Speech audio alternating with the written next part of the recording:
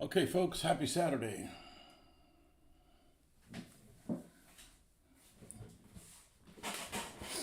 Happy Saturday.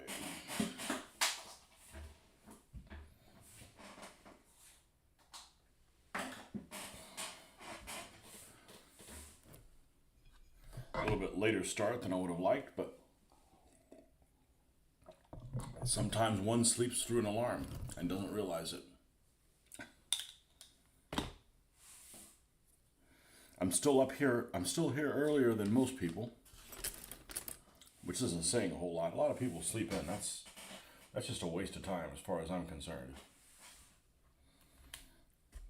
Okay, so we've got these the rest of these krauts that we need to put the tufts on, and they'll all be good to go. Got to put the dull coat on them too. The hand painted dull coat, acrylic, because these actually have the Model Master sprayed from years ago. I don't want it to reactivate by putting another coat of dull coat lacquer, which is what I would have done. That's what I normally dry brush the figures with. Not dry brush the figures, but the final coat on them. Yeah, dry brushing a dull coat. That probably wouldn't work. That's a good way to probably pull stuff off the figures. Get tacky and stuff. All right, so let's get the usual suspects here for the tufts. Even though I really don't feel like doing that today, but I would like to get these guys off and then we can start working on new stuff. And then we got some things to talk about when the usual suspects come in. The usual suspects that are usually interested in this sort of thing. And I guess they're not here. I have more tufts than that. Where would I have put them? Where would I have put them? Because I've got a lot of tufts and it's difficult to get them all in there.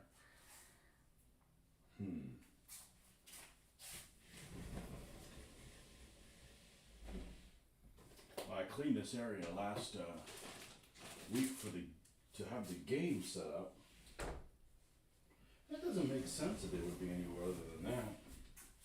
Did I put them down here? Yes, I shouldn't have put them down there, but I found them quick enough.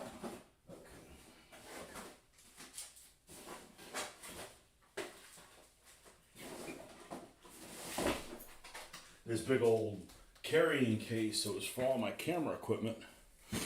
And I got it just before I stopped going over to Mitch's and filming every day.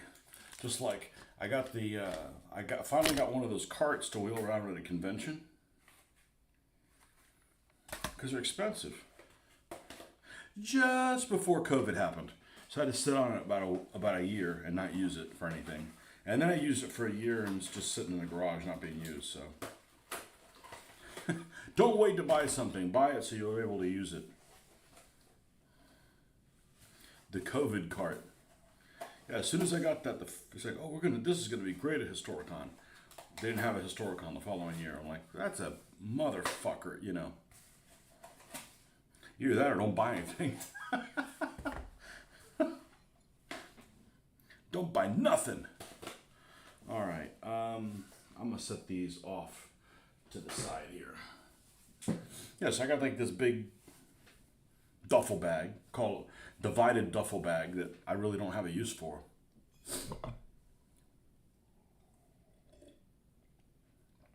Oh well, shit happens. I don't have a whole lot of things in my life that's happened with. You know, buy something and not do anything with them. So, everybody has them. All right. There's one kind that's in here. Let's pull some of these out so they're easy to access and we can grab them as we need them. And where's les tweezers? Because we're going to need them.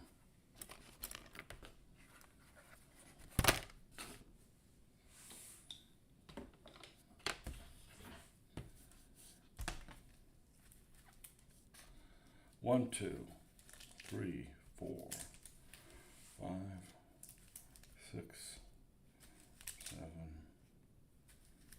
8, 9. It should be enough. That should be enough for the time being.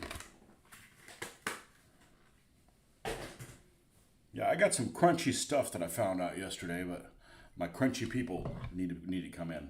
There's no point in bringing up that stuff and like, you know, I got like 2 bots watching. And then I just have to repeat myself. Which I so love to do. I feel like there's one of them that's missing. This one I can't take off of here. Because if I stick them on here, then I gotta fight to take it off. Because the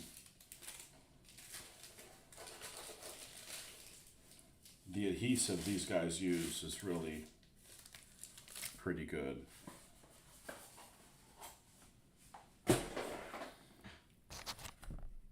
Oh, I know what it is. I ran out of one of them.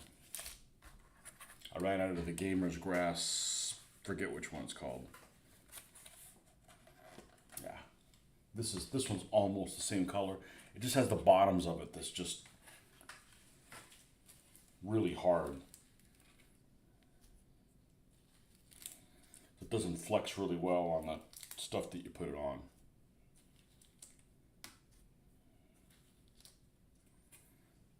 That's the problem with the Gamer's Grass. I can't just go to the store and get it. Same thing with these Australian ones. You know, I gotta be mindful that there's a finite supply of them. But the stuff from Army Painter, that's available locally. Assuming they're not out of stock of those colors. That's always a wrinkle.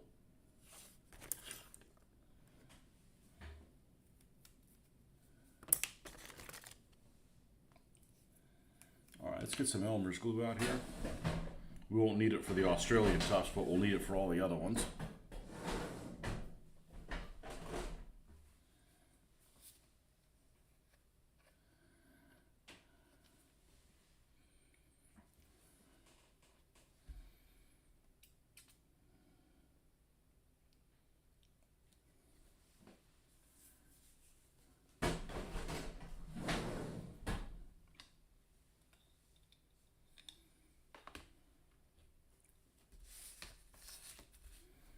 All right, let's look for our first candidate, Hakranka. And X-Acto knife is here.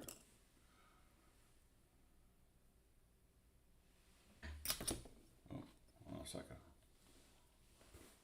Thanks for the birthday wishes. Thank you for thanking me for the birthday wishes. Sometimes I miss them because I don't get notified of them. Hopefully you did something fun like, you know, not stay sober or something. I don't know. Hopefully you weren't at work.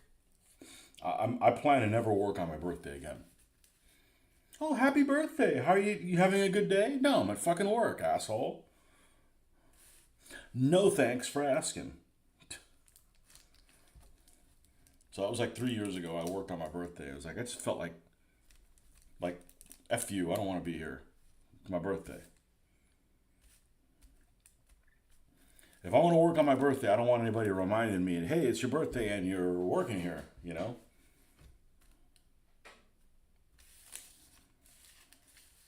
So since then, I've taken my birthday off. Which is kind of stupid when it's in the middle of the week, but it's even dumber to be working on it. Yeah, these are kind of chunky.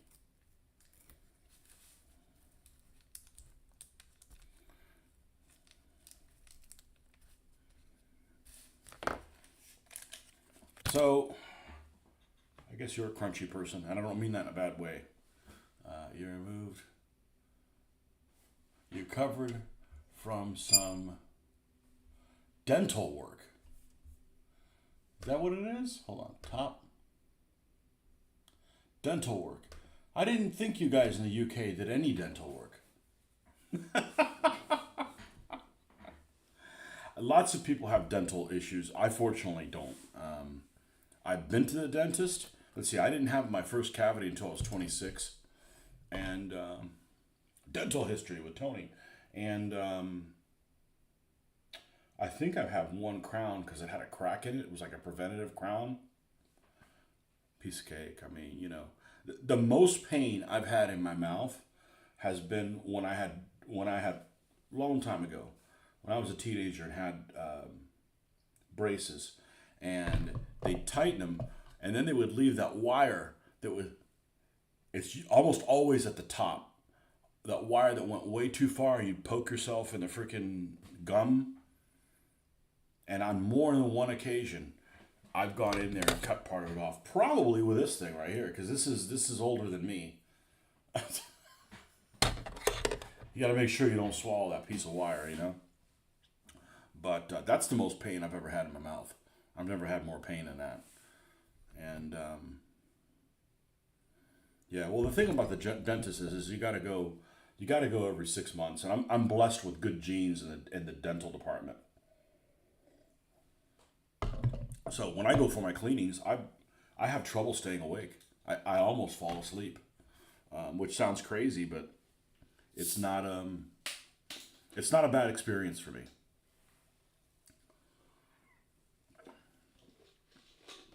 They seat you right away. You're laying down. Going to the regular MD, I hate going to the regular MD. Your appointment say, okay, I'll make the first appointment of the day, so there won't be an issue. You're waiting an hour and 15 minutes before they even see you, and that's with our on-demand medical system, right? You guys probably have to wait even longer over there in the UK. I did pick up some model railroad track. I sent you a pic with a You did? You must have just sent it to me. Tumbling dice 20 millimeter, a forged in battle 15, and a forged in battle Arab conquest Sudanese spearman for comparison. I think the true 15 millimeter World War II is too small in the first place. All right, let's take a look. Let's take a look.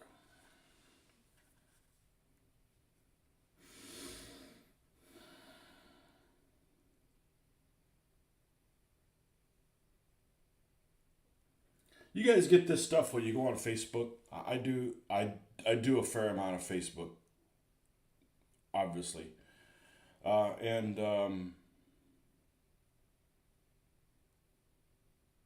who is this? Who sent this to me? Oh, this is this Meta AI. So I hate AI, first of all, because you're not able to tell what's true and what's not true. And I'll take a look at your pictures in a second. You know what? We'll take a look at your pictures first. I just didn't want to lose that.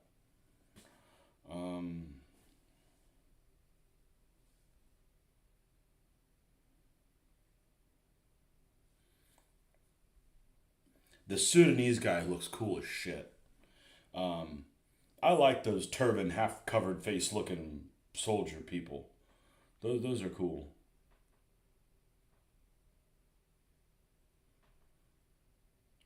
Pendle Forest Model Railway Society. Okay, that's an HO scale train. The one with the fur hat looks. Who's the little 15 millimeter guy? It's a good looking figure, but it's tiny. I have to read your comment up there again. Let's put my glasses on so I can read. Forged in Battle 15 millimeter World War II. Yeah, they're small. Tumbling Dice 20. Forged in Battle Arab Conquest. Yeah. Oh, so the Forged in Battle are both 15 millimeter, but the World War II stuff is so much smaller. Yeah, it is. The Forged in Battle Sudanese looks like the same size as the 20 millimeter. Wow. I also borrowed your idea of cardboard to keeping your cutting mat clean. There you go. Hallelujah. It helps. And what are you going to do with this stuff anyways? You know? I have a problem getting distracted. It annoys me, I don't do well with interruptions. And as I get older, it's gotten worse. So I wake up and I'm, late, and I'm looking through what happened on Facebook, And I've got this meta AI thing, right? And I'm like, let's see if we can put this to work. So I put on here missions for World War II for French partisans in World War II. This is what it came up with. Here's some mission ideas for French partisans in World War II. Sabotage the rail line. Disrupt German supply lines by blowing up train tracks or derailing trains. 2. Rescue downed airmen. Help Allied pilots escape Nazi-occupied France and return to England. 3. Gather intel on German troop movements. Infiltrate German ranks or gather information from local resources to provide crucial intel to the Allies. 4. Disrupt Nazi communications. Destroy German communication equipment or intercept their messages to hinder their coordination. 5. Ambush German convoys. Attack German supply convoys or troop transports to weaken their military presence. 6. Liberate prisoners from Nazi custody. I'm surprised that Meta allows them to even use the N-word. Liberate prisoners from Nazi custody. Free French resistance members or Allied soldiers from German prisons or concentration camps. You're not going to free anybody from a concentration camp, unfortunately. You need more folks than that. You can't just show up with like a squad of guys. Destroy Nazi war machines. Target and destroy German tanks, artillery, aircraft to weaken their military might. 8. Support Allied paratroopers and assist Allied paratroopers during operations like D-Day or Operation Dragoon. It talked about Operation Dragoon on its own. Probably one of the least things that comes up. You know, that's the second landings. I think it's like in August of 44 in the south of France. 9. Disrupt Nazi food and water supplies. Why is it always Nazi stuff? Target German supply depots or sabotage their food and water distribution networks. 10. Conduct guerrilla warfare. Use hit-and-run tactics, ambushes, and sabotage to harass and demoralize German forces. These missions reflect the types of activities French partisans engaged in during World War II, including sabotage, intelligence gathering, rescue operations, and guerrilla warfare. All that on its own. So that's actually pretty. That's an accurate AI search. Okay.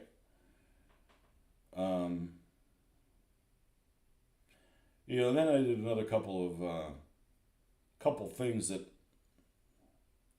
aren't very exciting, but it came up to me again, and I'm like, all right, let's see if we can get Facebook to tattle on itself.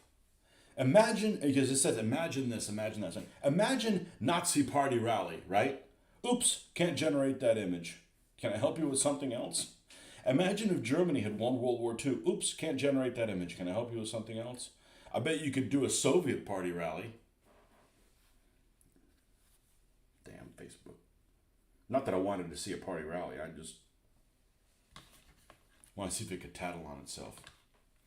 There are pictures of crooked spider stuff on Facebook. It's just, it hasn't been found by AI yet.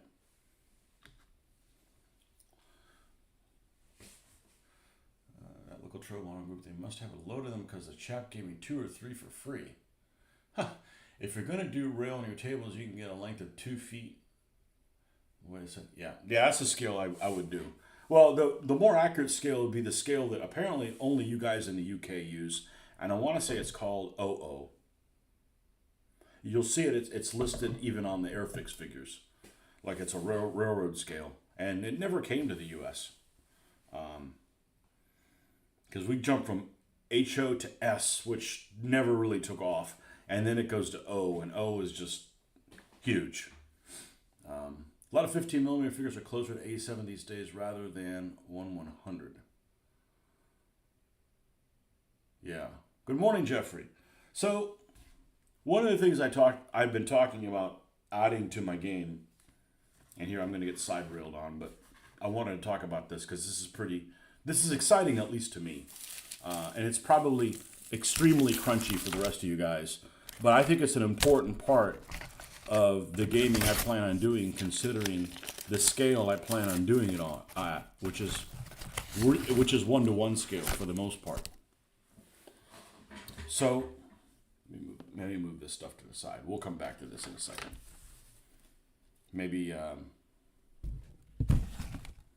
Marcus will come on, because this will probably interest Marcus.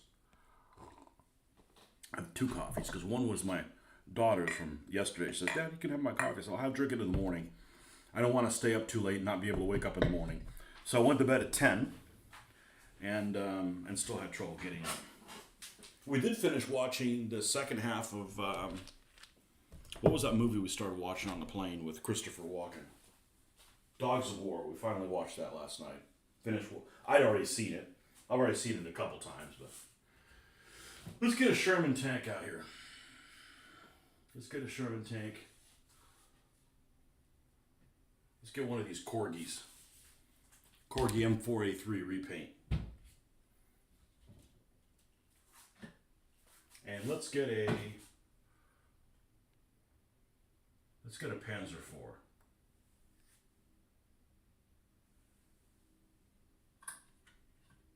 This one happens to be a Fujimi Mark IV-J. So because we're playing in actual scale, and I cut the tabs off this thing so you don't scrape this thing up when you turn it, but the bad thing is it just kind of, in this situation, it just kind of sits there. That carriage is actually 00. Yeah. Just check the box. Yeah, that's the scale you guys have. We don't have that here. So I'm going to use HO for my track. Or as people that don't know any better used to say at the hobby store, you got any of them hoe scale trains? Hoe scale? You mean like your mom? If only. It's not nice to be rude to people, unless they're rude to you first. I use HO scale and Hornby accessories for your games. Have some of their Scaledale buildings and platforms. I'm using Red Box 172nd Gangsters as a Resistance fighters, although I do have some metal figures. They make a whole bunch of Resistance guys now. So, Gangsters.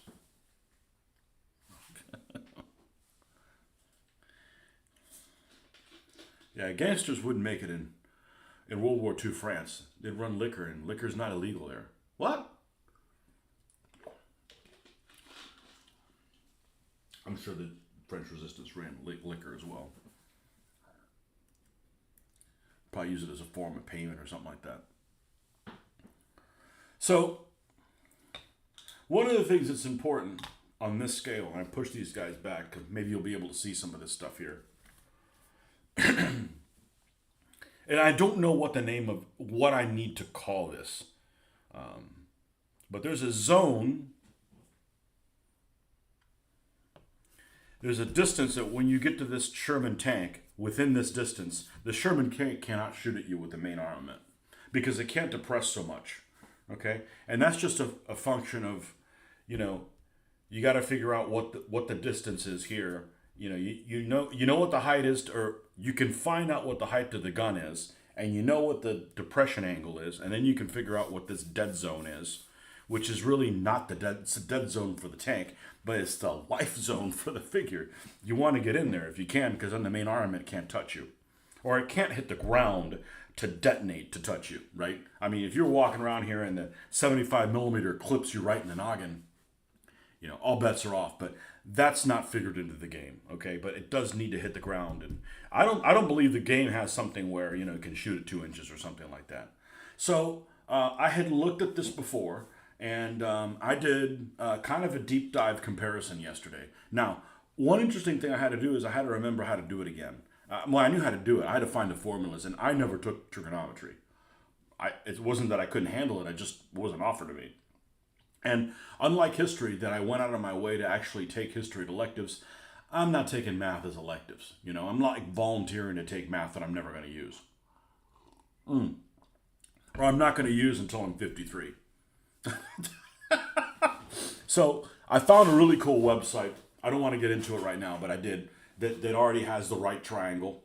Because you basically need to figure out, you need to figure this out like this. Like, what this angle is. And you guys even see that? Probably not. Okay. Sorry to crumple here. Here's what I did for the Panzer IV-J. This vehicle. So you know what the height, you can go, and it's difficult to find sometimes. And I just did everything metrically because I'm the one person in America that can deal with it. 1.97 is the distance from the ground to what they call the fire height. Several different sites actually listed that as the fire height. So the distance, the height that the actual cannon is up off the ground. 1.97. And the angle up here is going to be 90 degrees minus the depression. So a lot of the German I had always heard that the Soviet tanks had the least crappy depression. And the Germans had a lot better depression than them, so they could hold down better and things like that. Well, doing just a simple search, it's hard to find this distance for the Russian tanks. I'm not saying I can't find it. I'm saying I'm going to need to go to drawings and kind of estimate what it is because it's not fully given. Now, there's one site that has all the American stuff with really detail, which is kind of nice that had all the U.S. tanks with a lot of detail, even more than the German ones. So I got all the American tank heights, and I got all the German tank heights as well, or most of them. And we're going to do a comparison and find out some interesting stuff that, well, I think it's interesting to incorporate in the game. I don't know that you guys would, but anyhow. So you've got this fire height, you've got this angle, which in the case of the Panzer IV is minus 8 degrees. The depression for a lot of these tanks, the maximum raise is 20 degrees. Maximum depression is somewhere around 8 at the most. There's some that are 10, but that's it for the German tanks. And you'll see what the difference is. It was kind of surprising. So the Panzer IV has a height of 1.97, 82 degrees is this top one because it's 90 minus the 8 degrees. This gives you 14.017 meters. So what that means is, and this is almost to scale, or it's as much to scale as that you're going to get. In this one, it's 2 meters per inch. So that means divided by 2, 7 inches. If you get within 7 inches of this vehicle, it can't shoot you. Its shell cannot hit the ground in this circle all the way around it, which is kind of significant. It's kind of significant. So here, you can land a shell out here. If you get within 7 inches, 14 meters, you're not going to be able to land a shell in this area. So you've got this zone that you're going to have to be protected by the machine guns, or attendant infantry. What are you doing getting infantry within 30 meters of a vehicle? That's kind of absurd. But anyhow, that's the dead zone. So I'm like, let's compare it with a Sherman. Well, the Sherman, it's the only American tank I did. Actually, the Stuart did not have data that was really prevalent and on it. But if you compare all the German tanks here, remember we got 197 and 8 degrees. The Panther, and if you do some simple math, okay, the taller this is at the equivalent angle, the longer this dead zone is going to be. We're going to call it the dead zone, the zone where it can't do anything. Okay? So the taller the gun is off the ground, if you keep the same angle of depression, the bigger this zone is going to be. The only way you're going to reduce this zone is either have a shorter gun height from the ground or have one that depresses more than 8 degrees. There's no German tank that depresses more than 8. None. The Panzer IIIs don't. The Panzer IIIs, I'm sorry, the Panzer IIIs depress 10 degrees. All the Panzer IVs depress 8. The Panther depresses 8. The Tiger depresses 8. And the King Tiger depresses 6. So the Panzer III is a 1.9, so it's a bit shorter off the ground than the Panzer IV, and with a 10-degree depression, its dead zone is 10.795. So you're talking about just a little bit over a 5-inch zone. That's it. That's it. All the other ones are going to be more. The Panther is like 16 meters. The Tiger 1 is actually a little bit better than the Panther because the Tiger 1 is actually a little lower than the Panther, the gun is, and the depression is the same. So the Tiger is 15.654 meters. The King Tiger is 21.502 meters because it's the tallest up off the ground. Actually, according to this, and I say this according to this because this is the data that I found on a site that looked reputable. The King Tiger's gun and the Panther's gun is the same distance up off the ground. But the King Tiger only has a 6-degree depression. So here's a comparison. Same height. The Panther is, with an 8-degree depression, is just a little bit over 16 meters. And the King Tiger, with 2 degrees less depression, jumps all the way out to 21.5 meters. So then you compare it to the Sherman, which I would like for you to tell you is the example of a great vehicle in this regard. Am I planning on incorporating ricochets? No. If it's in the rules, yes. There's all kinds of stuff in the rules. I know that for a fact this is not in there. Some German tanks had canister shells for just such a situation.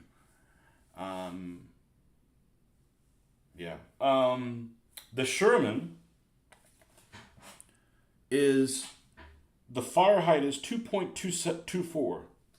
So it is almost as high as a Panther. And yeah, they're very tall. But it has a 25 degree of depression, which is insane. That is an insane depression angle.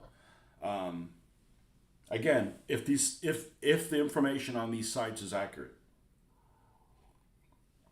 And you could say, well, it's going to vary a little bit because the shell's going to drop. It's not going to drop at this range, okay? Well, yeah, when you get out to 100 meters, 2, 5, 6, 1,000 meters, yeah, I saw something that you have to like deflect to hit something way out there, like at 1,000 meters, you're like deflecting way off. You have to shoot like 8 or 9 or 10 meters above the target to actually hit the target, but not at point blank range. It's not going to drop at all. With a 65-degree angle, that top angle, so 25 degrees of depression, it's only 4.08 meters. So its zone is like here. That's impressive. That's really impressive. Now, I don't know if will ever come into play because, why are you firing a 75 millimeter HE here? At a target that's this distance away. But I'm sure there's at least it allows you, instead of having to wait until they're like here. I don't know if that's a huge difference, but it could because of the close quarter fighting that we have potentially on this game. Okay? So, and this is one of these things that I wanted to do this because it particularly interests me. I don't know that it'll be that colorful, but you can't let somebody fire an HE round here. First of all, you probably shouldn't be able to fire an HE when the thing that fires it is going to be in the burst radius of the said shell. In the modern rules, there's a depression rule. Just the same for every vehicle, though. Amateurism. We can do better than that. That's an interesting thing. Like I've said, my whole purpose in a World War II game is I have a Sherman. Okay, I got to play it differently than a Panzer IV, or I got to play it differently than a Panther. So the fact that you need to play it differently to be more effective, I think is a plus. You get to learn about the vehicle. Vehicle's main gun has limited depression. Minimum distance. The vehicle's main gun may fire targets is 10 inches. Well, the Sherman's getting screwed in that department. What was that listed? It may be in the rules. I haven't just come across it. I'm going to have to, soon. I'm gonna do a video, and what I'm gonna do is I'm gonna probably do it on my phone, so that way I have my computer, and we'll have the computer on the same screen and the rule book. And I know it's gonna be for me. Like I do most of my videos are for myself. The fact that you guys find them interesting, hey, that's a plus. But I do them for myself, just so I can stay on track and take notes to get through this first turn again, to get through the first turn correctly. You know, I don't want to have like, hey, you did that. That was a fun game, but you did it completely wrong. You know. So that was actually a pretty successful research session that I did. I had one that was not very successful, and that's when I started trying to do a deep dive into the mystery of the high explosive with a 76 millimeter gun. I had talked about that a little bit the other night. You know, if you read anything, you always say, "Oh, the 76 millimeter Shermans didn't have a good HE round." You know, and on the you know, compared to the 75, and on paper it doesn't make any sense. So why? It's 1 millimeter bigger. It doesn't make any sense. Well, then I started reading into that, and what I found is that the TNT filler, was almost half the amount in the 76 as it was in the 75, because the higher muzzle velocity, and because it was a more AP focused tank, the actual shell had a thicker wall, which meant less space for the TNT to go off.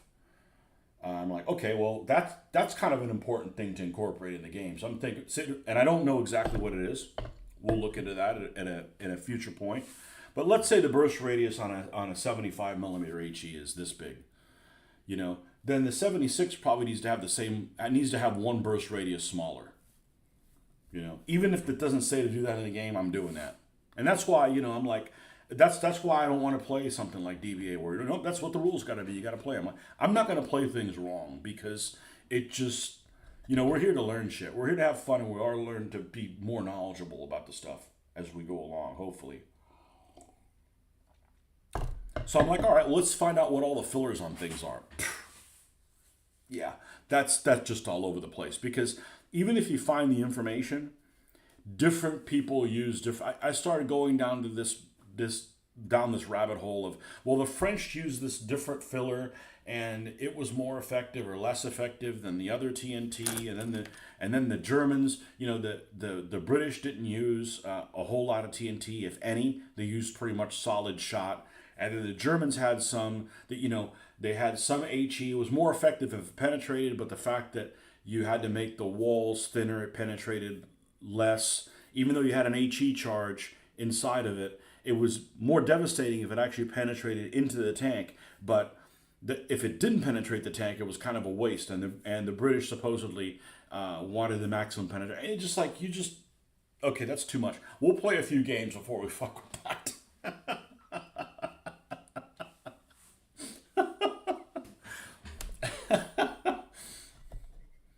There are no page numbers, so D38.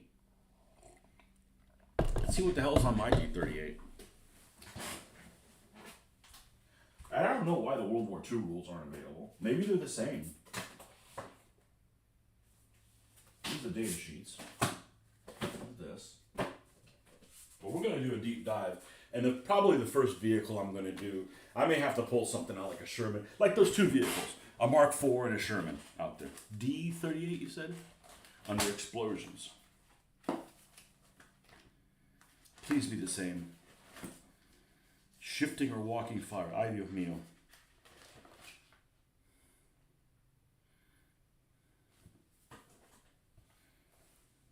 D38, I have flamethrowers.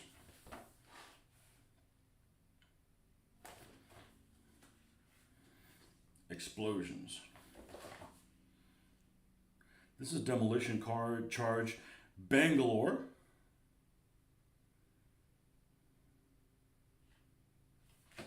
I got some figures that unfortunately have Bangalores.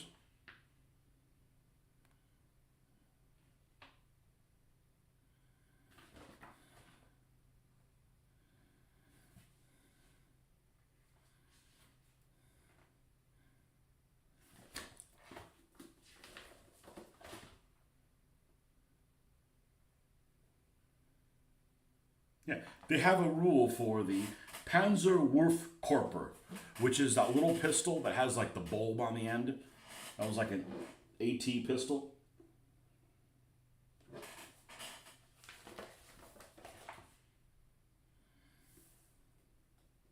I don't know where it is on here, but I'd like to think that it's on here. But don't use what the rule says. Come up with your own. Balls, the Soviet World War II armored cars aren't in the modern version, so I'll need to obtain some stats. I want to do any early Cold War Korea stuff. Send me over a Facebook message and tell me what you need, and I'll take a picture of it. I'm pretty sure that the Soviets really didn't use any armored cars in Korea, other than the BA-64 maybe. I'm surprised any of those BA-10s and 6s are running by then.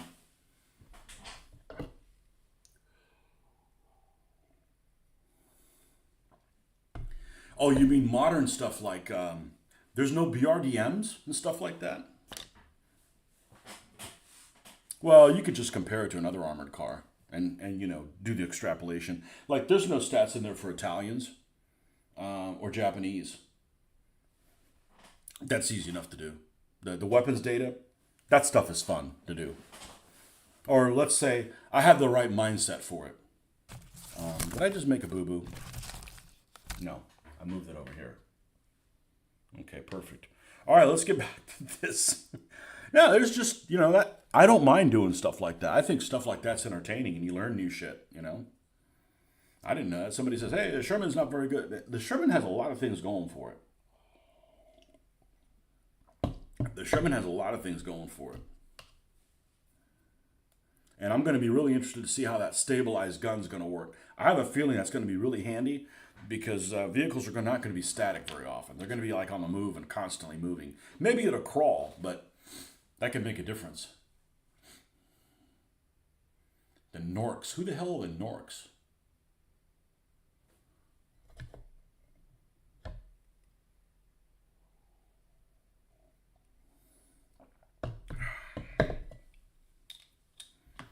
The Norks.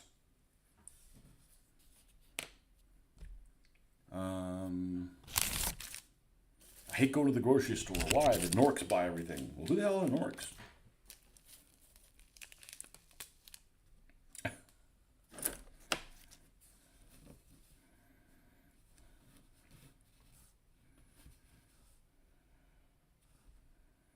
All right, this is Krenka, who is a...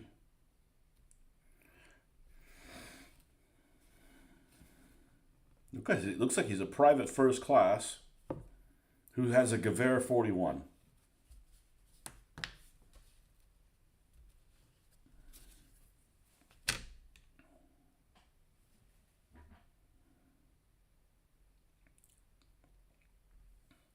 Hey, we're going to go out tonight. What would you like to Gewehr?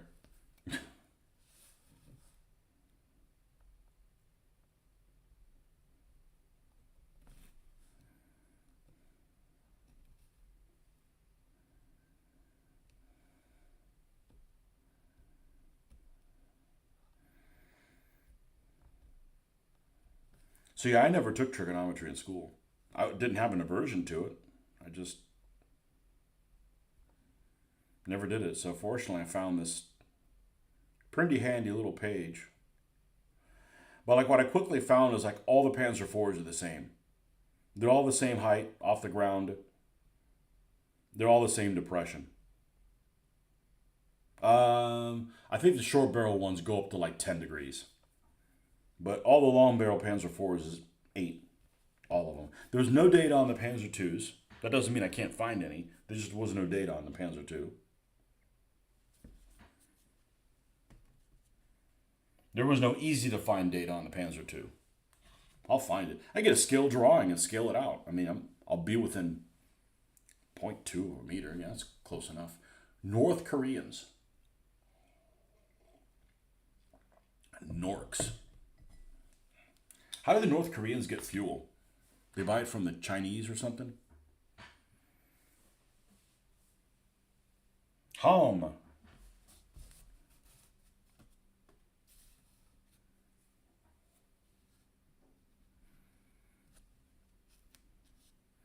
See how this fits in here. Yeah, I feel like it's almost too big. A lot of these stands look okay with no grass on them. I mean, this this Vallejo stuff is better than the Liquitex. It really is. It's not why I switched. I switched because Liquitex wanted to be a bunch of communists, and not sell shit anymore. You know, like, oh, we don't want to sell things. It's bad for the environment. Okay, have fun starving.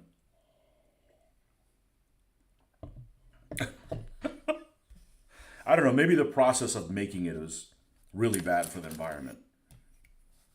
You're not going to kill the earth by, making these tiny little things.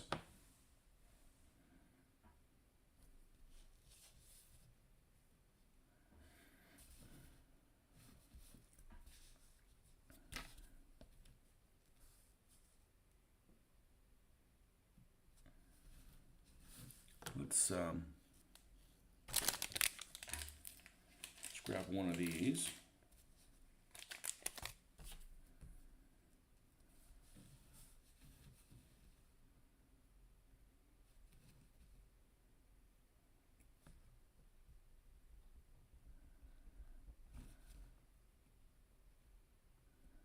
And I could spend a lot more time doing the bases on these figures. Okay, I can only be so anal retentive. I mean, we do have to move on at some point.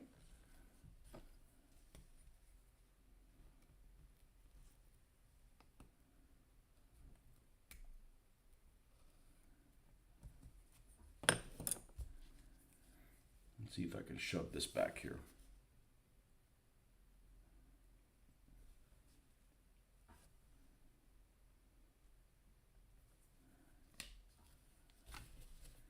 And I really do like the names on the figures. It may not be everybody's cup of tea. That's fine. Don't do it on your figures.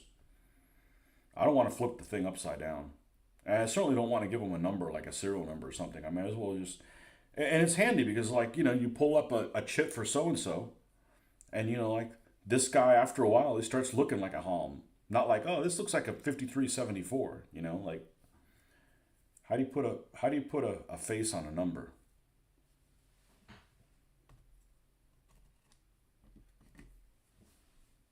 Okay, Vila. Bob Vila.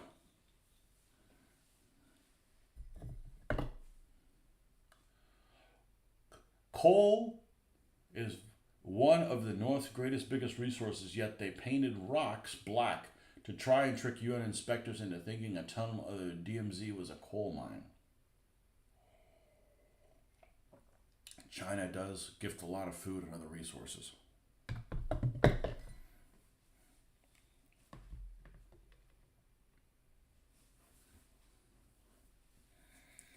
I didn't watch much Olympic coverage, mainly because the only reason I watched it was because the girls wanted me to watch it. So I watched some gymnastics and stuff like that. And thus, that was the only event that I saw. They had North Koreans. People didn't clap for them. People didn't clap for North Koreans. They weren't super happy clapping for the Chinese. You could really tell the difference, you know.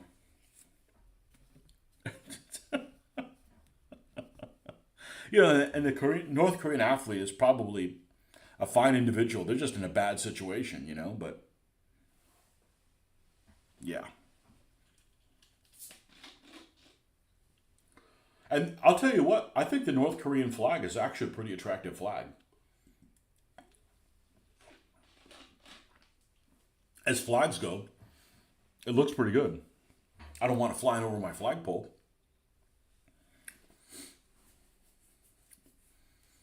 I got some flags in a box I could fly from my flagpole, which I could get some interesting looks, and deservedly so. Because I used to have them for decoration in my game room. So I got some flags for some people that it's a good thing that they lost the war.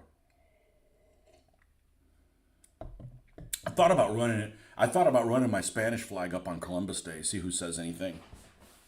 But the Crown's not paying me anymore, so they can go fly a kite.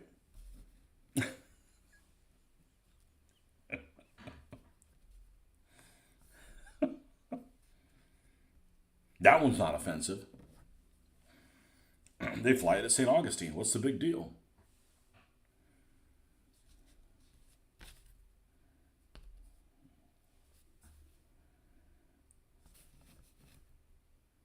I got a Union Jack I could run up, but then I'd be accused of being a racist. Not in this country, I wouldn't. Somebody saw some post. I'm on some Facebook group. It's called something like World History Shitposting. And they started talking about, like, how U.S. views, like, it was just some stupid meme, how they view other countries, and they're like, that somehow we have, like, this idea that Britain is bad. We don't. We don't. I'm going to speak for all the people in the United States as a general rule. We don't hate England. We really don't. It's just funny that, they always use somebody with an English accent as a bad guy. Well, it's because it's sophisticated, They want a sophisticated bad guy to fight against. We don't hate the United Kingdom, Their flag looks like Texaco gained independence. The Texaco flag's not bad. Yeah, the Texaco flag's not bad. What, as opposed to Gulf oil?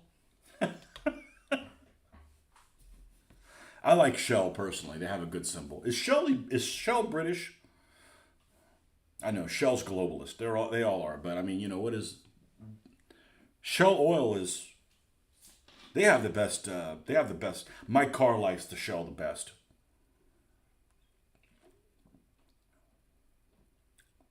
Texaco gained independence. People in the U.S. don't hate Britain. Till you want to start telling us what to do. Then we have a problem. But, we're brother countries. We certainly like Britain a lot more than France. And again, I don't necessarily think we have a problem with France.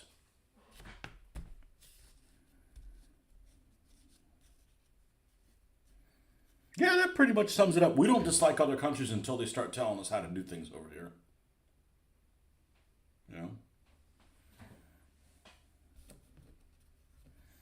And that makes sense. Mind your own business. There was some stupid meme, like that. We put everything and we turn it into, like, hating the UK. No, we don't. Shell are Anglo-Dutch. Oh, so you guys are on speaking terms again. You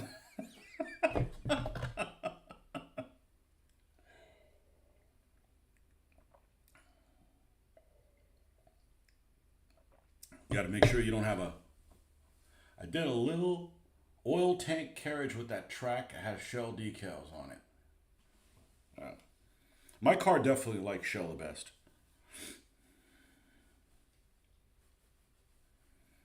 I guess it's finicky.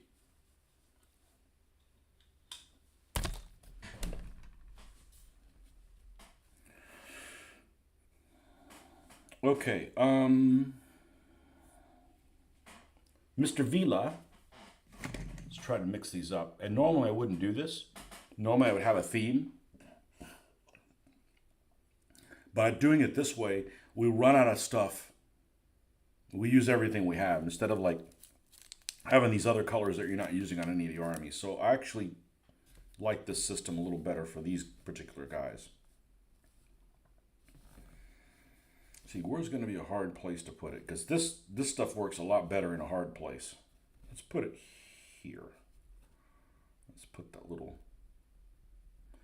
Let's squish that down here. And then we're going to put... Let's put this one over here.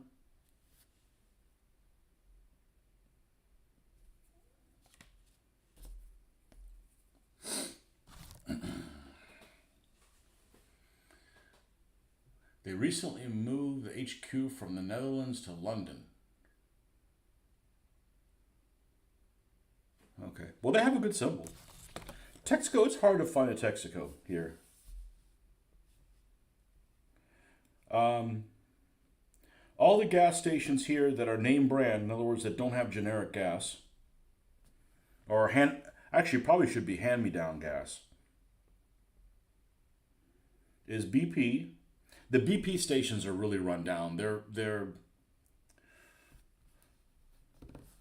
They seem to be owned by people that put zero into maintenance, and they're run down. But they got BP, Chevron. Chevron's always really expensive for whatever reason. Shell's hard to find now. It used to be a lot more prevalent when I was a kid. Yeah, that's pretty much it. I mean, you got,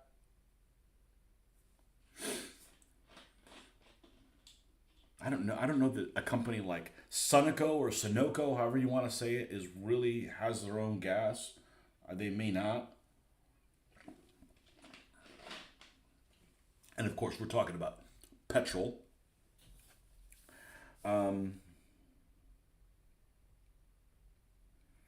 you have a hard time finding a Tesco station. You have a hard time finding Amoco, assuming it's still around, or Gulf. It's pretty much just those three, and there may be something else as well. But there's a lot of generic gas stations. A lot of generic gas stations. Your convenience store style ones. Circle K, Raceway, the other, what's the other race? Raceway and Racetrack. Those are like a big conglomerate of like really generic gas. And I think it's not necessarily generic gas. Somebody explained it to me that it works. And again, this is just one person telling me how it is. You take my stories with a grain of salt. They're true, but I may have been fed bullshit, okay? So my stories don't have any bullshit, but there might be bullshit in it because it was fed to me that way, okay? That's the disclaimer. But they said that when a Shell truck goes and fills at a place and they got extra Shell gas, it goes to the generic gas stations and the remainder gets filled there.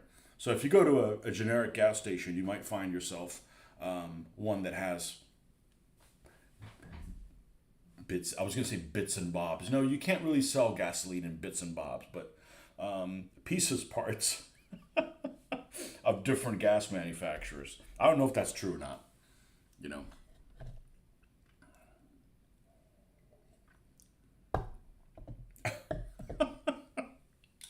All kinds of problems we don't have to worry about when we have our cars that run on AAA batteries.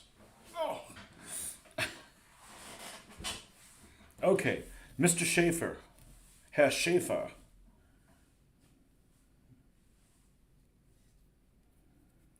I'm going to put one of these up here.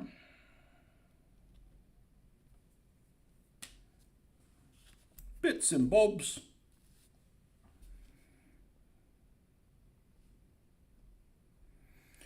Not one of my UK sayings I dislike. The UK saying that I dislike, I've mentioned it before and I really don't like it. Done and dusted. It's what? What am I? I'm like the caretaker woman, you know, all of a sudden you're like, oh, did you clean the house? Oh, it's done and dusted. The maid.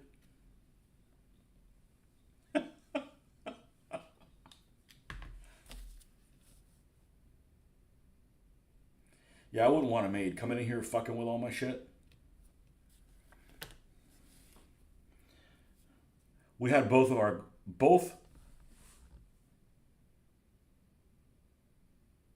we had, growing up, I had my dad's, wow, let me see if I can do this correctly. My dad's mom that lived with us and my stepmother's mother lived with us. So we had a couple grandmothers live with us, and my dad's mom was, you know, she never spoke any English, never learned how to drive. I mean, she was born in 1899. You know, she lived with us until she couldn't. All through the 70s into the early 80s, into the first half of the 80s. And she would always catch so much grief because she would dust, and she would dust by just taking a rag and, you know, knocking shit everywhere. And she'd, like, you know, be notorious for, like, she breaking something. Done and dusted, broken dusted.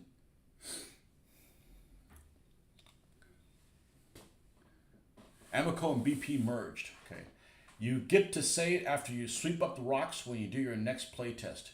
Done and dusted. Okay. Well, you know, if it's an appropriate saying for something that involves being dusted, yeah, it's appropriate. It's just like it's something that's just not related. And I'm sure there's lots of I'm not ripping on Britain.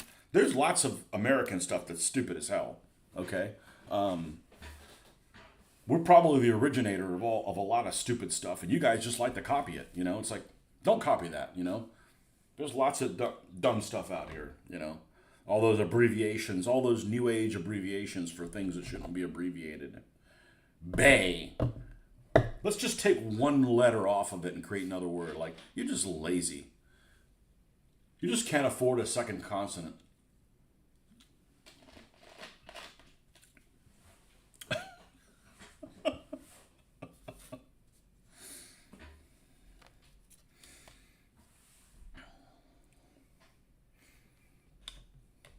Bay. I just want to know if some of my British listeners have taken place in any of those protesters. All those protests. You hear that on the news, and the news does this all the time. You think that all the UK is upside down, like, and you guys are like an open revolt. Well, the rest of you guys are probably like, yeah, just leave me the hell alone, man. I got to get to work and get stuff done. I like the way you keep my work area spick and span. Not today, adult. It's a shit show. But if you take all this stuff up, underneath it's El Clino. These Arteza things. These are like $40 a piece, man. I can't trash that. Spick and span. How is spick and span not offensive? It might be to people who have, paper mache skin,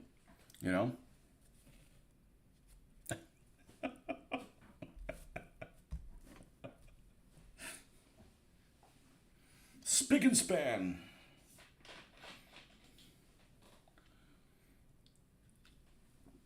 Oh, man.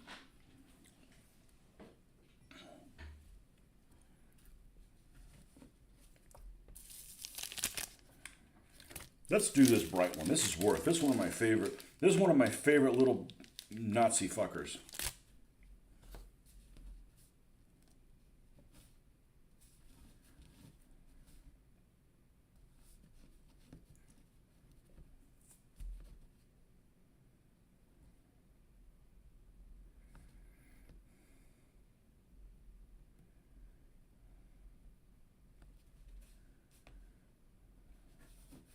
So the daughter is here all through the middle of next week, and then she's gone to college. So that's probably when we're going to get some traction on working on what's on the other side of there. Not that she's directly keeping me from doing it, but it just makes sense to do it at that time. And like I said, it's a 2x4 area, which is actually, it looks small, but there's a lot of scenarios I have that are on a 2x4. So that's heartwarming that I can leave that set up for till we move again. I mean, it's not in anybody's way. And it's in a temperature controlled environment. I wouldn't want to play on that table with multiple people because it's only accessible from one side. So it's a 2x4, but I can only get to it from this 4-foot side. So, it'd be annoying if it was two people because we both have to sit on this one side. But to solo stuff, or hey, let's put something out there and see what happens. I think it's practical. Okay, here's Mr. Worth. He's not that kind of Mister.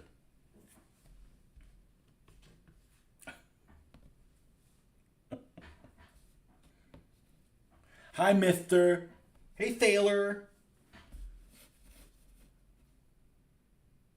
Okay. This guy is all grau. We need some color in him. I'm going to brighten up this German's outlook. They're all morose.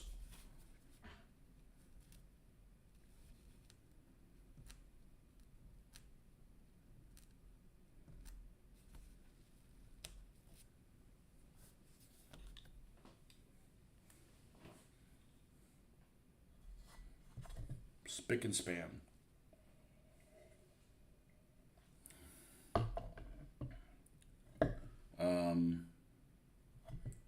We're out of this. We finished the other one. Okay, good. I need my drinking habits. I never drink. You know, you guys see me drink more alcohol than I ever drink at any other time. Oh, I am probably going to have alcohol tonight. We got a movie night coming up. I think we're going to watch. My daughter wanted to see a Bond movie. I think we're going to watch GoldenEye because it's, I think, one of the only ones I haven't seen. I think GoldenEye is left, and Solace, Quantum of Solace, is the only other one that I haven't seen. I think we're gonna go to my mom's house and do that tonight. Have whiskey.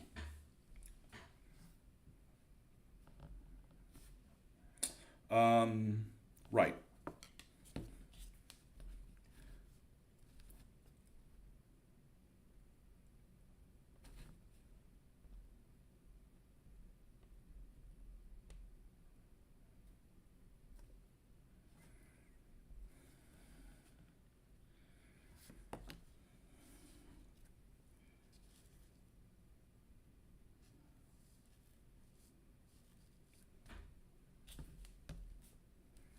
I got lots of winter grass I haven't used.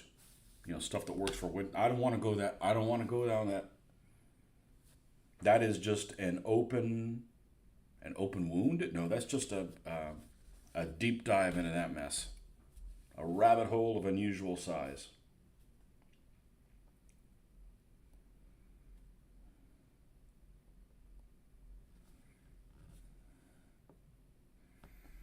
That's Shenka. Okay, this guy has the shirt that's too bright, and it's painted well. It's just a shade that I probably wouldn't have done now. So I'm going to put colors that are muted on him. We don't need to make him extra bright. So we're going to do one of those, and we're going to do one of, actually this one probably fits in better there. And then put the other one on the underside right.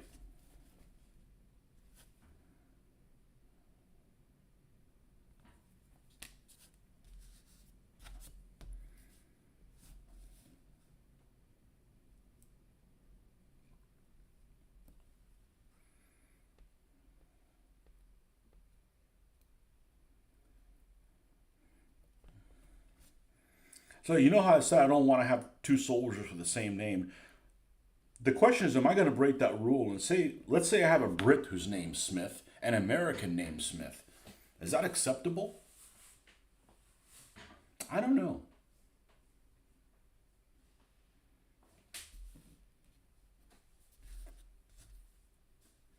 Maybe we'll make Smith Canadian.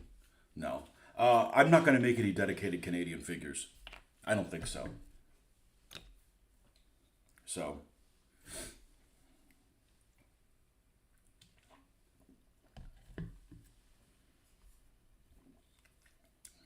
I may have dedicated Canadian tanks, but not dedicated Canadian. You know, because they got the cool little maple leaf there on the front.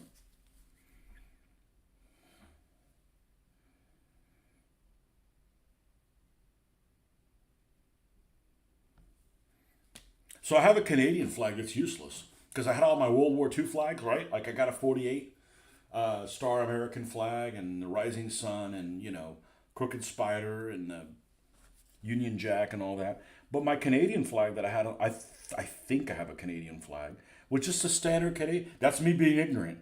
I didn't realize that Canada in World War II didn't use that. They used that red thing they used to have. So I probably should sell that Canadian flag. Anybody need a Canadian flag for anything?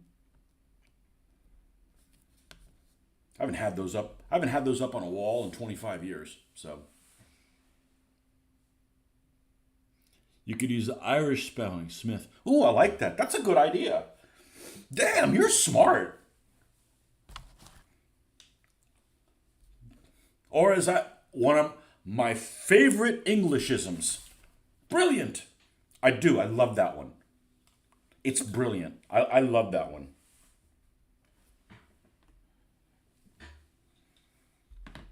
And I use it. I think I do. Whoever came up with it was brilliant. Smith. I'm writing that down. As soon as I find something to write it down with. Smith.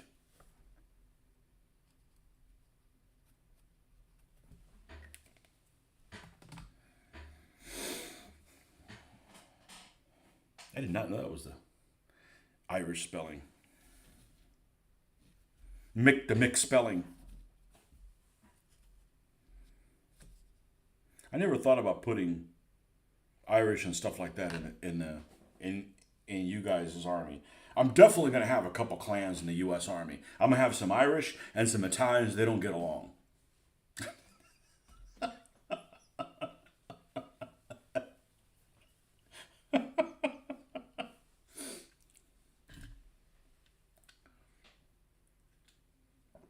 Smythe.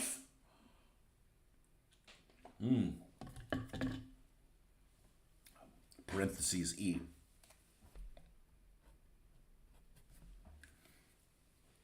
When you have the E, is it called Smythe, or you still spell it? You still say it's Smith, even with the E. I don't want to say things wrong. You know. I think it's important. Some people may not see any value in it. I do. If I'm going to appropriate your words, I'm going to say them correctly. I'm not a typical American.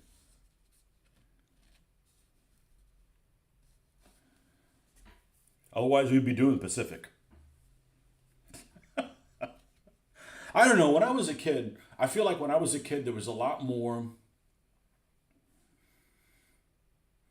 I think there was a lot more. World War II was more focused on U.S. Japan than it is now. I think that it's got to be all the movies that have came out. There's so much more Western Europe focused World War II than there is in the Pacific.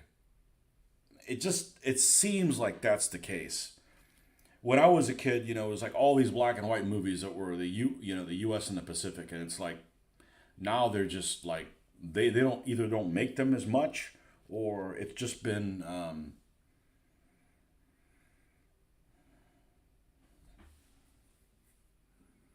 it's been overshadowed by the stuff that they've made about Western Europe. So, and they didn't used to be anything on the Eastern Front other than Cross of Iron. That was it.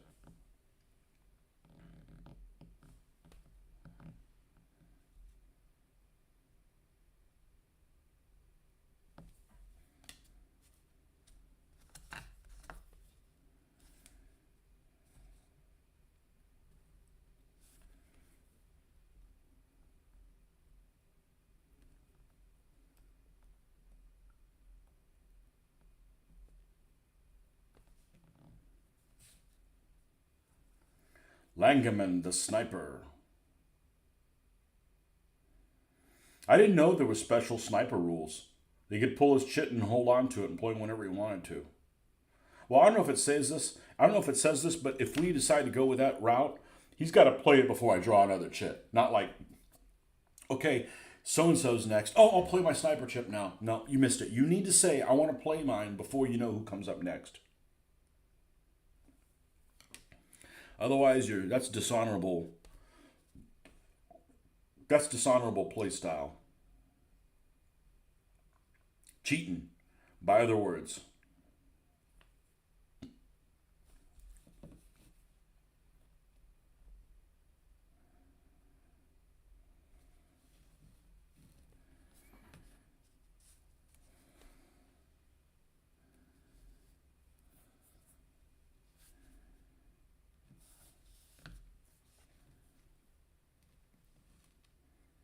I'm going to flip those two. Because this guy has some bright stuff on this side of him, I want to put the more dead-looking grass on that side and the more lively grass on the side that doesn't have the bright stuff on his uniform. I don't just throw shit down. There could be madness, but by God, there better be method.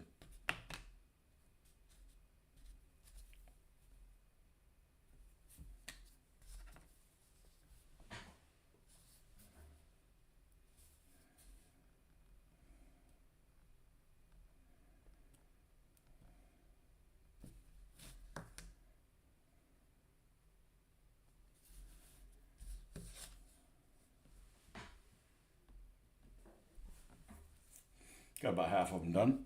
Schneider.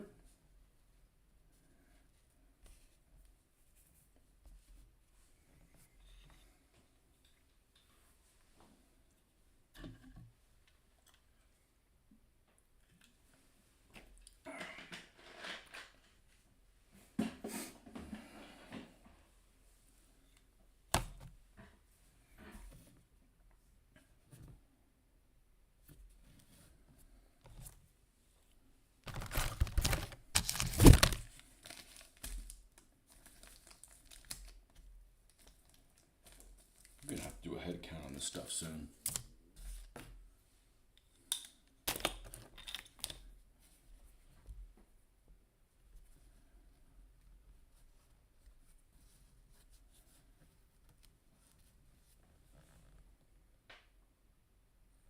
I haven't used any of these. These I normally use them on vehicles.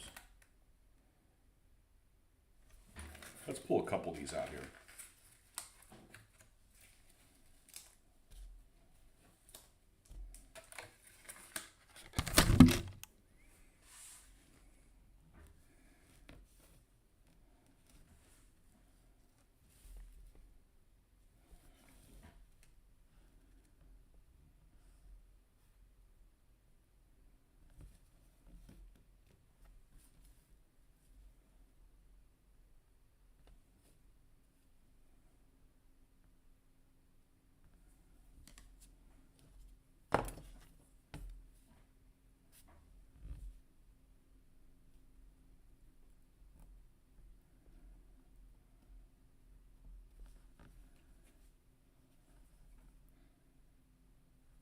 Yeah, like all I hear is you guys in the UK who have a bunch of websites that you can't go to that are blocked, but I suspect it's probably sites that I wouldn't even go to.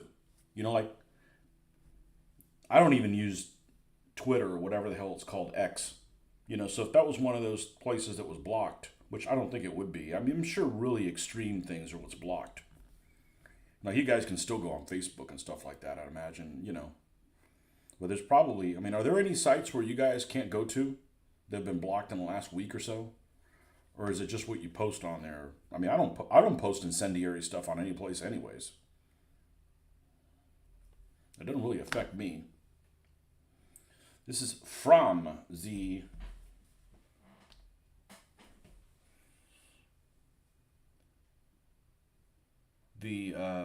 guy with the Panzerschreck, which is freaking deadly. This game, I mean, shoot almost across the damn board. This is all point blank.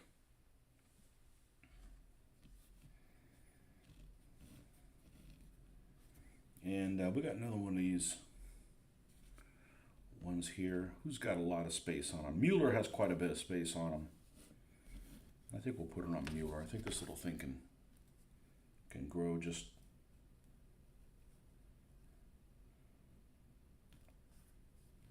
I think we can put that one there.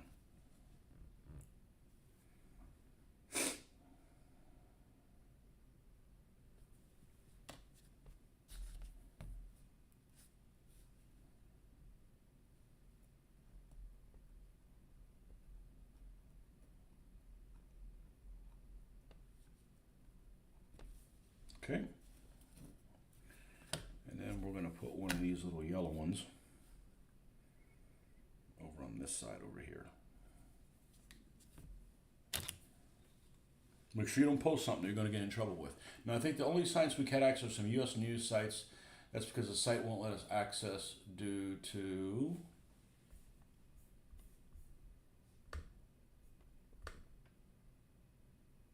data collection regulation. Yeah, you don't want to watch. You don't want to go to news sites anyways. All they do is constantly creating problems. You know? Especially on your front page or whatever it is you sign up first, you know.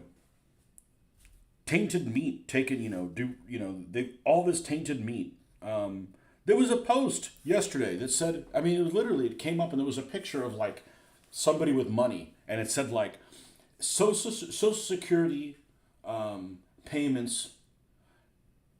Say goodbye to Social Security payments in September. It was like something like that. And then you look at the article, it's like, no, they're not going to be paid on the normal day. They're getting them early. I'm like, that. What kind of clickbait bullshit is that? I mean, like, I'm tired of the news because of clickbait crap. You know, meteor shower, meteor passing close to Earth imminent. You know, and it's like it doesn't even go into the solar system. Like, stop making yourselves relevant with news that isn't important. So I don't ever watch the news because I'm just tired of their wolf crying, you know. And 90% of the news is that way.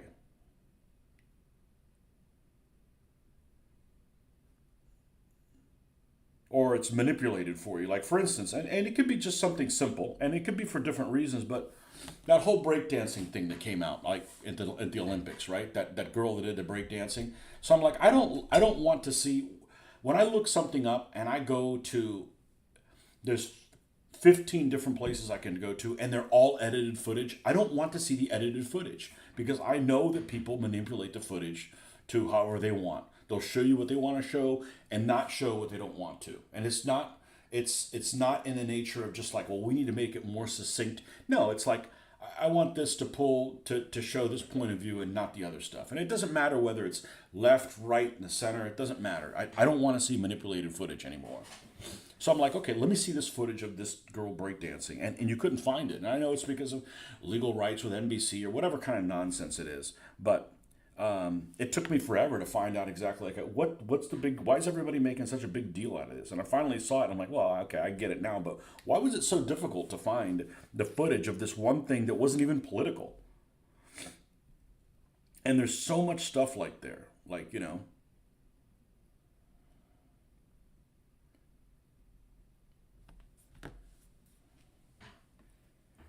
like let's say I wanted some wild hair up my ass. I wanted to see like the speech of like what's that thing that he did? That interview with Trump and Musk. I don't want to go to a news source and see their version of the. I want to either listen to the whole thing or not listen to it at all, because it's everything like that is manipulated. They'll only show, and all sides do it, and it's annoying. Like I don't want to have anything to do with it. With any of it. It's like I want to see the real footage or none of it at all. They did it with the debates. They did like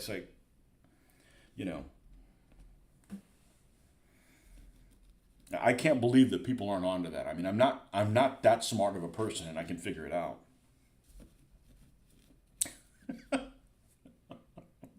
I am compared to some people I got to work with. I'm brilliant. It's not saying anything. Oh man.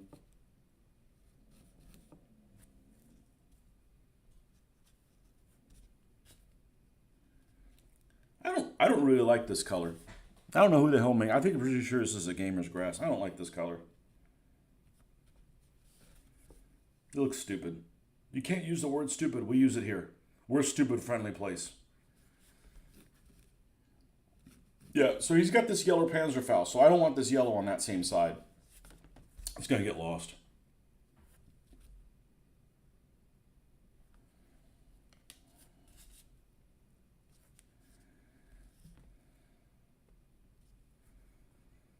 You shouldn't use the word stupid. Well, there shouldn't be stupid people. Then you wouldn't have to use it.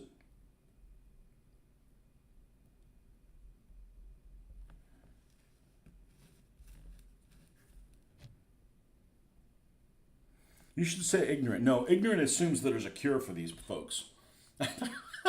Some folks don't have a cure. If it wasn't for the war game community, I would have left the Bonds villains Twitter by now. Well, I don't use X for anything. I've tried to, and the problem is that it sends you feeds that don't interest me. So it's just a lot of noise. A couple of the Bond groups on Facebook are interesting, but why do people love? Okay, since we're on the subject of Bond, and I'm a Bond fan. I am a. I see value in just about all the Bond movies. Just about all the Bond movies. There's certainly ones I dislike. There's certainly ones that I like, and a lot of it has to do with what I grew up with and what I personally care for. Why does everybody like Goldfinger so much? And I'm not saying it's Connery. I have no problem with Connery. I like Connery. He's a shit villain. And that guy, that Korean hat tossing guy that's trash. That is just total trash. But why is Goldfinger, like, why does everybody, like Goldfinger so much? I mean, I personally think the best Connery one is Thunderball. Oh, it's boring. The underwater scenes are slow. So fast forward them, you know? I actually fell asleep and, because we were watching them in order. A couple of years ago, we started that. We started watching them in order. And we made it all the way to Almost consistently every other weekend we watched one, and we made it all the way to the first Dalton one, and then we've stopped.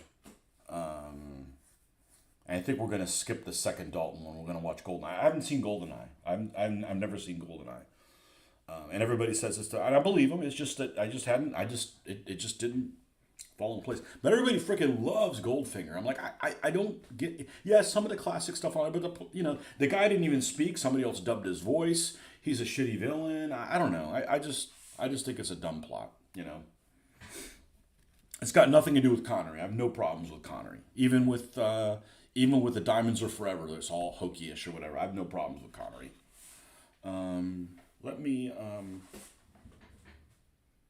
I don't think anybody dislikes Sean Connery as 007. I mean, they may not be everybody's favorite, but nobody says, "Oh, I hate the ones with Sean Connery in them." They don't. Thunderball was so good, he did it twice. There's a plot for Never Say Never. I haven't seen that one. We decided to skip that one that wasn't my decision. It was just that wasn't an official one, so they skipped it. I'll be right back. Let me feed my Coke habit.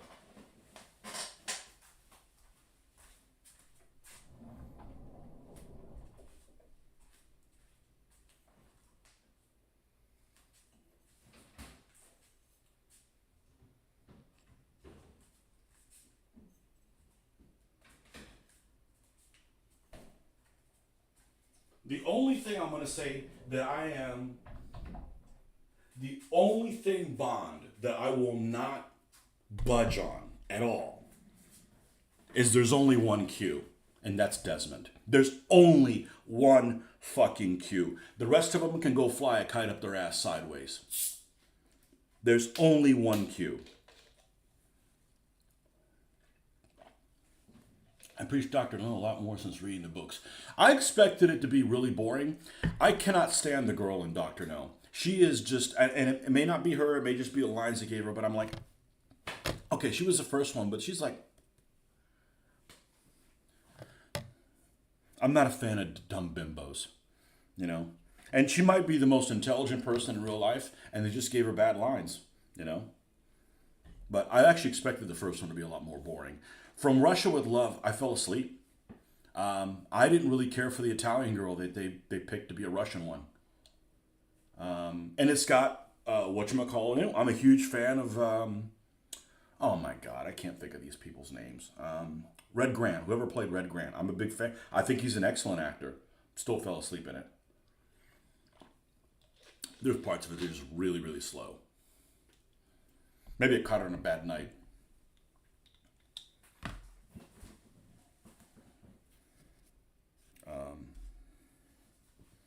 She just didn't look Russian enough to me, and I'm sure she was a better actress than.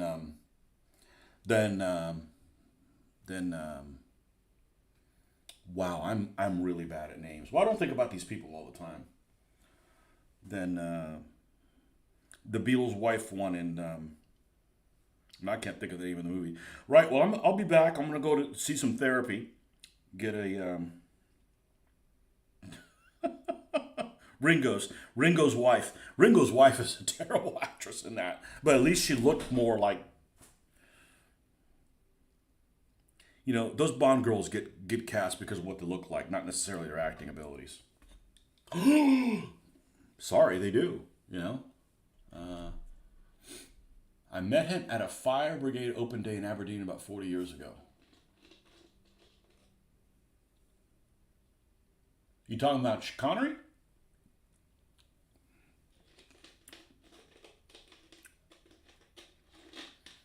Everybody likes Connery. I've never seen him in that movie where he's wearing the bathing suit or whatever, which one I'm talking about. That always comes up on Facebook. I'm like, what kind of a movie is this?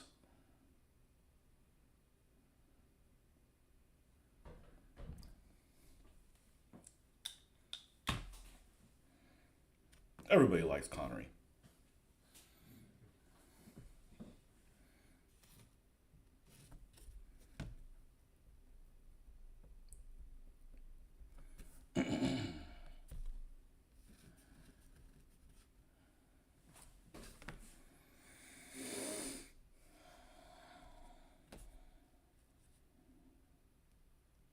Now we'll put this one on this side.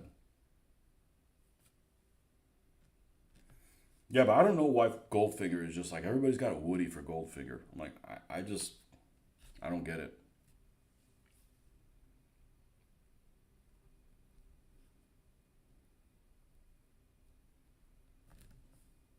Okay. And then we'll still have to do the this on the figures. Okay, and Schneider, I guess, is last, even though we're about to do them. This, I believe, is going to be too big. It is. All right, let's cut this in half or so. Oh, Desmond. There's only one Q.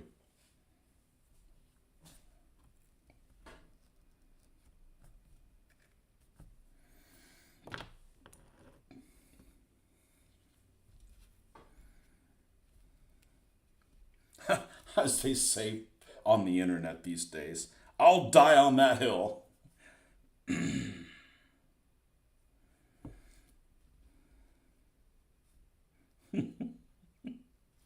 Right, firing squad it is.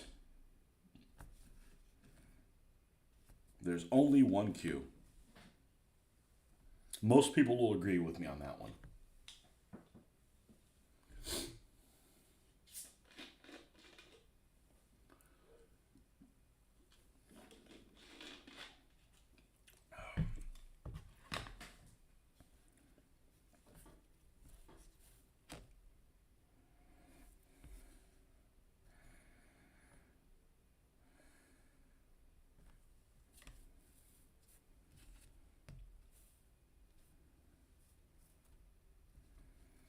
They had this video game that came out several years ago that was extremely amusing, and it was called Evil Genius.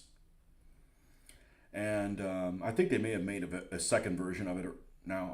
I have not played it, but it's basically like you build a base and you have these intrusions. It's like a real time defend the base type of game, and you get points and resources and stuff as you knock out these. And it's basically you play the bad guys, and you can pick 3 different characters that you move around. Of course, you move other people around as well, almost like I guess the way Warcraft kind of behaves. You tell this guy to go over there, and you can shoot this guy specifically. But if not, they kind of do their own thing if you don't mind them. But they may not be as efficient as you may want them to be. So you may need to go in there and tinker with them a little bit. And you can play one guy that looks just like Blofeld, and you got a couple other characters. I don't remember what they are. One's a female character, and there's one other male character you can be. Oh, there's like a little German dude, or maybe that is the Blofeld kind of guy. I don't know. It was a cute little game, but it gets to the point where it's like, man, this is more work than being at work. Like being constantly harassed by intrusions.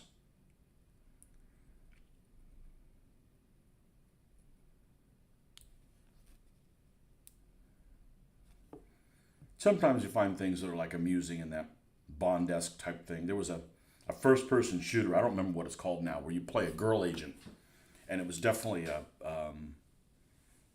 late 60s kind of inspired type thing. And you're an assassin. I don't remember what the hell it is. I don't remember what it was called. I played all the way through that. The villain at the end ends up being like some big German woman opera singer or whatever that she would have this power where she would start yodeling or singing or something like that, and like lightning would come and attack you. You had to take her out.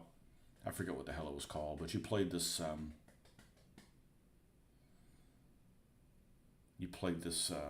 The secret agent was a girl. I forget what it's called. Go-go boot wearing girl.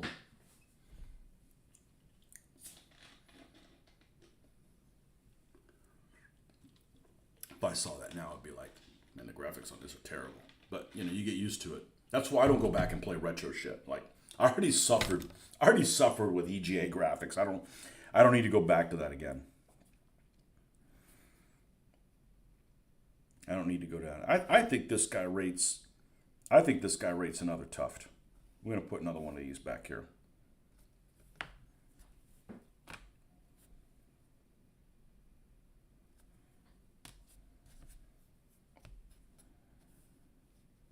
I think this guy rates another tuft.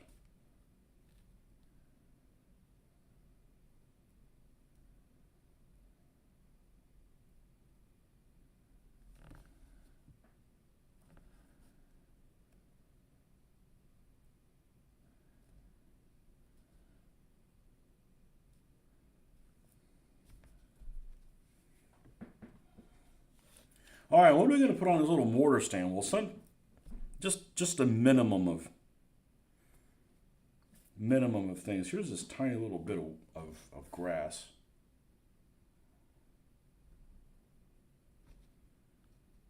And when I say grass, I literally mean grass. I don't talk about the other shit. No One Lives Forever. Is that what it's called? Hold on. I'll look it up. That was in the mid-90s when it came out. You go through this training thing, and then you have to, like, snipe this one person with this, like, rifle, and that's all I remember.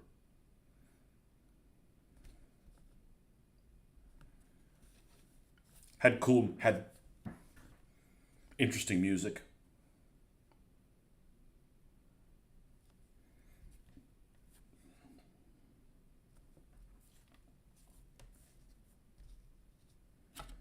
This is way too big. That's a tuft too large.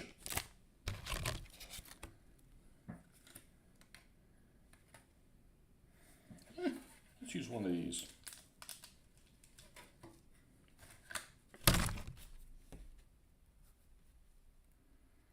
I'll look it up here in a second. No One Lives Forever. You know, that sounds vaguely familiar, but even though that would be a terrible name for... Now that I think about it, it wouldn't be a great name. No One Lives Forever. Video game.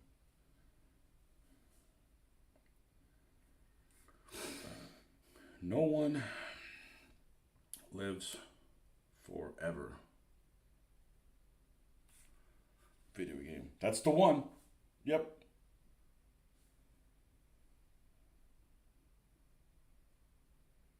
Stealth gameplay. Yeah, I like using stealth. When the shit goes wrong, I want to blast away.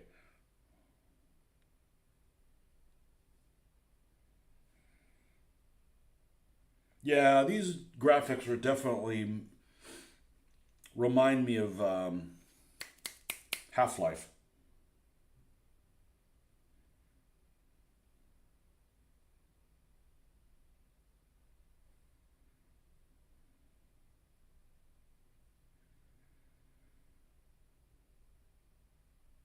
Yeah. Man, that dress she's wearing is awfully...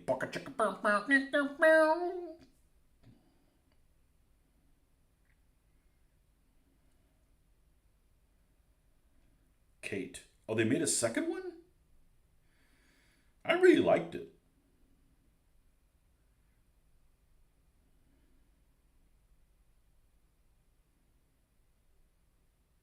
Kate Archer. Yeah. Definitely 1967, 68, 69. One of those three. Yeah, baby. Oh, yes, darling. All right. Let's put the dull coat step on these guys. So we need to grab a brush of unusual size. We want to use one that's rather large, but not one that's been used for this dull coat, because it's got little bits in there, and I don't want them to come out on top of what I'm doing. I think this one is... It almost looks like dandruff. So even though I clean these things out, this almost has like little dandruffs that come out. And this is just from using that dull coat. So,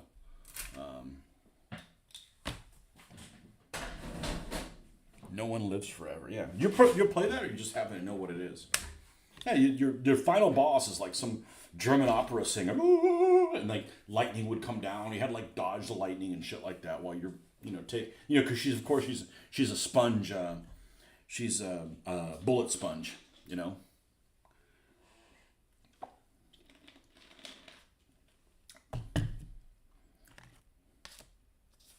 One of the coolest, and it's funny because I've played so many really innovative video games.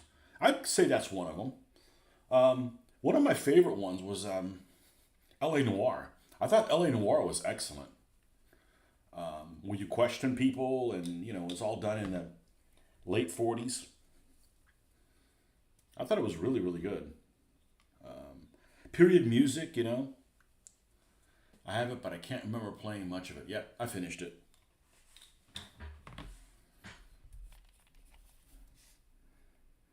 I remember doing a whole lot of stealth stuff though, and I went guns a blazing. I want to see people die, not just like let's dance around the problem. I dance around the problem every day. I want to be violent in the game.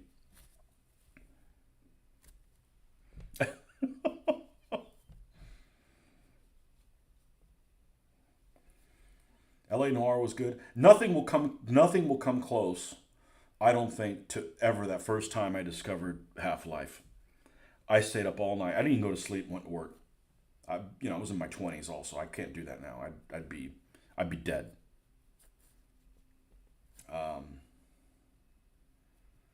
What a great game.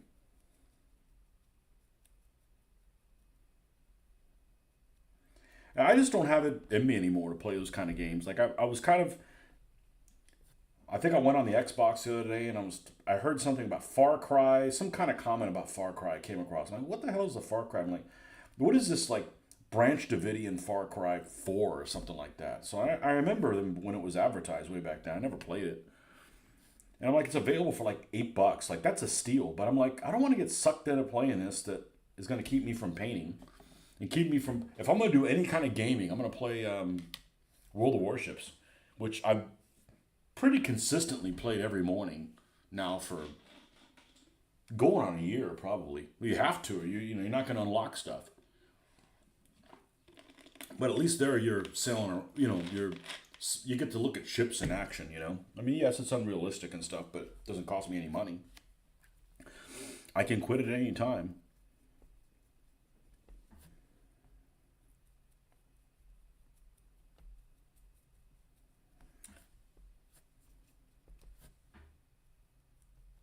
And these guys already have 2 coats of semi-gloss from way back when. So I don't really need this for a protection aspect. I just need this from the, let's cut down the glare aspect.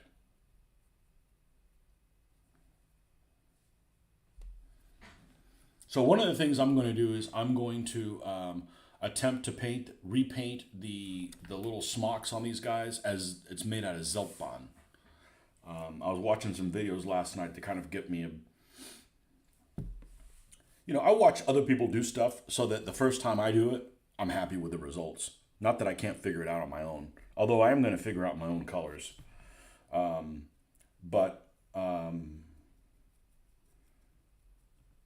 because I really don't want to use that 50 millimeter mortar where they got these smocks that look like some, SS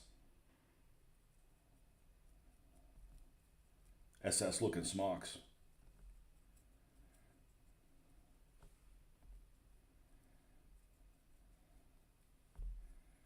And I paint really thin. Even back then, I still painted really thin because most of these shirts and stuff have probably 6 to 8 layers of paint on them. But they're, really thin, built upon itself.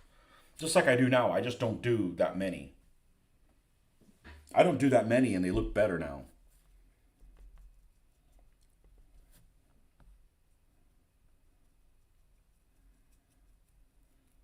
This is the sniper. But a lot of these figures have a cover on the German helmet.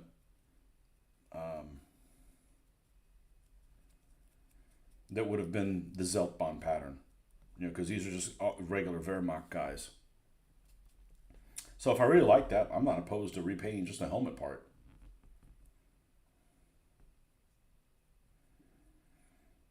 Although it's not really noticeable. It's kind of annoying that they have this many figures that have the Zeltbond helmet cover because you don't see pictures of soldiers with the helmet covers in the German army very often.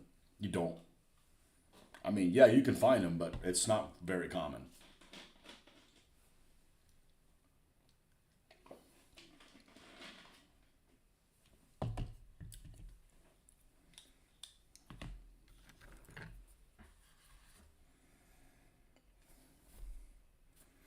Let's do the Morsa.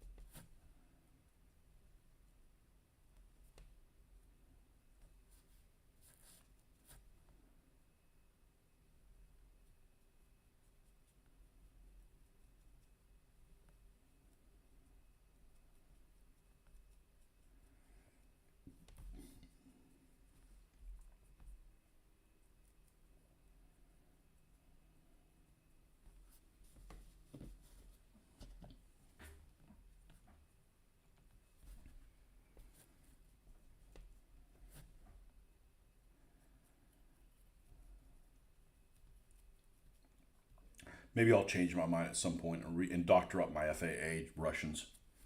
I'm not going to throw them away. I don't really want to use them. They look lackluster.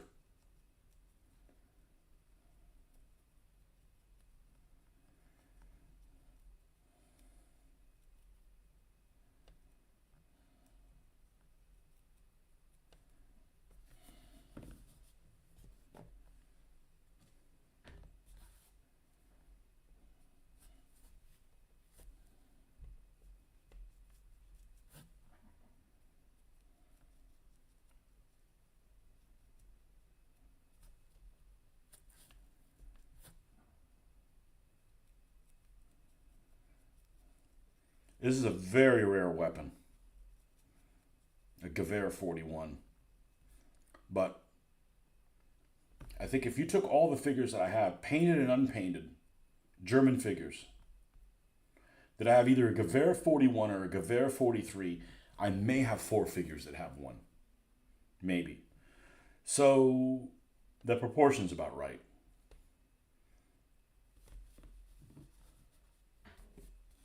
And I've got this one painted. Jurgensen has one that's scoped as a sniper. Everybody else that has a rifle is a Kar 98K.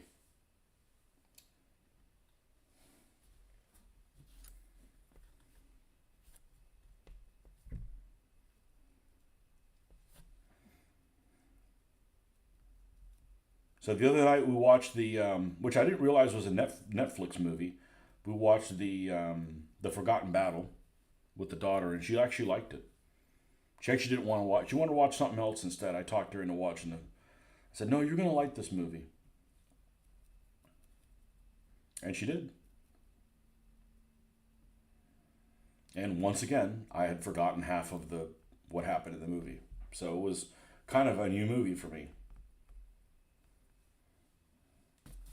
Who thought being incompetent would be so handy? Hey, I get to see a new movie. Ish.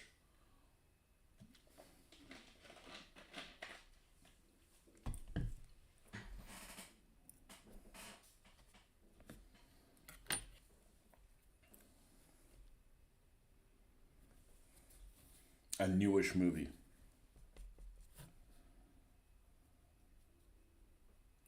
Well, I'm not ready to stop, just so you know. So when I'm getting done with these figures, we're not going to cut off or anything. I think we're going to roll into the shell holes. I think we're going to do the shell holes in the bunker. I don't feel like doing the Soviet figures right this second. Maybe tomorrow morning I'll change my tune, but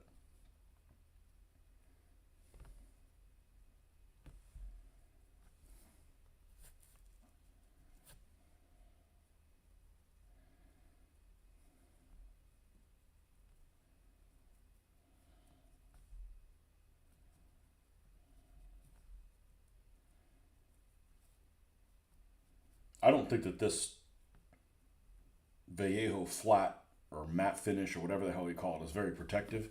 It's just going to cut down the glare. And I don't have to worry about it pulling paint off. That's the problem with using the lacquer. It gets sticky really fast. And if you go over the figure again while it's getting tacky, you'll pull the underpaint off. It's happened to me like on 2 occasions, and I learned really quick not to do that. Or I was going to piss away all the 4 hours or so that I spent on the figure. I don't want to do that.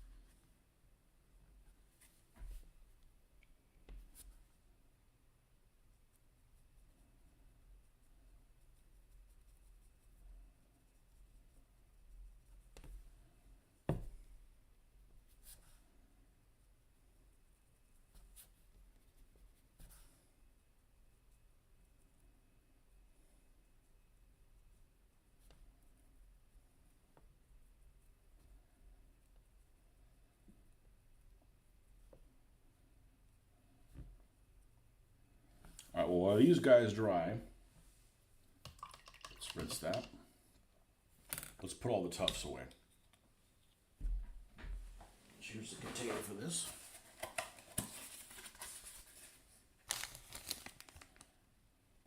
We'll just put these extra ones in there as well. There's a strom there on the top.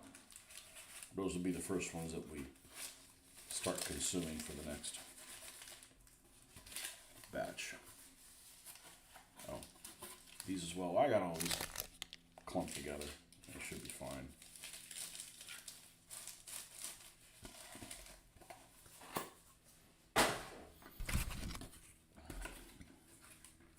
I'll go ahead and throw these in here as well.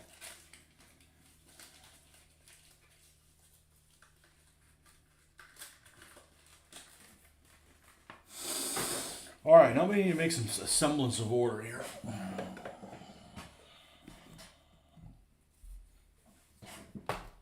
Chocolate brown, and Iraqi sand, and U.S. field drab, and the white, and the black. X-Acto knife, brush, brush, brush, brush, brush. Pen goes over here. This brush drying, you can stay there. This brush, bugger off. Brush.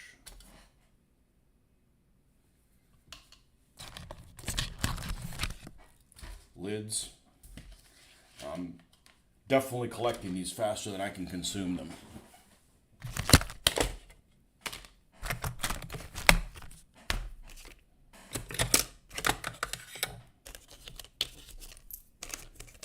Couple of pennies.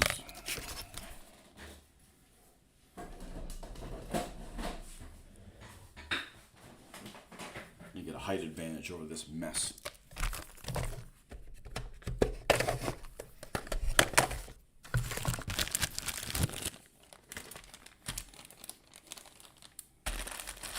Litco stands, it makes sense to put them in the same place where all the rest of the magnets are, since they are magnets.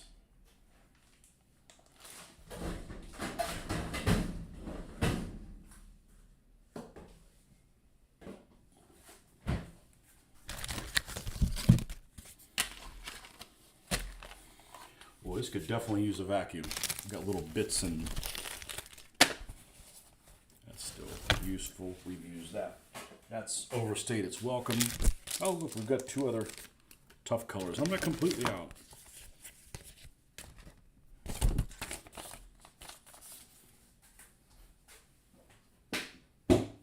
So we talked a little bit about the high explosive with a Pack 40.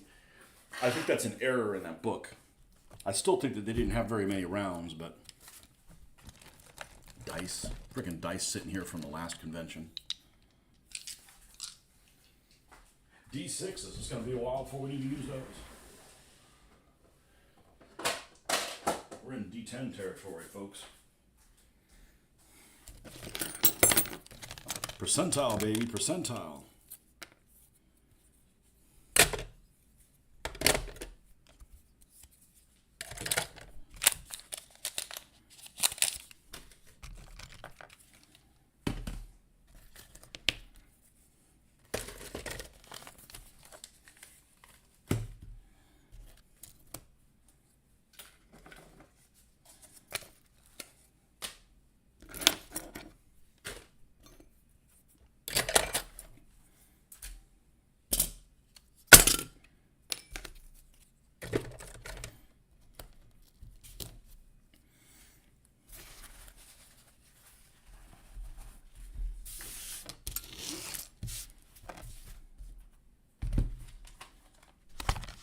Alright, I'm going to go use the little boy's room, and then we'll be right back and work on the shell holes.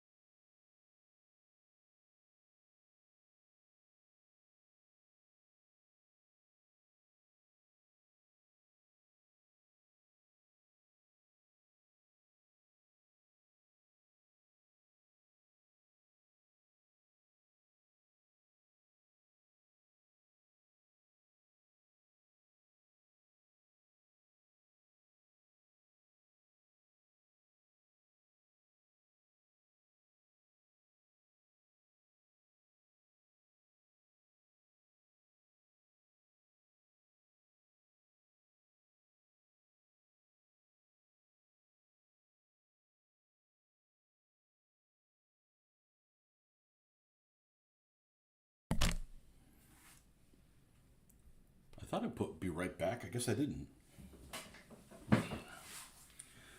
Being rather incompetent at my young age. Yeah, these guys are definitely flatty now. In case they're still moist.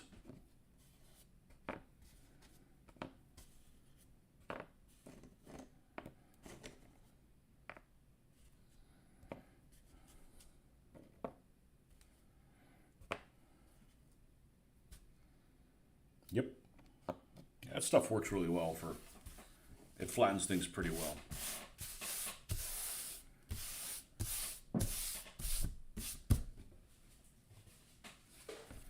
Okay, this is the one that at some point in the past I decided to start painting, and I guess it looks okay, but we need more contrast, so I fully expect to repaint this thing if I need to, but it comes with a roof. Unfortunately, you can't put the figures in there and the roof, because the figures will fit in there, although it's really probably made for two. You know, if you got some guy, let's not grab him, he's got live paint. You can put two guys in there. There's one little slit. It's really probably made like for, but then you can't fit anybody in there. So we'll probably keep the roof on there until guys are spotted, and then you just remove the roof and they're in there, kind of thing. So I'm not sure who the heck makes this. It's not a very high quality item. Let's put it that way. It doesn't fit very well.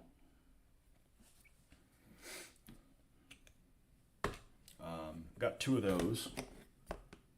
Here's the other roof for it, for this one.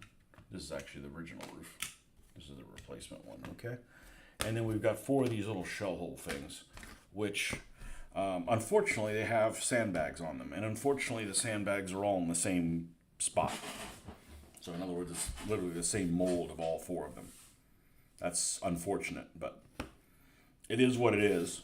We'll probably put some grass here and leave one of them uncovered and cover the other 3, so that they don't look like, hey, you put an exact sandbag here on that side. Stuff like that bugs me. 3 figures should be able to fit in here on pennies. You probably have to stack the pennies. I mean, they'll fit in here, but something like that. Seems like an awful big hole for just 2, but that's if you have 3 figures. You might be in a situation where you only have 2 guys in each foxhole. But we're going to paint these guys up first.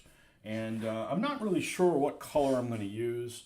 My gut instinct is to use craft paint, because I have a lot of it and I don't mind if I'm wasteful on it. So I think I'm going to go that route. It'll end up looking like the base color of... What of the buildings?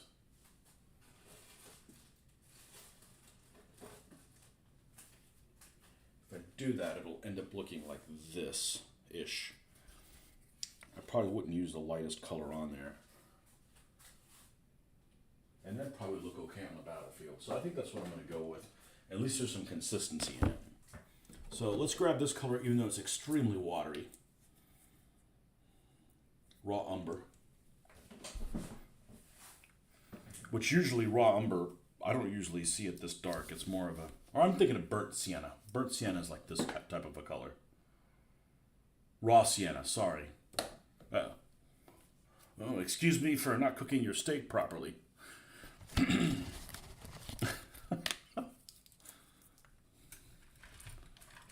And we're going to use a rather large brush and slap it on. And we're going to do the same thing with this one. So I don't know what I'm going to have to do. This is probably going to stay wet because this I'm telling you, this paint is very, very wet. What if we, cardboard's good. So what if we dump it on a paper towel, but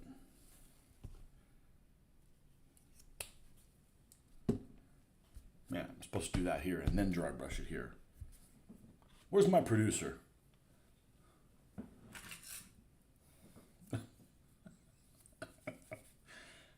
I can't be the star and the brains behind this operation. Okay.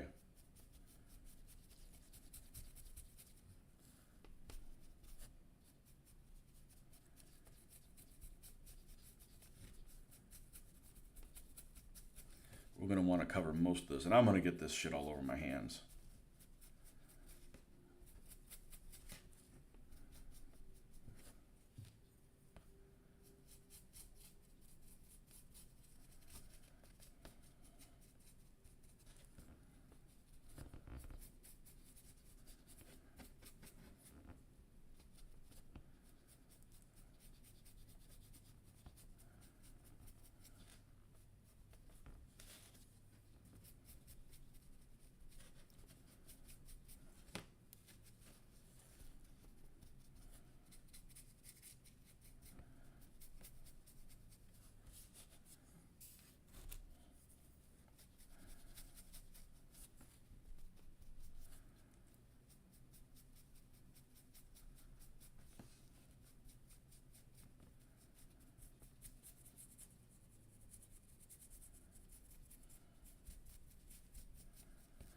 I'm going to go over these sandbags too.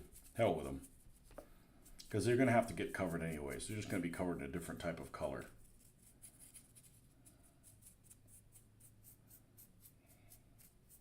And we still have a little bit of black showing. That's what we want. And then we will find a place to put these guys while they dry.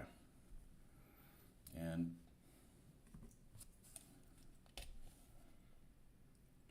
I've already committed the sin of putting it here, so let's double down on it. Yeah, this stuff is not a very good color paint. It doesn't cover well. It's actually, the color of it is great. It just doesn't cover well. I thought about getting the other folk art equivalent of it, but I already have this. This is definitely not one of the most watery paints that I have of the craft paint. I mean, I think is it Americana? Deco Art Americana is.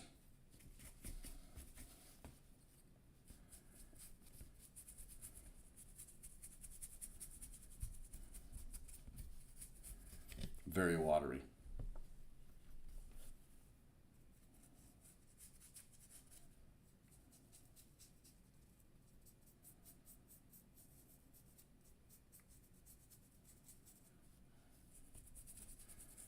So I mentioned when I first started getting this Vallejo primer, it didn't seem like it was very durable, but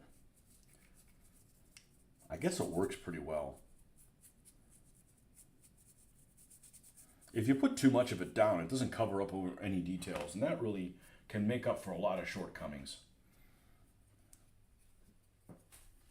Doesn't matter with something like this. This is just like dirt and shit, but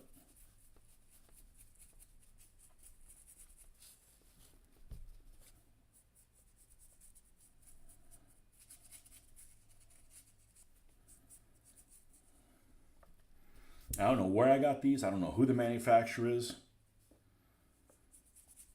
They came in like a semi-transparent amber yellow. I don't know whether it's BP cast or...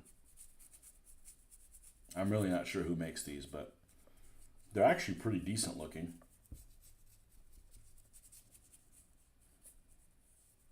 I could probably make my own, but it's a lot easier to just have these already made.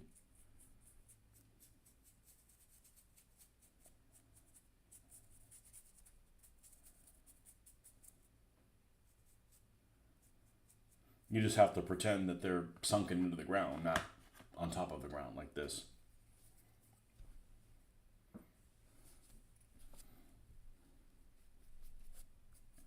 You need to imaginate, dude.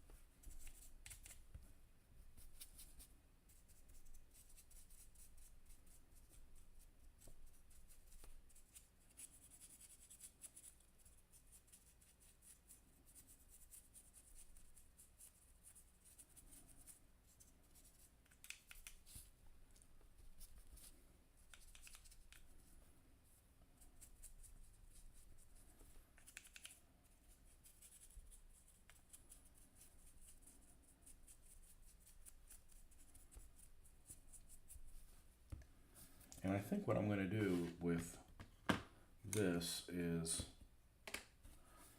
I don't know what color I did before. Let's get this dust off.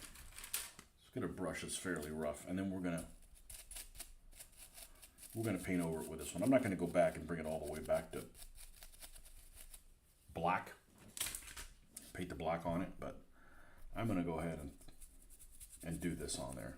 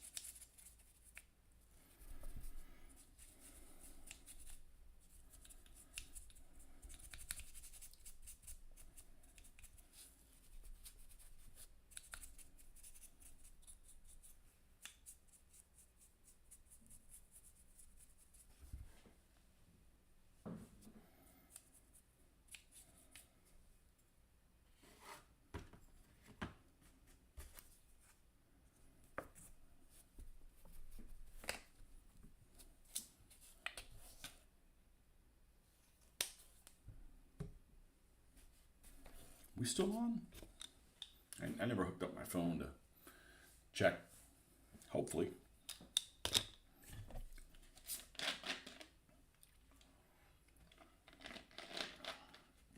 If I don't like how that turns out, I'll just repaint it black. But it's an opportunity to maybe save a step.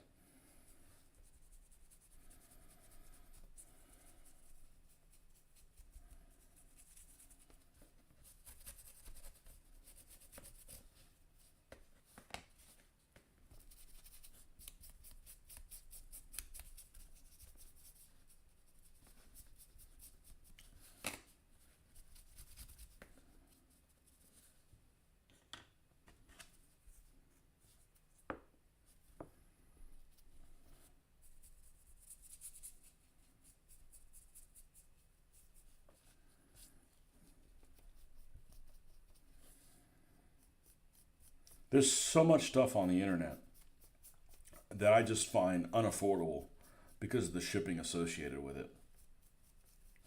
It's just a shame. Like, I can't find any 3D printers that do a product worth of shit that made like do vehicles in the scale I want that are that don't have ridiculous shipping in the United States. They're always in the UK or France or Spain. You know, at that point, the UK's shipping prices are better than any other ones, but they're still ridiculous. You know, they're ridiculous to like get one vehicle. You know, you can't get one vehicle. So, you know, I've been doing a lot of window shopping and not pulling the trigger on anything, which is just fine. You know, I need to be working on this stuff anyways, not buying other stuff. But I wouldn't mind having some tank destroyers.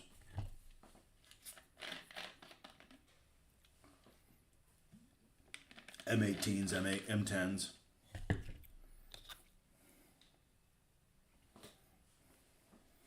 Yeah, you can hardly tell if this has I mean, this brown is so dark. And it's dry brushing on there. So, yeah, you can kind of wing this stuff anyways. The next color up, I think, is this, I'll know it when I see the territorial beige, yeah.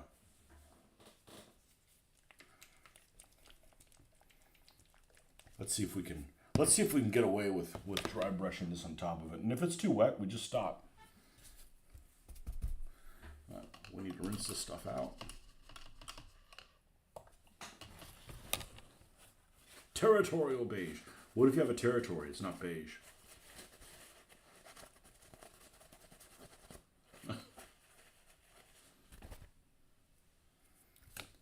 What if? Oh, super watery.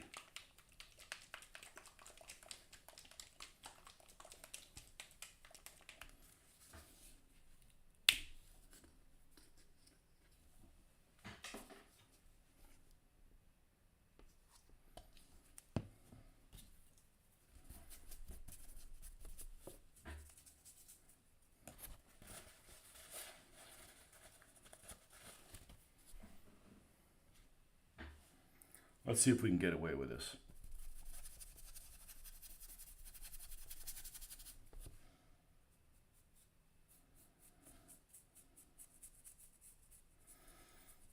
I think so.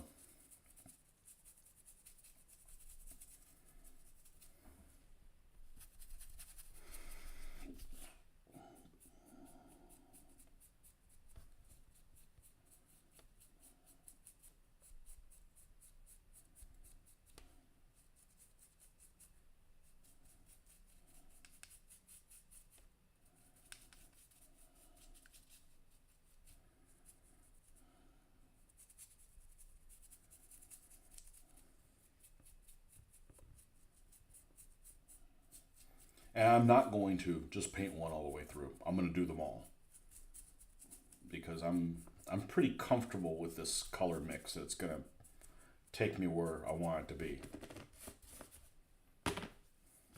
Mr. Jeffrey has something to say. I have similar bunkers and potential occupants for nuts. They can appear on the table when a potential enemy force is resolved when playing solo. I have... Let's do a bump here. Top chat, and let's go back to live chat. You have index cards with pre-generated units. How do you stay on track playing something solo? You talk to yourself, and I don't mean like, crazy. I talk to myself. I just figure I'd bring you guys along with it. I mean, if you want to watch it, you can, and if you don't, you don't. Well, I don't think of. I got to get to 1,000 live sessions. I'm already almost up to 825. I'm like, man, that's a big number. I'm like, well, it isn't, but it is. Yeah, I looked at somebody else that he's only had a channel for a couple of years, and they have hundreds of videos, like literal videos. That's just way too much work. I don't mind doing like editing videos, but man, that takes a lot of time. I don't live alone. If I lived alone and needed and was able basically to spend all day with and not care about anybody other than myself, that sounds pretty good, doesn't it? To not be able to do it, but otherwise, yeah, that's not really a thing. And everything takes a long time. Even these weekends, like that one week that happened a couple weeks ago, where I basically was batching it all week long. I mean, it takes a lot of time to do stuff. You can have these all high hopes of like, man, I'm gonna get this done, and the girls won't be here to distract me, and it was like, it takes time, man. It takes time. You get lost in a narrative. Is that a good thing?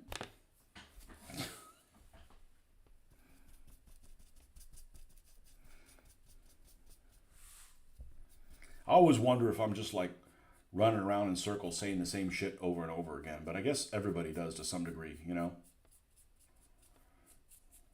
Probably.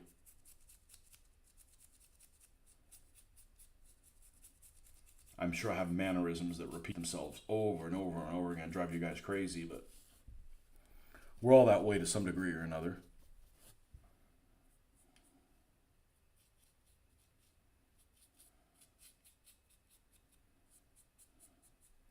Helps me stay on track.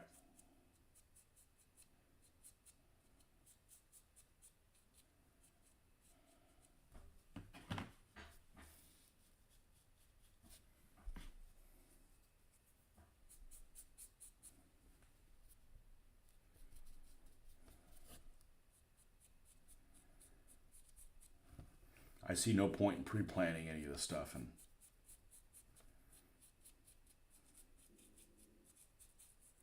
that's for people that like to write a lot more than I do. I don't like to write at all.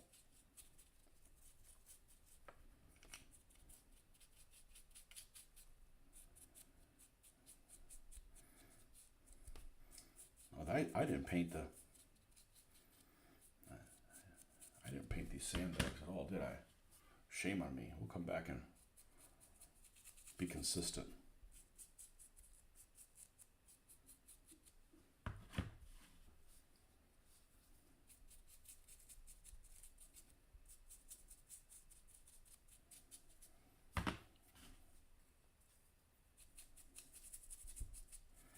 This is one of these colors you paint on, and it's like, man, this looks awful peachy.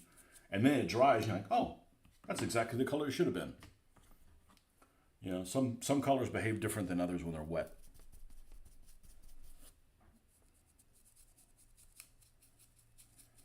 But sometimes you need to use colors that are a little bit brighter and warmer. Otherwise, this ends up looking like a cold hole in hell, which may not necessarily be inaccurate depending on what you're painting, but It's at least initially, not what I'm looking for. I'm gonna go ahead and paint these sides, even though that sides may actually be something different by the time I'm done.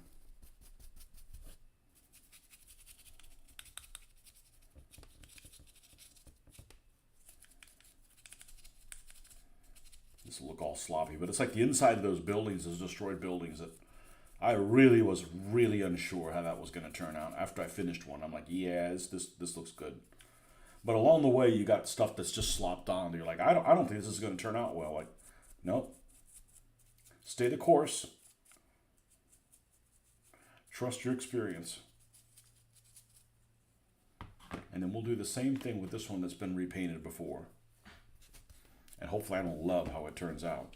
Because I'll be like, man, I'll need to do a base brown on all of them instead of a base black. But the base black works a lot better for me at a distance. You can see a lot more contrast.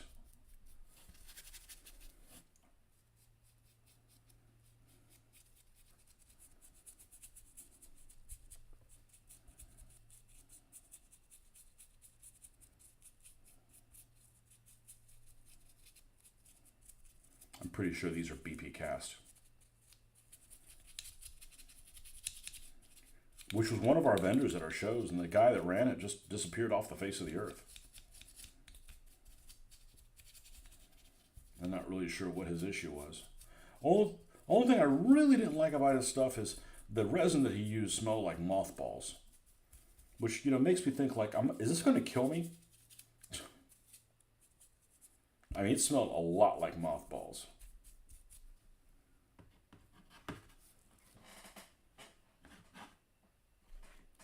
And I'm going to go ahead and, this isn't the color that goes on here. I'm going to go ahead and lightly go over this.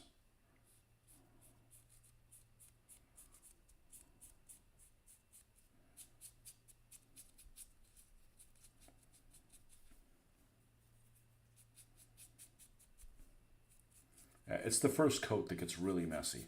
It's the one that takes a long time, and it's also the one that's the messiest on your fingers. So I don't mind getting messy, but I don't want to pick up something and then transfer this stuff onto the figures. That's why you put things that can be accidentally handled far away from myself. Let's do the bottom too.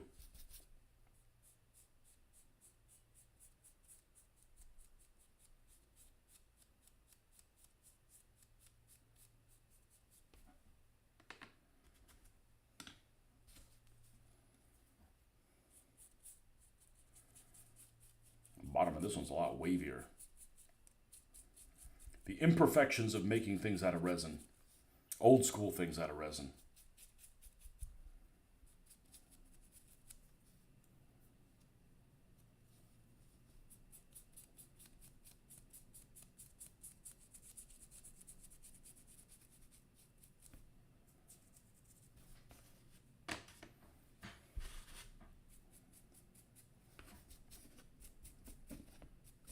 Now, if the first one was dry enough to do this, this one certainly is. It's just that first one. That paint's really, really wet to begin with.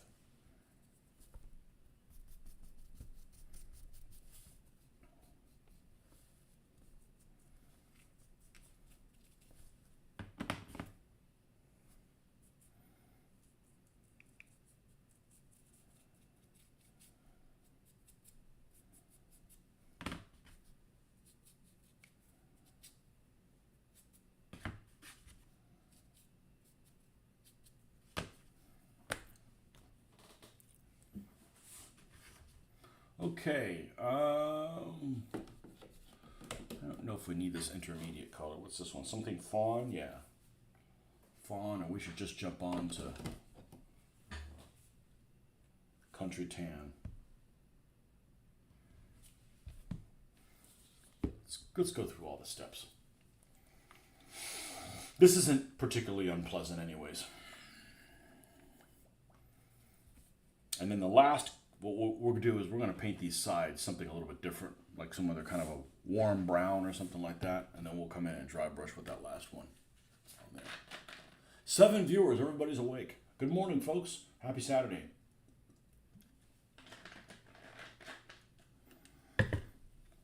Unless you guys are in the far reaches of the time zone and you're actually already on Sunday. Stop moving so fast. You won't have a weekend left.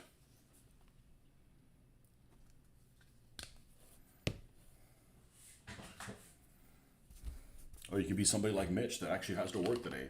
Yeah, it's because you're a slacker on Monday and Tuesday.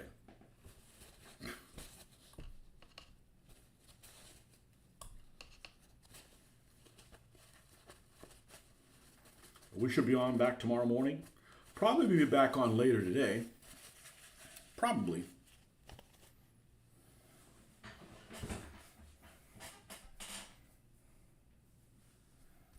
Might do game stuff later today. The wife is out of town, kind of unexpectedly. I got the daughter, but the daughter has something to do in the middle of the day. I forget what it is, like 2 or 3 or something like that. So she might go off, and I'm not sure if I'm going into town with her or not. We'll see. And I don't even know what the heck it is.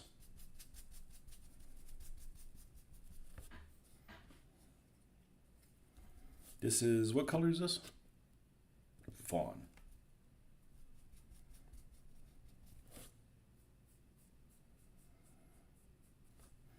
Every color I'm putting on here, from here on out, is less than the one before. We won't need to cover this anyway, just in a few select areas. I'm going to go over the sandbags, even though we're going to repaint the sandbag part.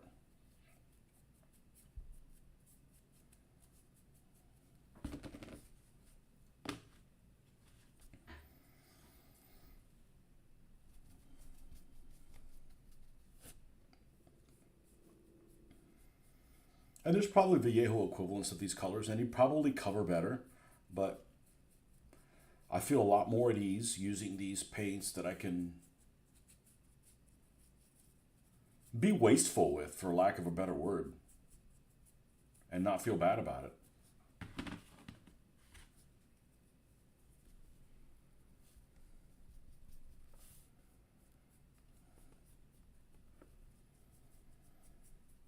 That's the thing about dry brushing. If you're going to dry brush it, the more levels, the more layers of different colors you're going to use, the better it's going to look, in my opinion. I used to be a kid and dry brush it one time. It didn't look very good. Well, you only use one shade, you know? You got to fool your eye, man. The human eye is extremely advanced. It's hard to fool.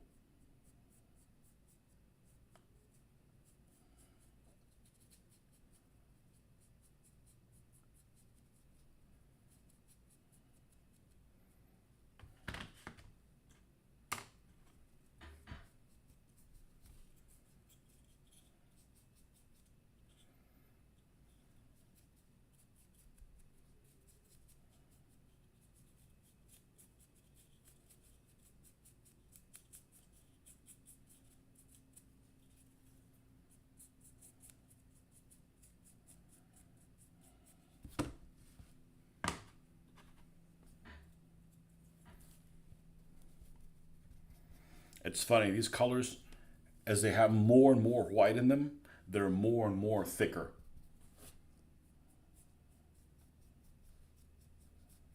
I may not like how this looks compared to the difference between it. It might be too light. This one might look like the desert. We'll see. We're gonna stick some little grasses on here. Make it look a little bit, some weeds. Make it look more temperate.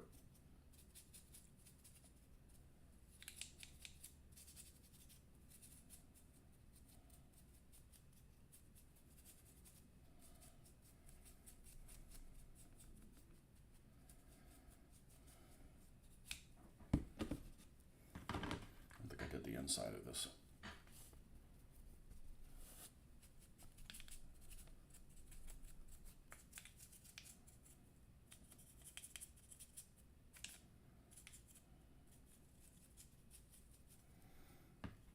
Yeah, I went from the destroyed buildings went from like, I don't know how, I don't like that I have all these buildings that are destroyed. I got to create like all this roughage and stuff for them, to now like, okay, I don't know about these new buildings.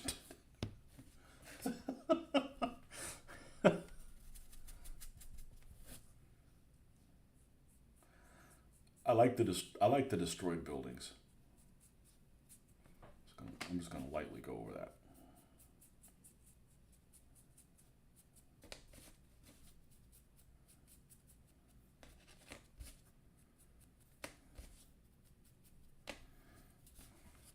Okay, that's fun. All right, so then we go. I'm probably not going to do this one. This is a sandstone. Or use it very sparsely. This is a yellowy one. Desert sand, we're not going to go there. Where is this color? This is probably going to be the final one. Country ass tan. Maybe I will use that sandstone after I paint these the sandbag things on there. And you get my Osprey book on sandbags. Sandbags of the Eastern Front.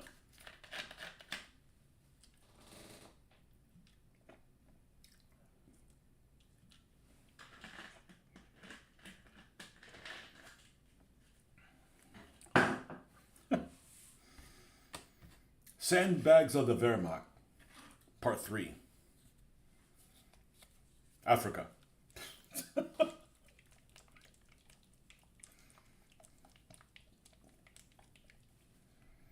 This one seems really, really watery. Apple barrel.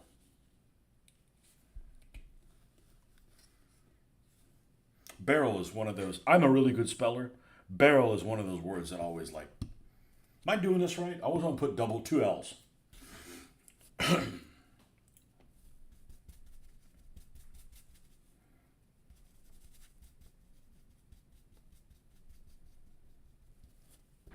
Okay, let's start with this one. This is where we started off with.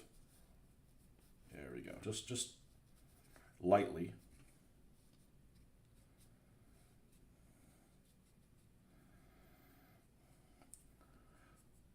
Lightly, and you know what? More towards the top, because that's where this sand or whatever this is going to dry out, and it's going to look more like that.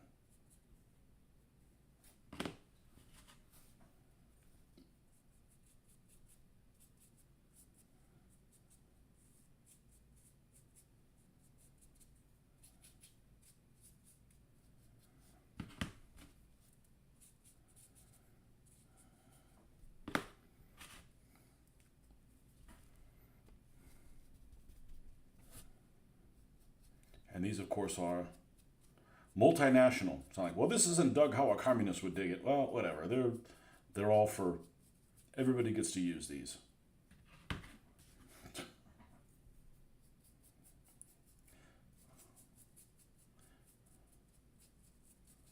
Well, the Germans wouldn't be able to do it with the entrenchment tools that they have. Yeah.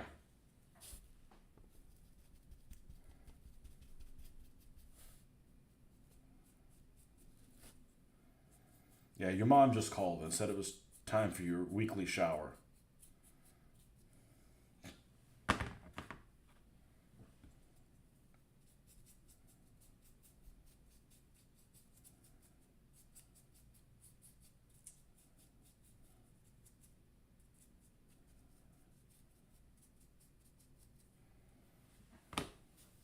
Just for consistency.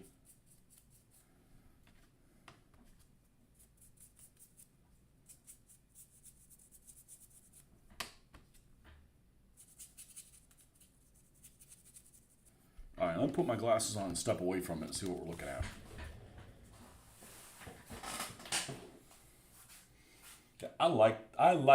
They're close enough. I think they'll work, but I actually like the black as the base. That way you have a little bit more contrast. You have them pop a little bit more.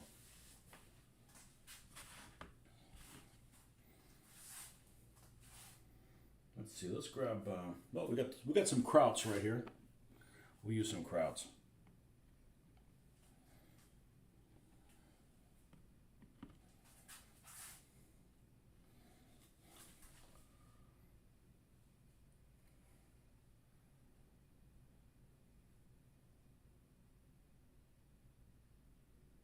Yeah. Okay. So. I mean, I've only had these for 30 freaking years. About time I used them. Not that messy. Just basically the main color. Let's move these guys off to the side. And what color are we going to use for sandbags? Well, I want something that's going to provide some contrast, so maybe something with a little bit of gray in it.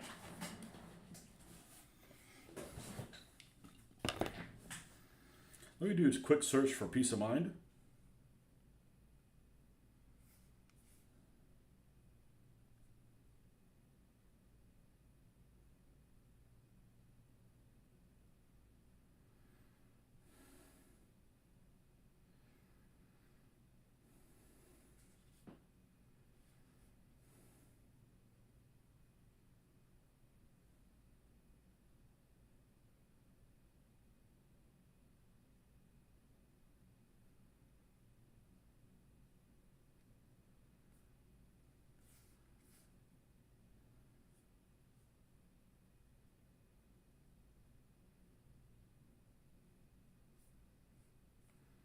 Holy long post. Who the...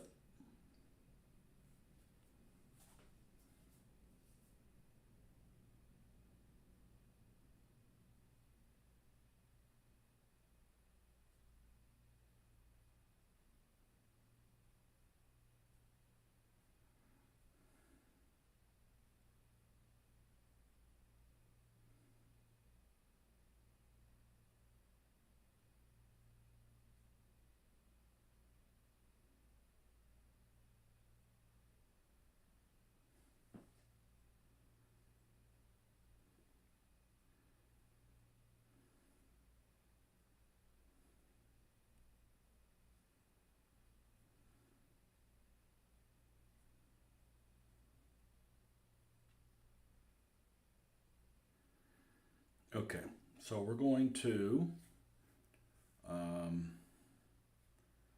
sand bags World War II. Oh no, we're gonna do better than that. Okay, so it looks like they're like this gray. We're gonna have to do something a little bit different than that. I'm actually already think make them a little bit more yellow. But before we do that, let me wash up, and then we're gonna pull some reference materials with some full color reenactors, and see, they've got to have some of them with some sandbags in there, just to kind of see what that is.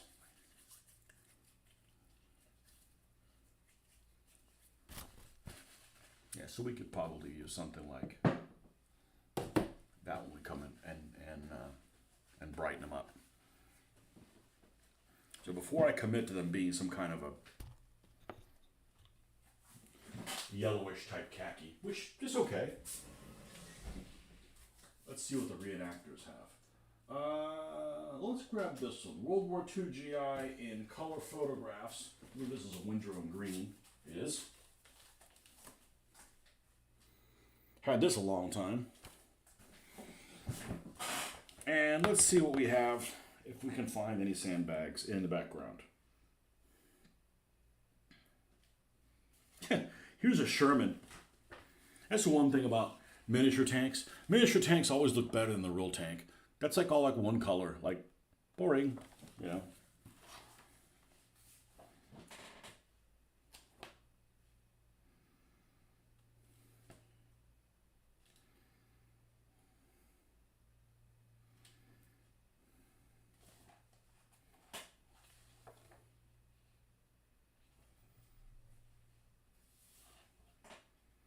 This is why I alter the colors of my uniforms. If you look at these these four reenactors here with the U.S. pants, the pants are all different color. That's why I mess with them a little bit. I don't want to like consistently use the same color across all of them. It just doesn't look. It looks better. It adds a little bit of detail to it.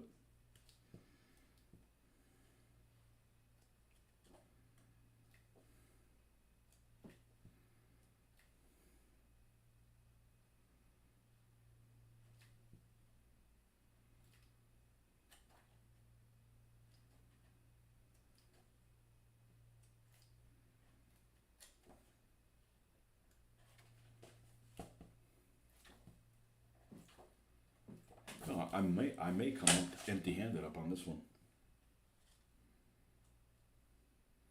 Man, the U.S. tanker uniform is just stupid looking.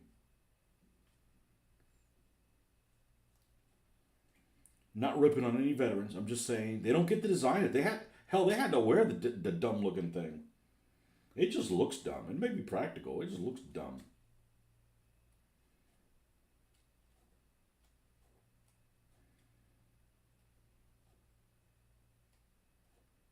No sandbag. All right. Well, I'm gonna go with that. I'm gonna go with my gut instinct.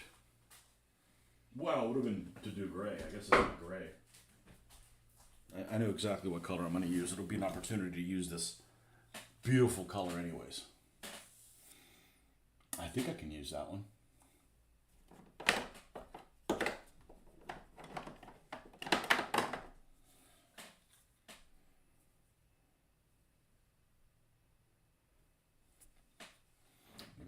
Maybe I don't want to coat the arms. These are like I can't replace these. They're difficult to replace anyways. I could replace them. Let's what is this? English uniform? All right, we're going to paint them as an English uniform base. Here we're going to do one. We're going to do one, make sure we're happy with it before we go and do more. Okay? We're going to start with an English uniform base. And that's going to be the base color of the sandbag. And we're not going to necessarily paint everything. We may leave some black in the edges. Wow, we need to...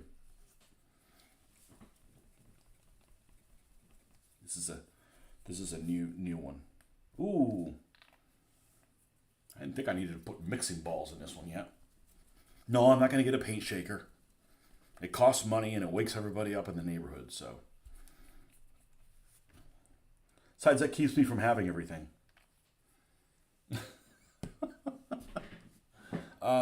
Need glasses to find a brush for it. And we can use a relatively large brush. So we could be done today.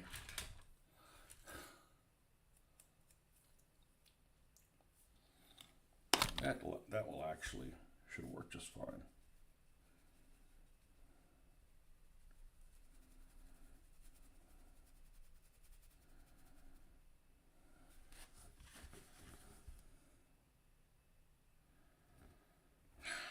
That ain't gonna cut it. That's not the bottom color. That's for damn sure. What about these new ones that I got in? What's this?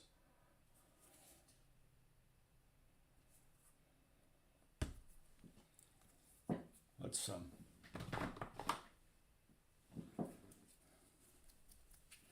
that's why you do one. I'm fine including that color in there. That just doesn't need to be the bottom color.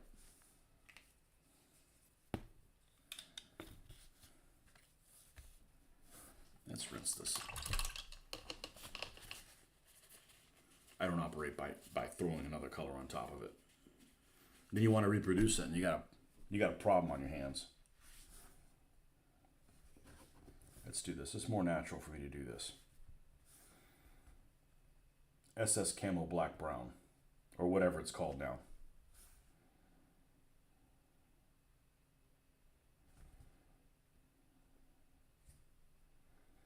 And we can use a wet dry brush type of technique for it.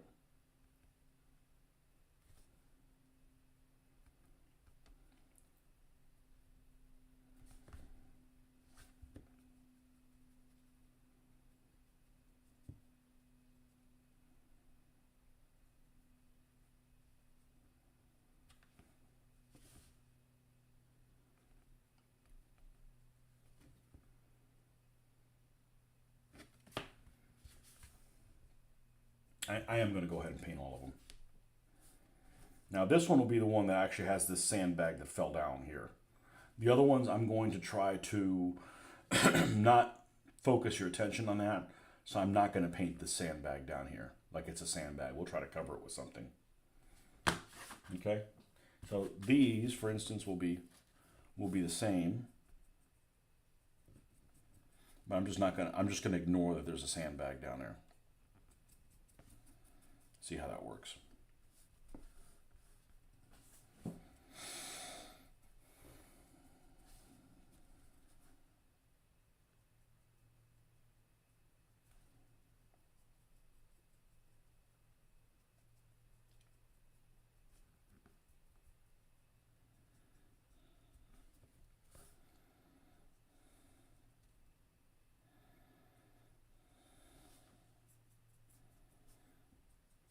Okay, that's 2.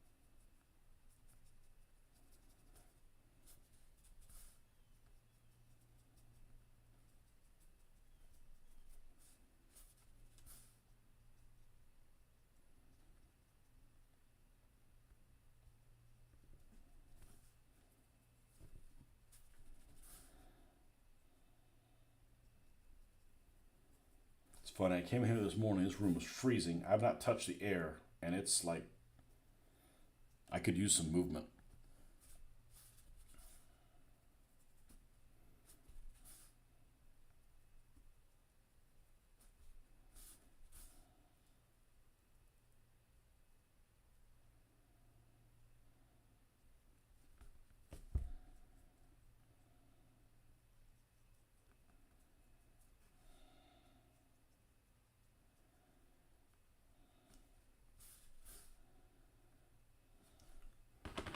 All right. Now, let's test. This is a test. Let's take a little bit of water. We don't need a whole lot. Let's put some water over here. It can be dirty. Doesn't matter. And I want to take some of this English uniform and mix it in with this and see what we get.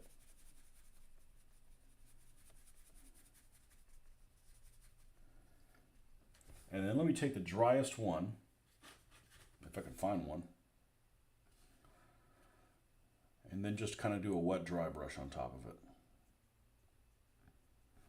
We're going to start throwing towards yellow, as this final color is going to be yellowish. I'm going to start heading in that direction. That way the color will split from this, and it'll look more like it's something different, like it's not made of dirt.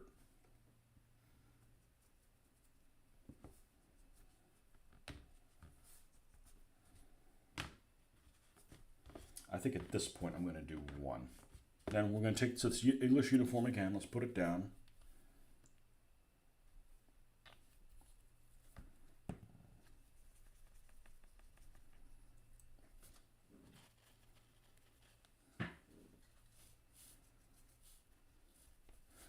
And the next color we're going to throw in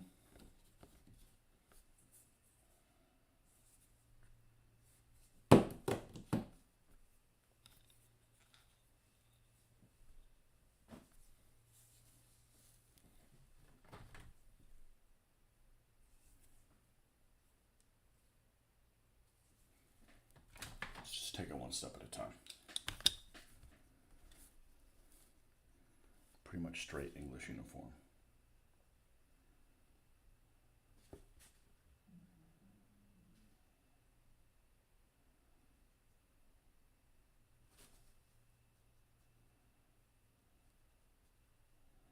I'm going to have to amend what I planned on doing because it's still wet. I put it on there. I put it on too thick. So let's go back. Let's bring everything to this middle shade, or at least let's go back to these. Doesn't have to be perfect. It needs to look more mustard-like than the ground, so that they stand out. Like, oh, what's that on top of it? You know, oh, it's sandbags. You know, this is damn near about where I want it to be. Yeah, we're on the right track. Now we're going to lighten it. I think that if I use white, it's going to be too washed out. But I'll do a test here with it.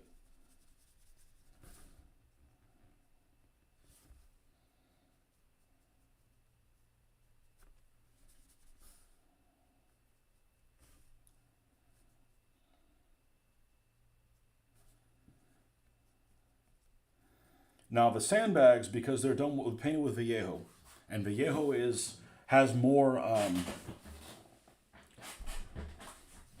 pigment than the craft paint. It's shinier. So when we do that final dry brush, we'll do a final dry brush using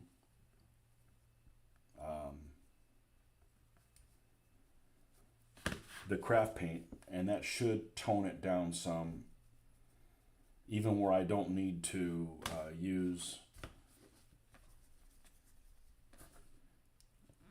I don't need to apply a dull coat or a matte finish. Although I probably should, because these guys are going to get handled, but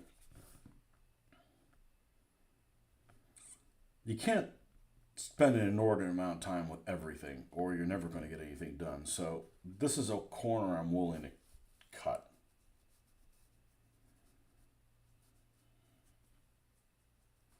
And this was the first one.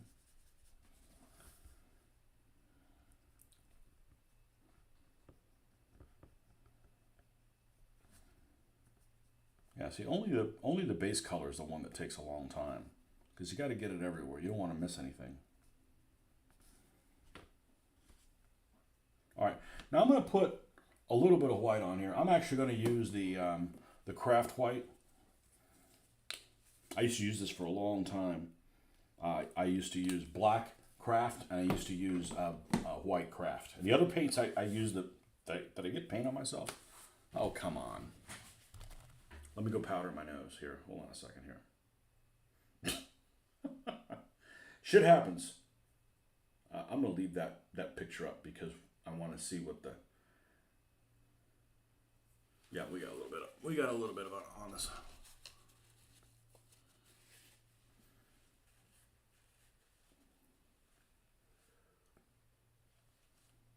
Perfect. The close, I don't mind using the craft paint, but the way of closing those things sucks. Yeah, I'm going to leave this up because this is kind of what that's kind of what we're shooting for.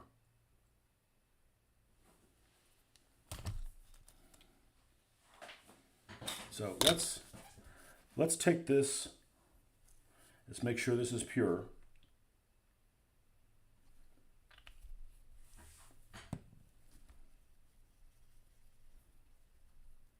A little bit of white and see what happens. What does this turn into?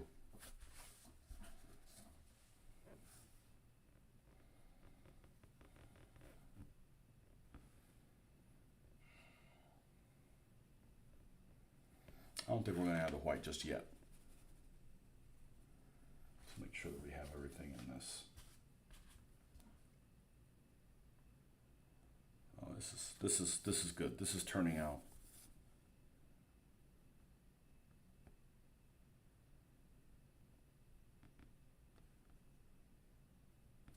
Wet dry brushing.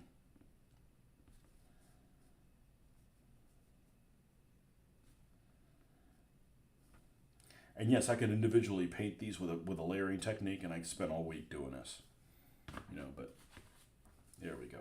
I think when I highlight it, I'm going to use a more yellow color than white.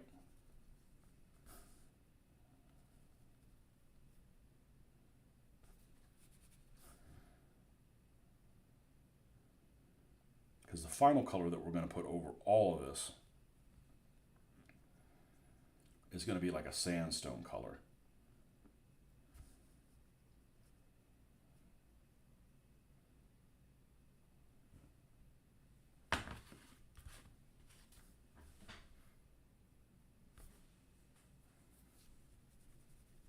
So far, so good.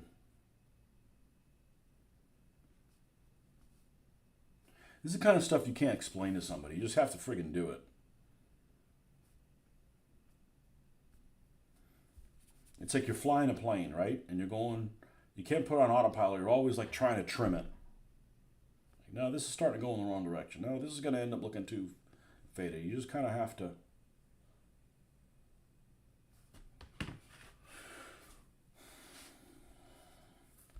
continuously tinker with it, adjust it.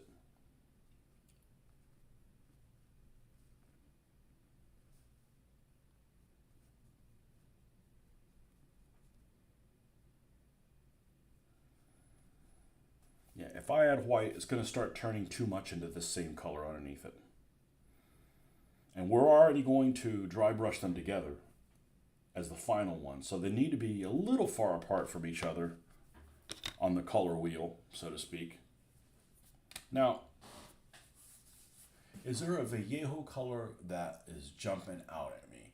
Let's look at the Japanese uniform one. The Japanese uniform is kind of a greenish yellow, a little bit. Nope, that's yellow-green. This might take a little bit of time to find. Nope, I lied. I think it's gonna be too green. How about this old thing? Bleached bone. Nah, too much like the other one. Let's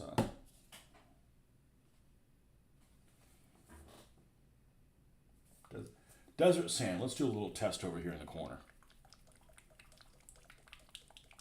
Right now, it's got decent contrast. You know, you can tell these things aren't made of dirt. You don't want to look like, oh, it's just dirt bricks made out of the same dirt. No, that's not what we want.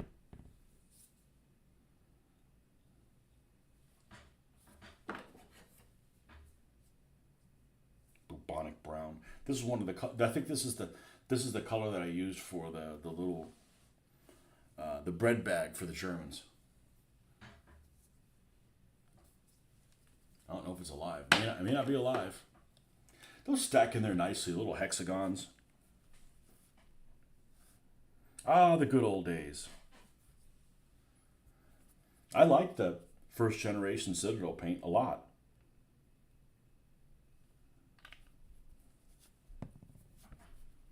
And always painted historicals.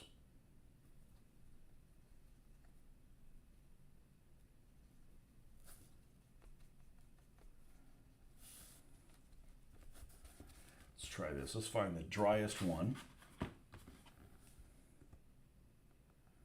Yep. Yep. And it could be a little impressionistic. It could be a little bit messy. I don't mind impressionistic stuff. Just don't make it cubist. I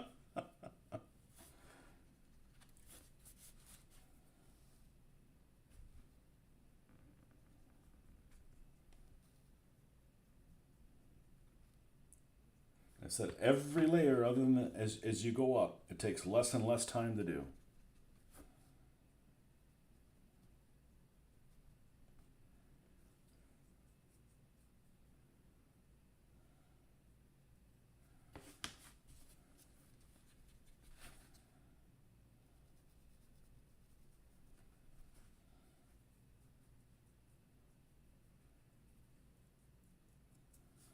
Now,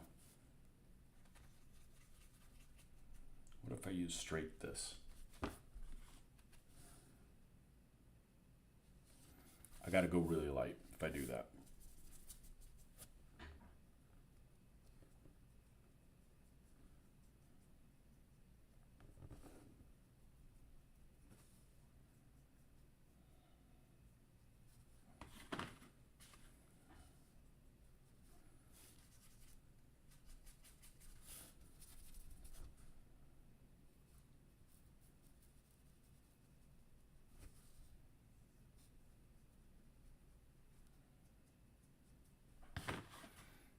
At some point, I got to stop and say, all right, let's try this out. You know, because I'm not going to know until I put like the little grass and shit on there.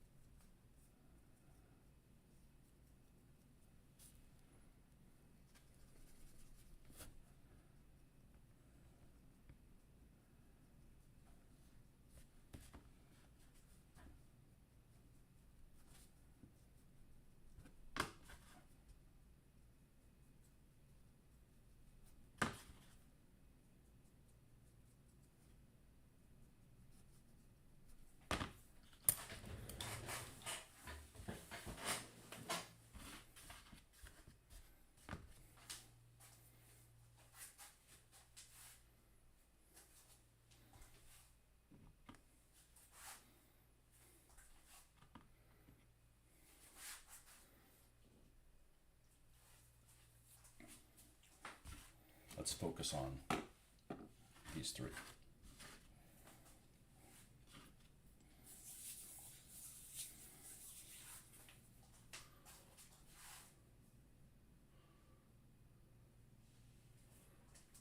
So let's get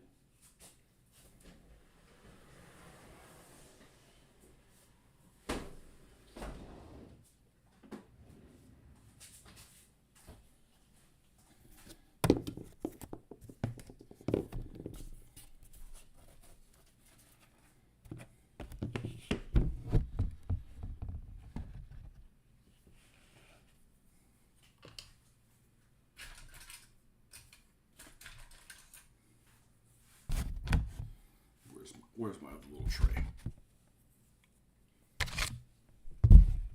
Let's use a blue one because this stands out a little bit more.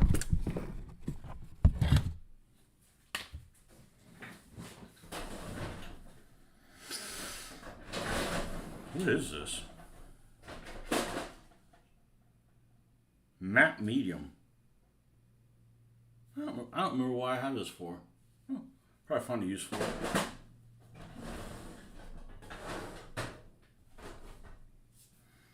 Cool, a different thing to experiment with. Oh, we're gonna need more than that.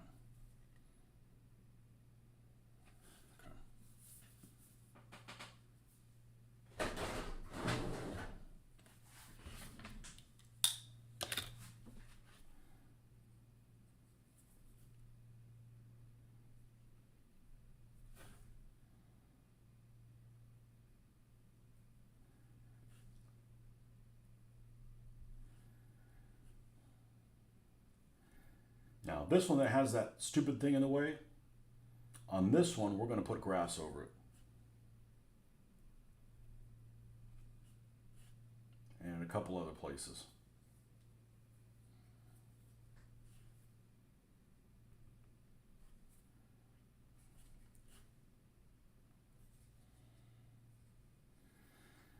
And we'll have to be a little careful applying this because it will probably stick to the top of where the sandbags are.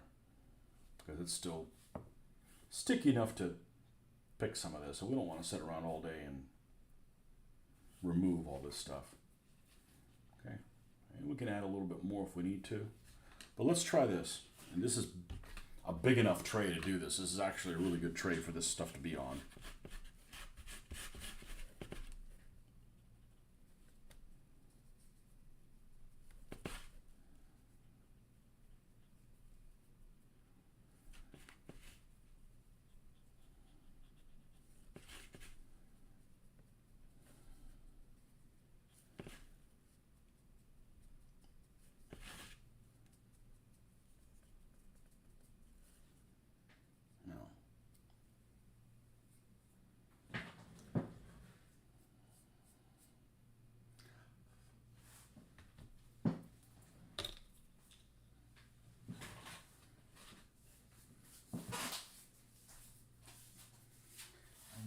Put this on. Hell, let's bring it over here to the battlefield. I'm just going to put it in the battlefield. We'll take a picture of it. And see if it needs anything. And let's put some Jerry's in there. Let's put some Jerry's in there.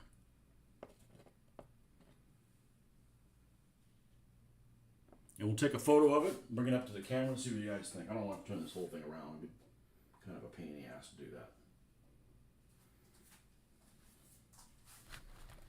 Because these are super useful to use for these scenarios that I'm going to do.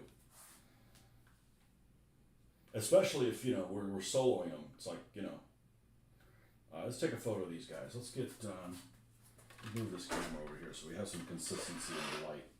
There we go. Let's flip this thing around.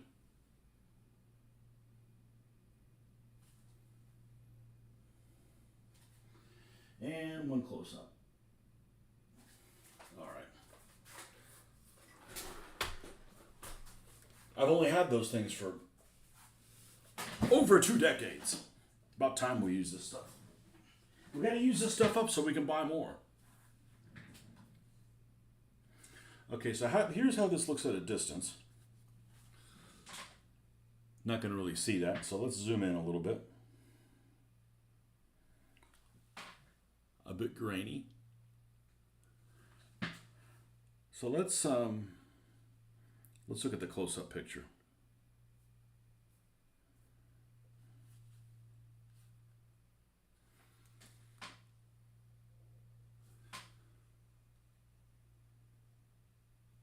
I think it looks pretty fucking good. Because sometimes you can just overthink stuff.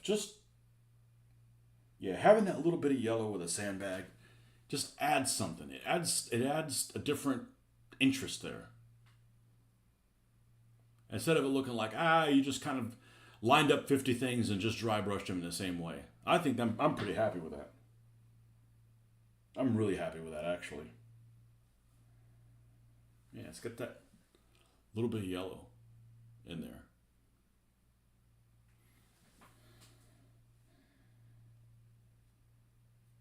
That's Schenka and Worth.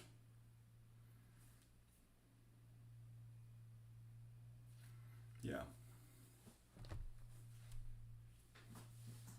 That's what we're here for. And we haven't even put any little weeds there either. Because we can do that too.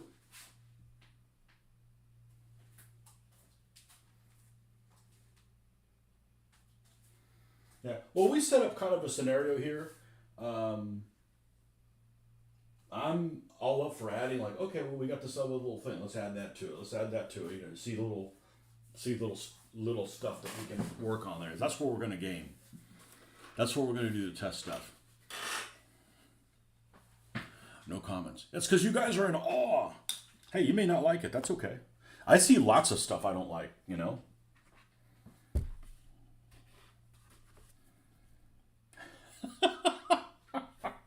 All right, same thing. We're going to have to cover over the grass on this thing because we only want one of these that has the... But this one's going to have a lot of grass on the front of it. This one, they dug this and it sat around for a long time.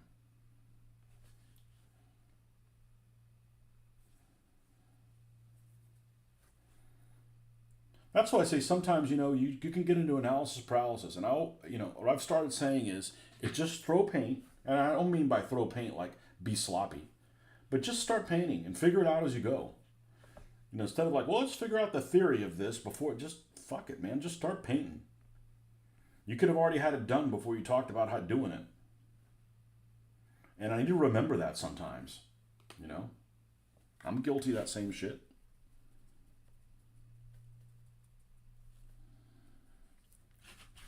We're going to bring those back and we're going to add some little, maybe only one or two, but we're going to add some little weeds or something. Now, these won't work for the desert because we're doing this stuff on there. When we get to the desert, we'll buy other ones. Or make some. I mean, you know, I don't want to make the sandbags. That'd be a pain in the ass. But the rest of it,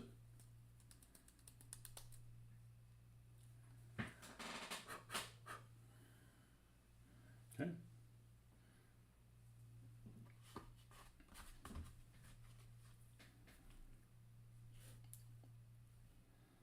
Another one has that stupid sandbag. Well, this one we're just going to cover that. This is the one that actually has the sandbag painted.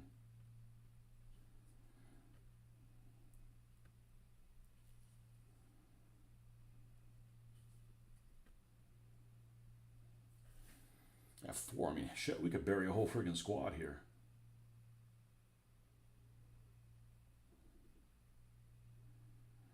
Problem with shell holes is you got to run somewhere. There's nowhere to run to. But with this new system, we can put shell holes in the woods if we need to. The new wood system, not an issue.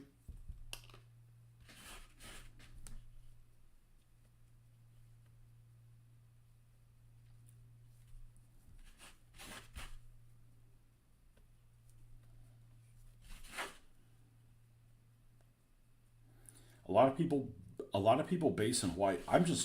I love basing in black. As you get like a free black line wash with it. It comes with it, intrinsic. And that helps being able to see things at 3-4 feet away.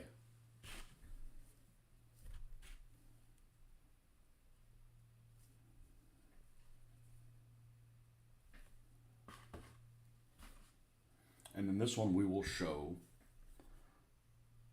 where this is.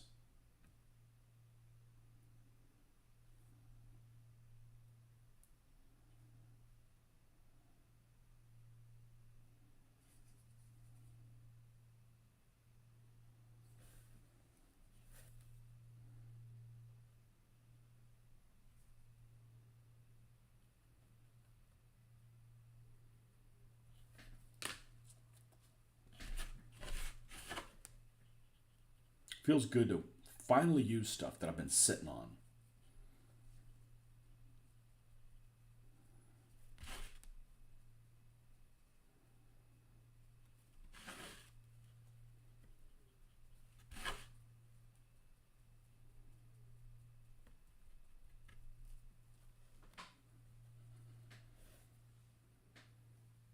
Okay. Let's bring the other shell hole back.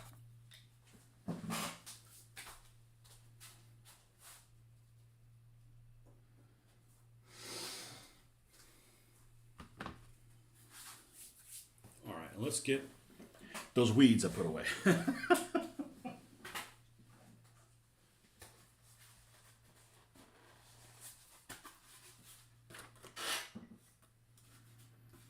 All right.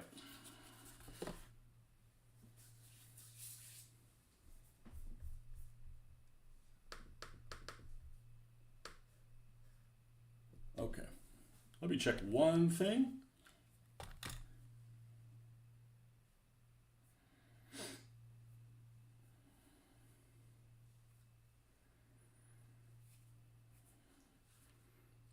Check one thing to make sure everything is rolling like it's supposed to.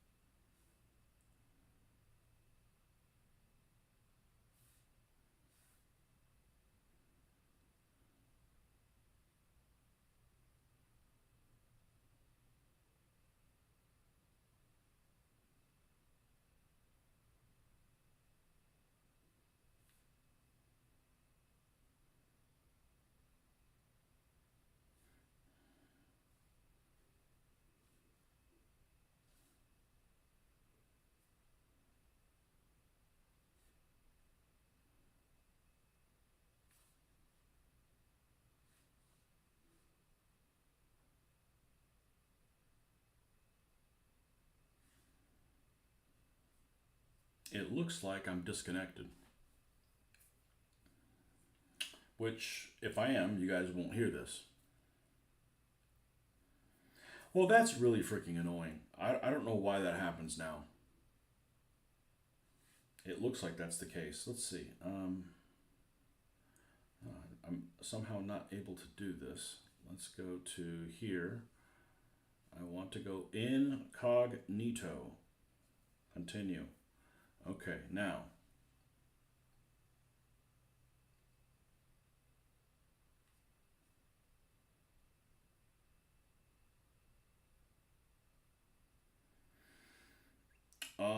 I could be wrong. It could still be live. Good. I didn't sign out I didn't sign into incognito correctly enough.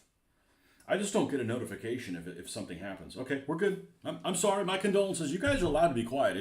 It's helpful if you guys are like throwing stuff at me because I know it's like, okay, well, we're still on the live feed. That's good because it says 5 viewers, but that's been wrong before. So, okay.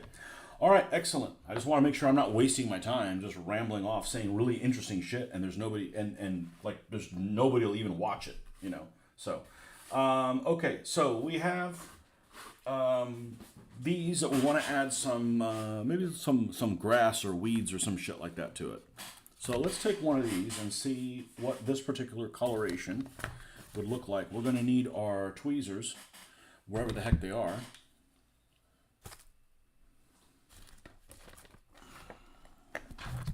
And hopefully my phone doesn't die because I do not have my charger here. But this doesn't use a ton. We're at 59%, so we should be good for a little bit. I'll leave that up there playing. All right. Let's take a look at this particular tuft here. I'm going to go ahead and drop that one there. That one looks, we have enough, yeah, we got enough glue. All right.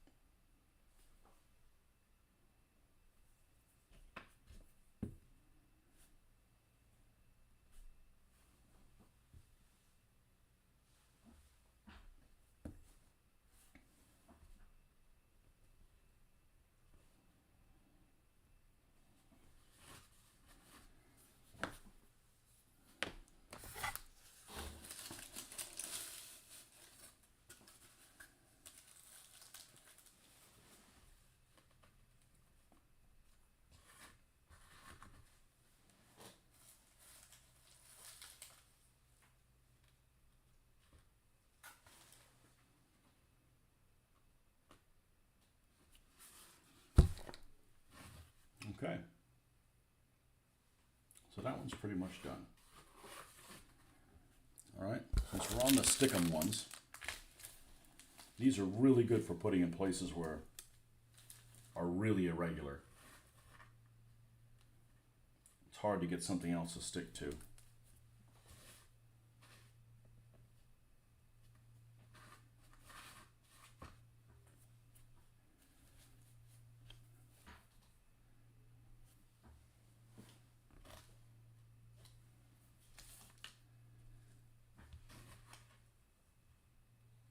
Although I can say that I've never had a tuft falling out.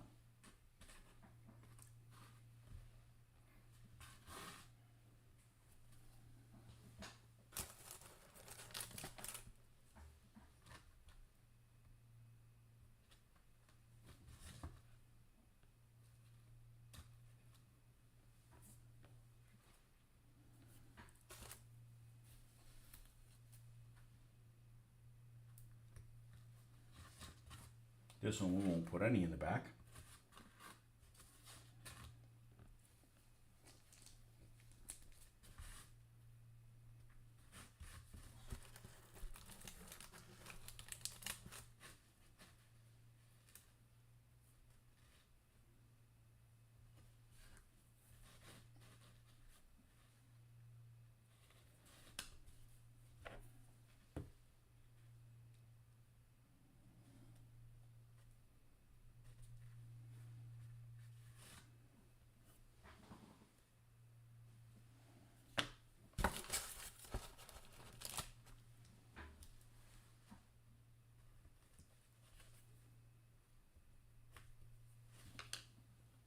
Bright ones down here. That's where they are. I was wondering where those guys are. I was thinking these were the bright ones. No, these are the bright ones.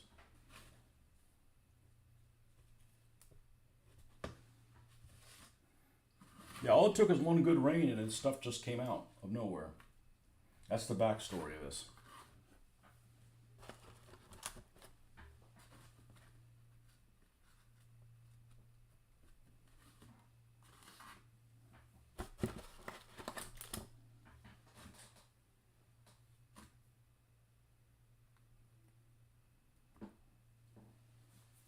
Right.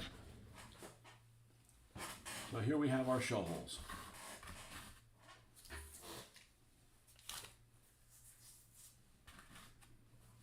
And then we can put some jerrys in here. Looks better with on a green surface.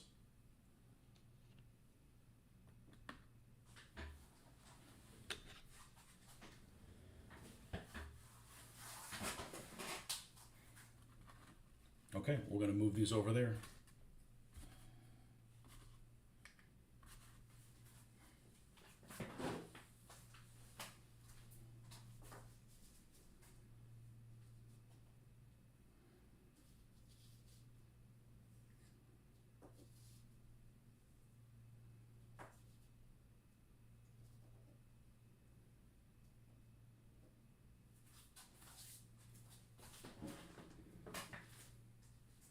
It was pretty fucking good. Pretty fucking good. Let's put some Jerry's in there. I'll show you guys.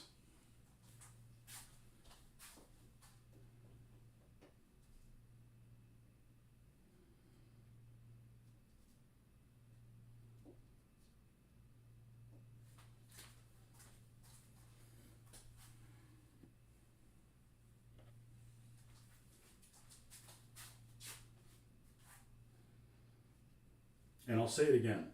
This playmat is excellent. Unfortunately, I got horrible service from it, and it was a damaged product. But it is still, if it had been in good shape, if I'd gotten new product not damaged, I would have been extremely happy with it. As it is, I'm pretty happy with it. I've been able to obfuscate some of the damage on it. And I'm just gonna turn the camera around. I'm gonna turn the. I think I can do that. I think I should be able to get away with this.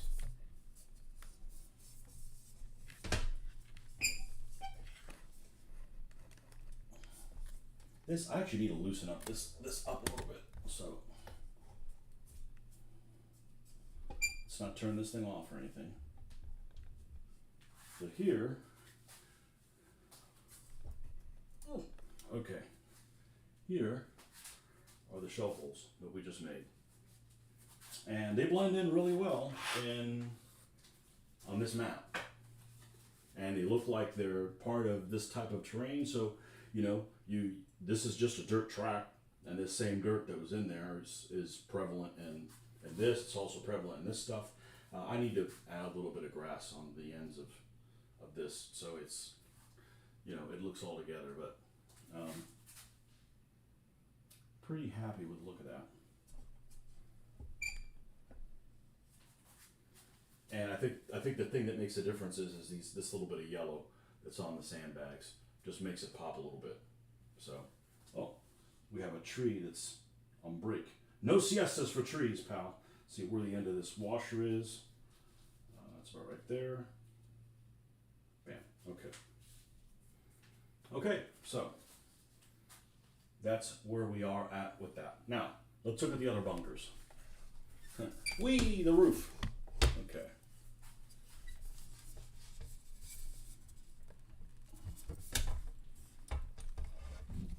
Yeah, I need to loosen this.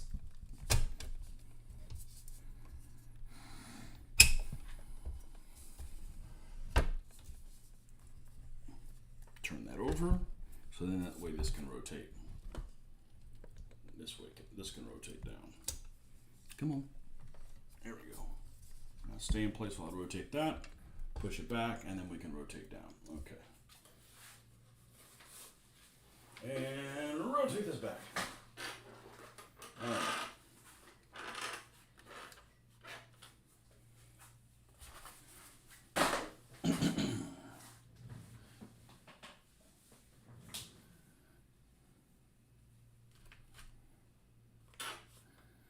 All right. I'm going to go use the restroom, and then I'll be right back, and we will do these. Which we're going to want to paint this like it's wood, for sure. And it won't look the same because there's no sandbags here. If you make everything look like the sandbags, then the sandbags aren't special. And then they get miffed. All right, be right back in a second, folks.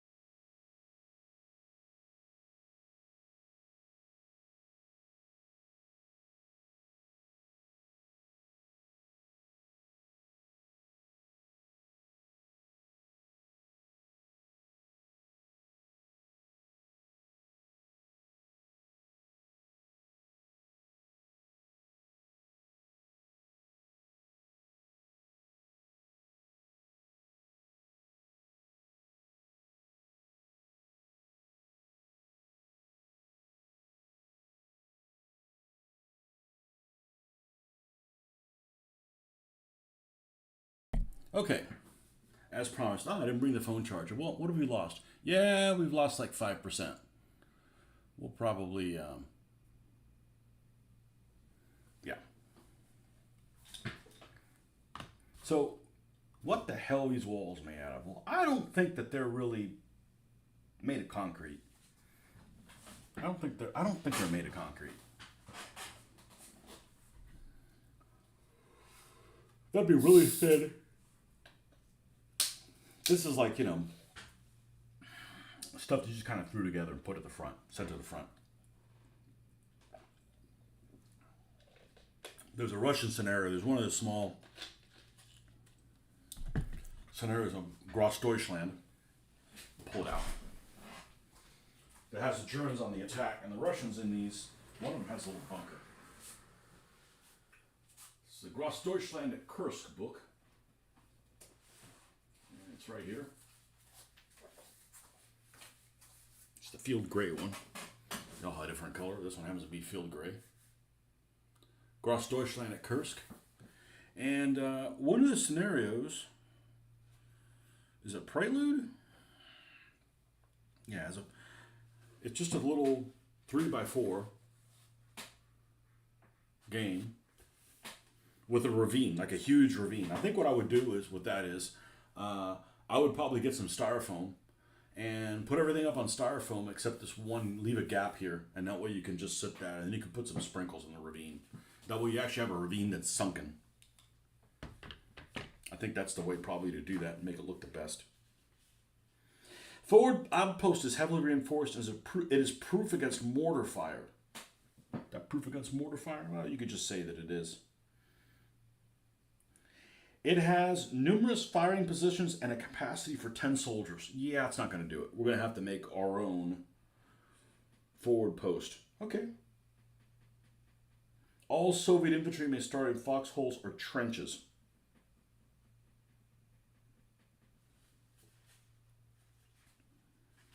So, make a forward observation point post that 10 pennies fit in.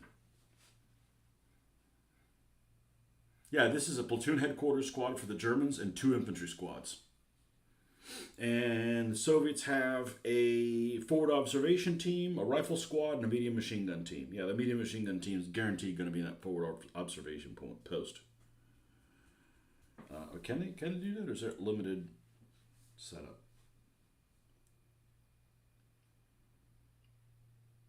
Soviet players may deploy additional 12 inches of barbed wire anywhere on the Soviet play area. So that's something we need to do, is we need to make barbed wire. We need to make barbed wire, we need to make trenches.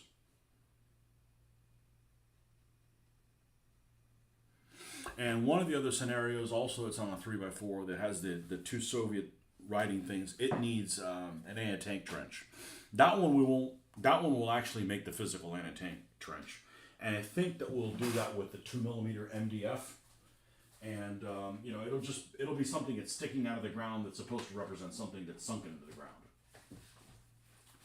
And that's in this one, towards the back. It's not final line, it's damn near the end. Steel tied? Steel tied, yeah, that's all it is. You got some light woods here on one edge of the map. A wood fence that goes for 1.5 feet, a wood fence. That's not very much. I've got wooden fence already that just needs to be doctored up. We could probably make it really cool. And an anti-tank ditch that goes all the way across, and a barbed wire that goes all the way across. So I need 3 feet of barbed wire and 3 foot of anti-tank ditch. The anti-tank ditch is wide. T-34 should take 2 bog checks to cross. Okay. Yeah, I like this. And the anti-tank gun starts at a prepared position. All German infantry may start in foxholes. Well, guess what? I got foxholes for all Germans now because there's only 1 infantry squad worth of them, and I can get 10 guys in those foxholes, easy. So that's cool. Done. Check that one off. So we'll need a Pack 38 for this. So that's on the short list also. Okay, cool. just working towards these little goals. Might as well work on stuff that works for certain scenarios while we're doing it, you know? No point in just randomly pulling stuff. So there's something over here that almost looks like a box. I don't know if that's what it intend. It looks like a box that's just like stuck half-ass in the ground in there. You could also like ignore it.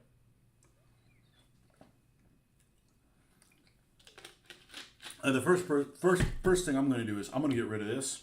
This does not belong here for now.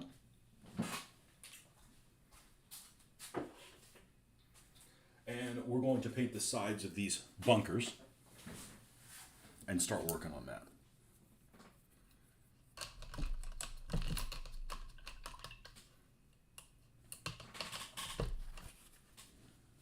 How long have we been on here? 3.5 hours? I don't know. It's been a while. Well, man, we got a lot of stuff done. See, the thing about that stuff is okay, we're done with the show holes. So all the Foxholes I own are done. You know, if I want to buy more, which I can see having more, I don't feel bad about doing that because I've painted all the ones that I have. You know, once I get these two painted, well, I got all the entrenchments, you know. You know, cool stuff. Cool tings. But I didn't realize that forward observation post in that scenario actually has enough space for a squad. Okay, so we'll have to... I'll probably make my own. I got the skills to be able to do that. So... then you can make it however the hell you want it to be.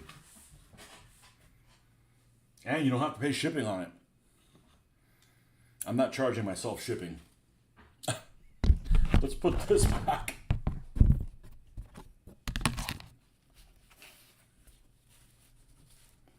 All right. I'm not going to make this concrete. It is going to be some kind of a dirt. But I'm going to use the same recipe. I'm going to start with that SS Camo Black, which is, and we're going to do it in Vallejos. That way it covers really well. Where is the SS Camo Black? Which is actually a really useful color because it's it's like damn near black. Not quite. No, that is truly black right there. And I just had it here a second ago. Here he is. Be nice if I put things where they belong. And we're going to start with that. We're going to do both of them. I'm not going to change my mind on that.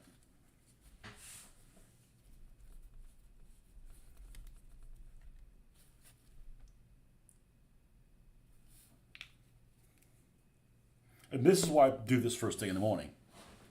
Because the rest of my day could go to shit. But at least I got some painting done.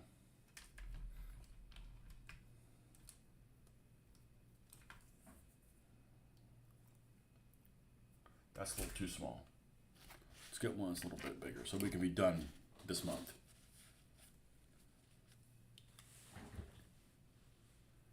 Five folks, good morning. We got more people on supposedly, but less talking or less comments. So don't be afraid to leave comments. I can't say hi, you're here because I don't know who you are. And if you want to be furtive. Ha! You didn't think I was going to say that today, did you? Then feel free to be furtive. I don't want to make you do something you don't want to do.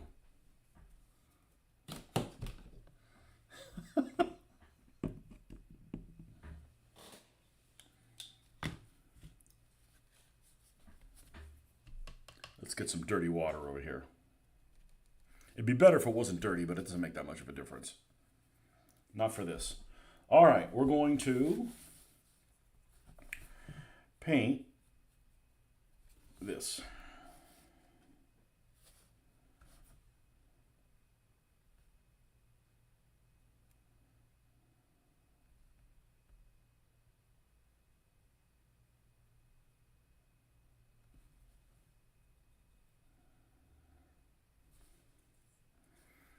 And I'm not really sure what the background information of this particular wall is, but it looks like something that might have been made wood covered in like mud or dirt or something like that. Just to kind of hold it in place.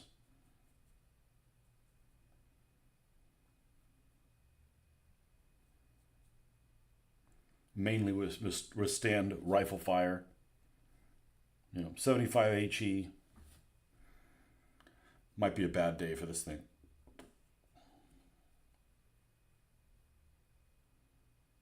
But concrete, it doesn't seem right. It doesn't seem right at this point.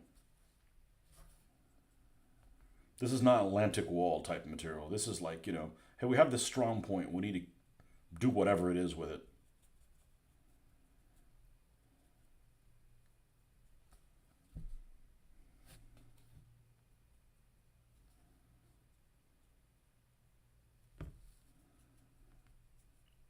And if you missed this session live, we'll have another live session tomorrow morning for sure. And so, unless something happens to me overnight.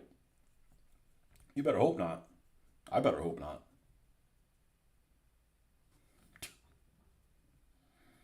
I got stuff to do, man.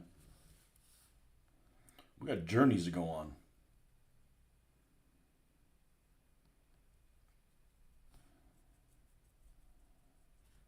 But isn't that funny? I first started painting the buildings. I was concerned about doing the buildings, and I was really concerned about doing the damaged buildings. And the next thing you know, I want to do more damaged buildings, not the new ones. Probably the same thing's going to happen. I'll paint the new ones and be like, man, these are okay too. Sometimes you just have to figure it out as you go along.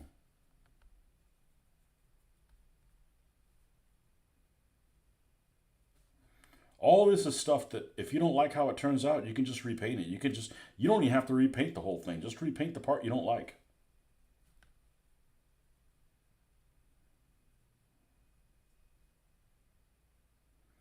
Okay, this is going to end up blending with that because we're going to take those same colors and we're going to dry brush them up over this brown lightly. Okay? That's all we need to do painting wise right now on that. And then we're going to do the same thing on this other one. Yeah, doing this in a concrete color it doesn't seem right. I mean, this is really bad concrete work if it's made out of concrete. Like, really bad. Like, you bring shame on your family bad.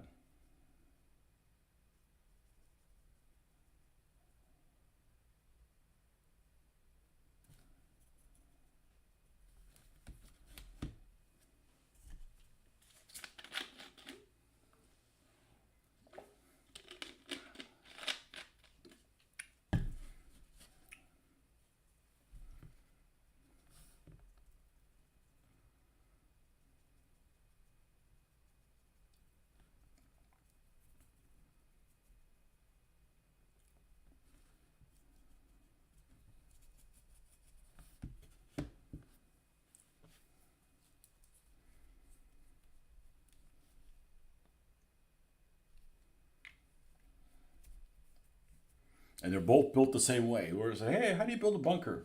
So they pulled out some playbook that they had, and they built both bunkers the same way.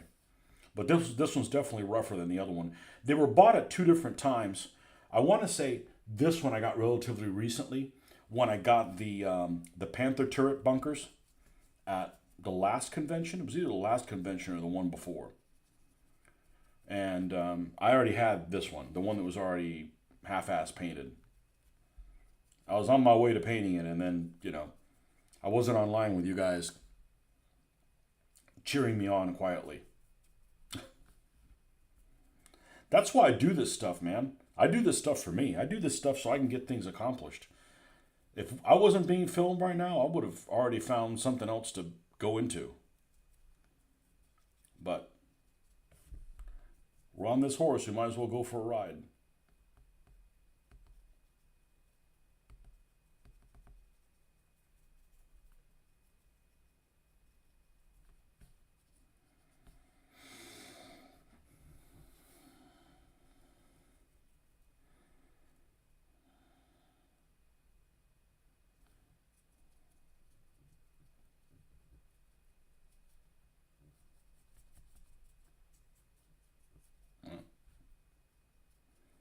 You don't have to watch my content. I make the stuff for me.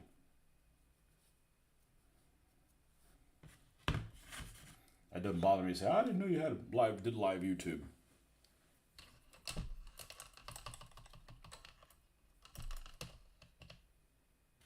Uh-oh. I have a missed phone call. Who's this from?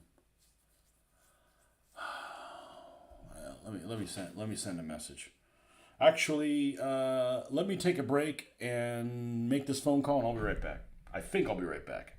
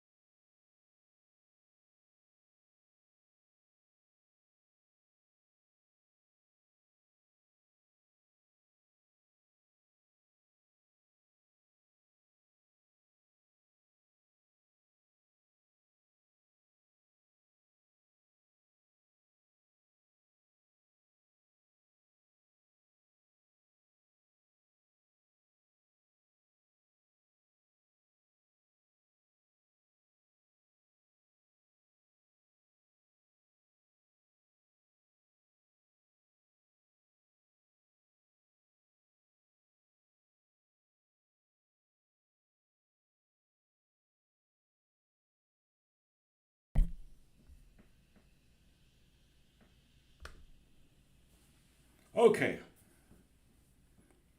we're not done yet. We're not done yet. We got some more that we can knock out.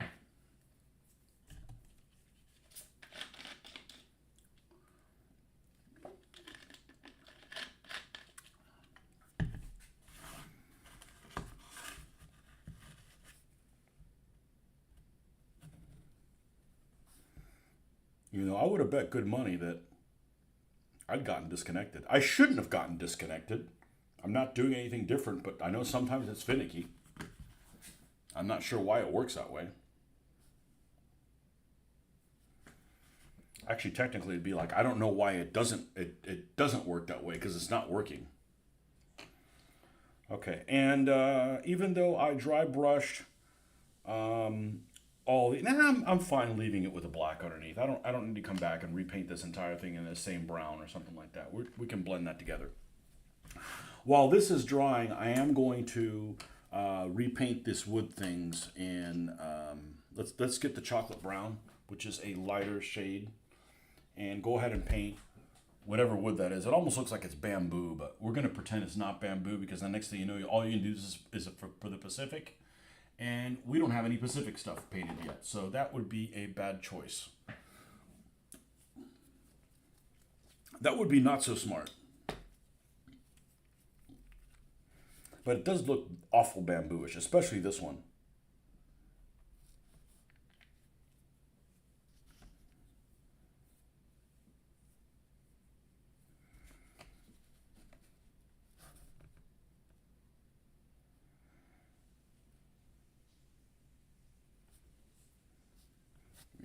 We need a little bit of dirty water. Dirty water is just fine. We're painting dirty stuff.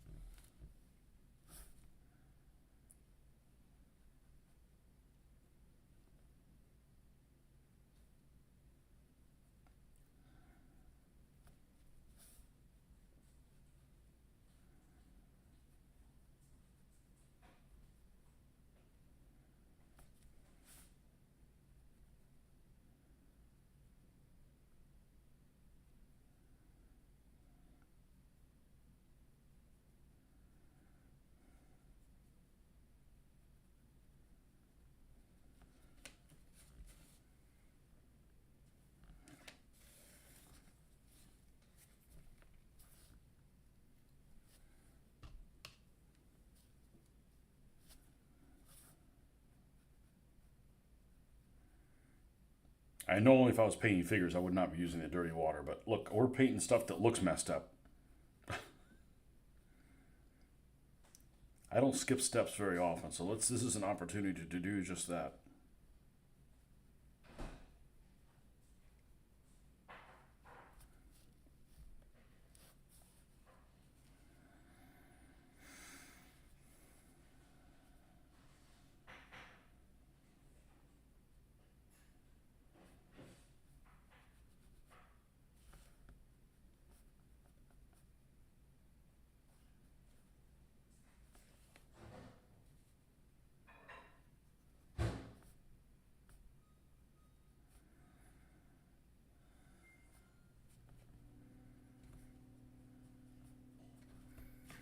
All right, we're going to do the same thing with the other one, which looks a lot rougher.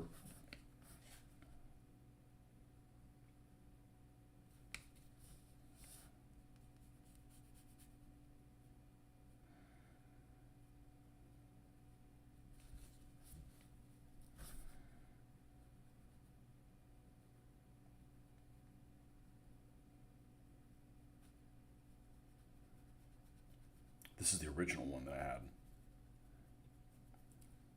This product varies a lot in what copy you have of it. I don't know what caused that, whether this was a bad cast or something, but this was not as good a cast as that one.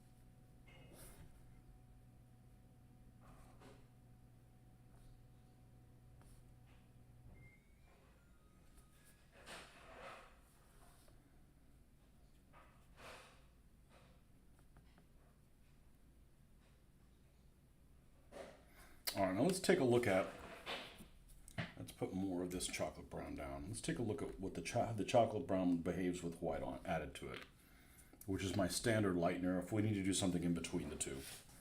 Actually, I'm going to go ahead and cover, this is not covering, was not covering great over this. So let's cover this back over.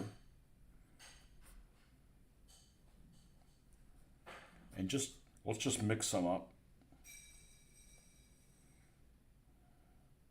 And see if that's going to make it look like we want it to look like, which is, we need more water than this. We need, okay, that's a little bit better. Let's take some of this white. I think the white alone will be just fine. I think the white alone will be just fine. I think that's what I normally do when I paint things with wood. I don't normally add a base color. I don't normally add two base colors and then lighten that up. It's usually just one.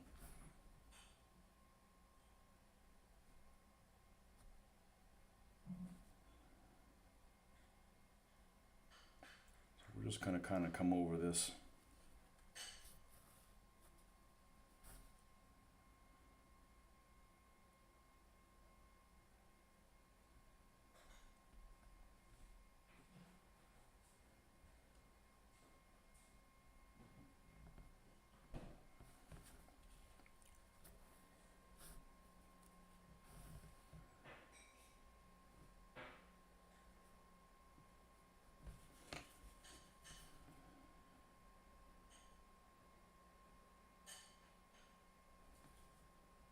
We don't want to spend an inordinate amount of time painting this, because honestly it's probably not worthy of it. So, and we're still not done. We're still going to do at least one more layer on top of it, but let's see, how does that look at a distance? And that's not the color the wall is going to be just yet. That's looking the part. That's looking the part. A wattle roof.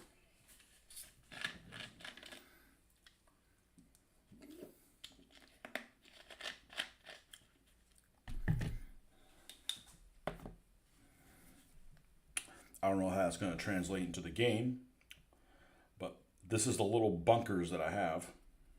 So if I don't like how they act or behave or something like that, I can always repaint these as true bamboo and bring them in the Pacific. Because they don't look like they would be able to take a 82mm mortar around very well.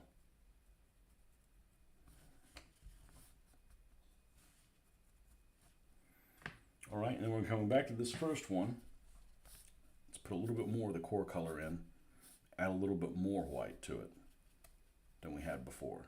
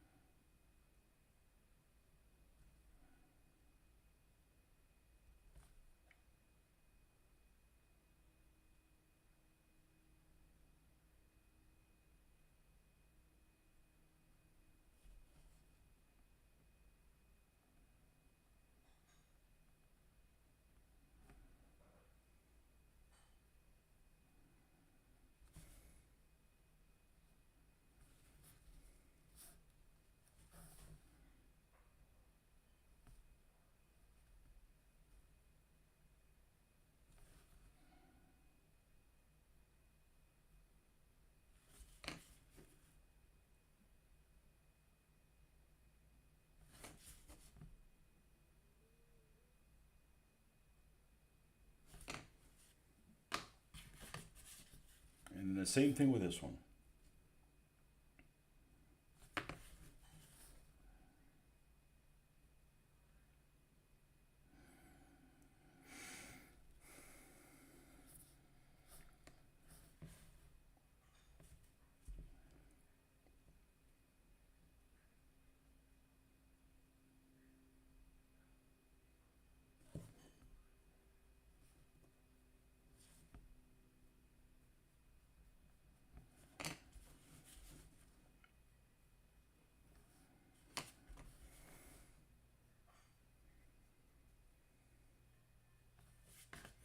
And then maybe just one little bit more.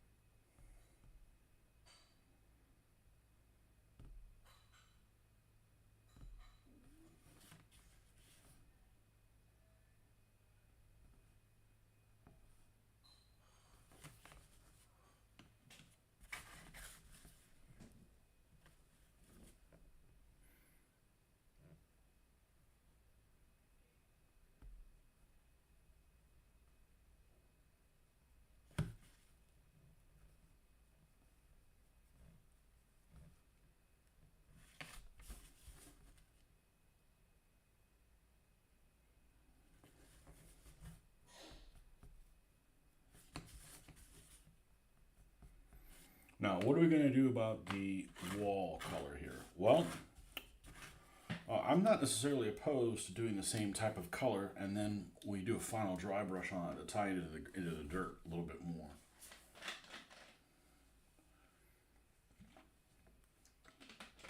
Or maybe take the final color that we did, which is Country Tan. Country Tan? I think that's right. I think it was Country Tan. Yeah, we didn't use this one. Country Tan. And then dry brush that over now and see what we get. I think we should do that. Especially since I don't really need this to look like anything in particular. I'll know that I don't like how it looks if it just looks like it doesn't have enough character. Let's not mess that brush up. This one's okay. Country Tan. Here.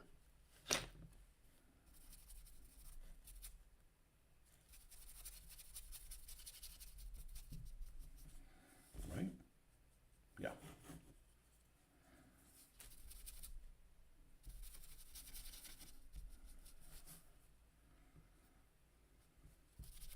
Let's get almost all this stuff off.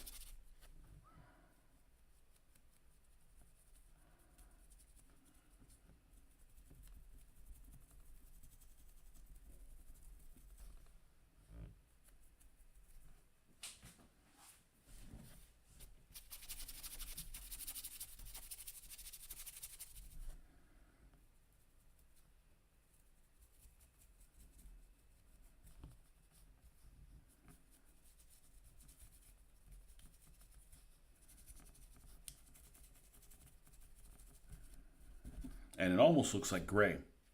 It almost has a light gray look to it because it's somewhat transparent, translucent.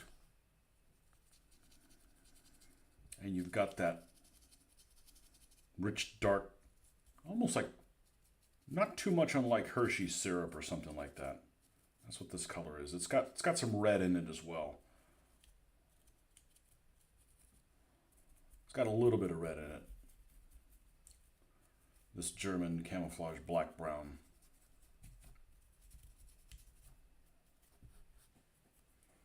Now let's preliminarily see what that looks like. I don't want the walls to be the same color as the roof because the walls are made out of something covered in dirt and the roof is just wood. So it's unfortunately that's just how they're going to sit. They're just sitting one on top of each other. Nothing really exciting. Let's do the same thing with this other one. And now I can't actually tell which one has the black base and which one has the brown base, the one that was doctored in before. Well, now I can tell because it's the bottom one. This is the color it was originally.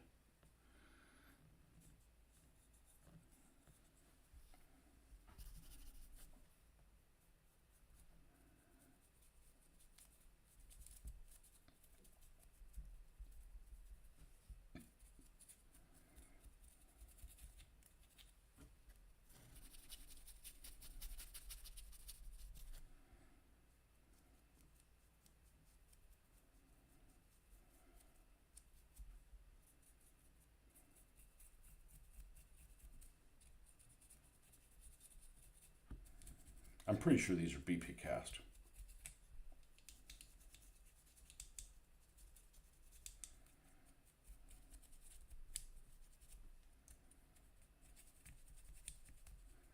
So without making it look gray, we have some gray to it. And I'm actually okay with it because it's not that it's gray, it just has this it's just translucent.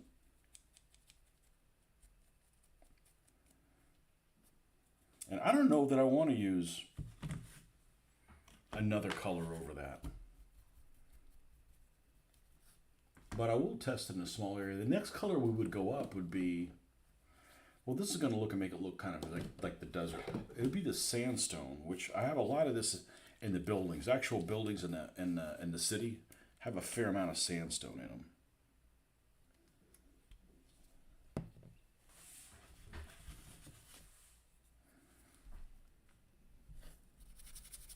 I see this is going to look like white.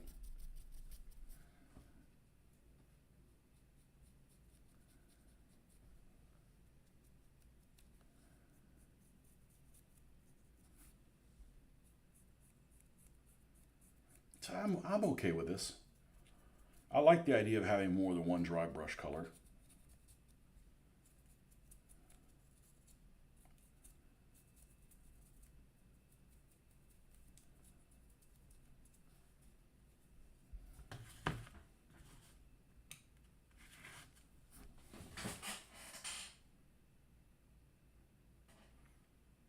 But that didn't look bad. Now what happens if I take this same sandstone, which is here, and I go over part of the roof to tie it into the bottom of the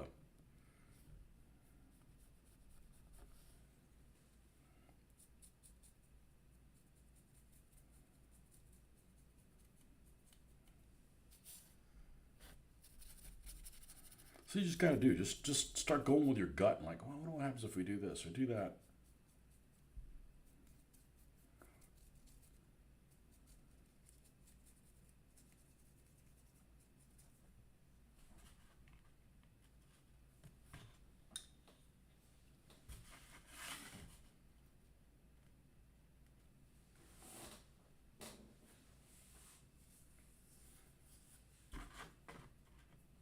It looks better than this, so having this sandstone on top of it is definitely an improvement.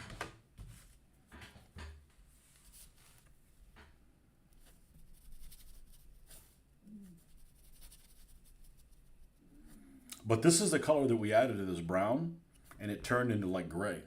So Sometimes you have to experiment with things. Just thinking something that looks good on paper sometimes is just that. It looks good on paper. And then when in practice, it goes sideways.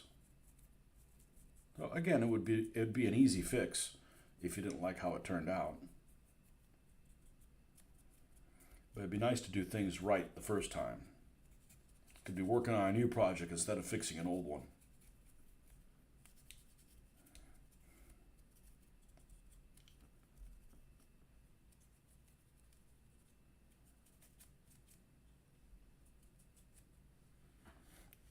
Take this sandstone and there's like a pathway where they come in and out of this bunker.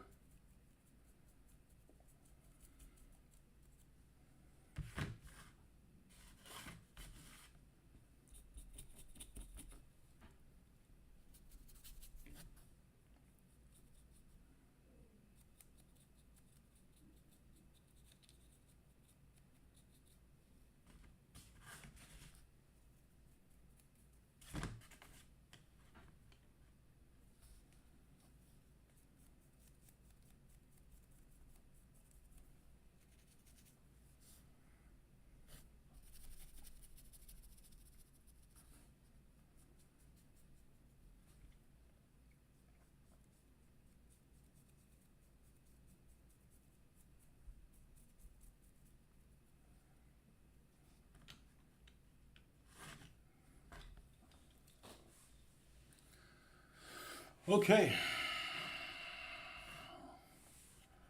That is that.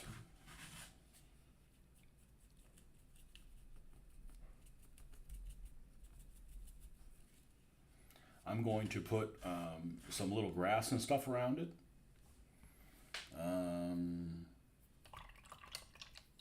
Let's do that next.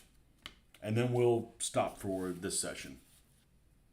Man, we did a lot of filming and you guys didn't do a whole lot of commenting, which is, that's fine. Just, I got my video here. I know that it's going on.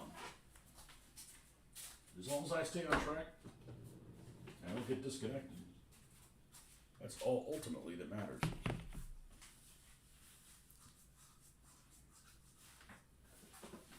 Now this one, we don't have anything that we have to cover up here. So we can easily, well, we need to grab our other one that has the glue. Okay. Move that aside, get the armor back out.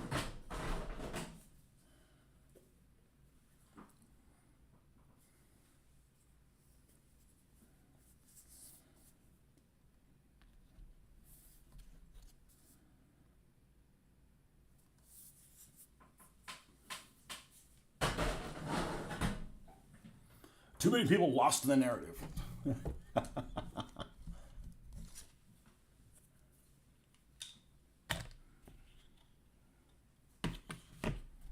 right, we don't need a roof for this. Although if you get some grass on the roof, that may actually work.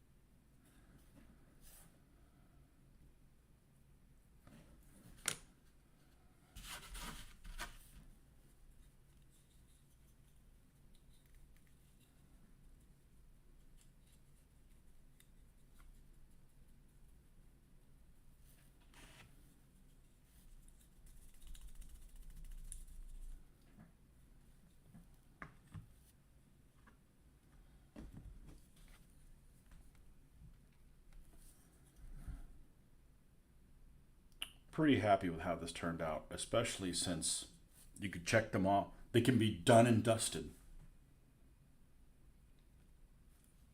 No! There's this like weird outcropping. We're going to go ahead and cover it over on this one.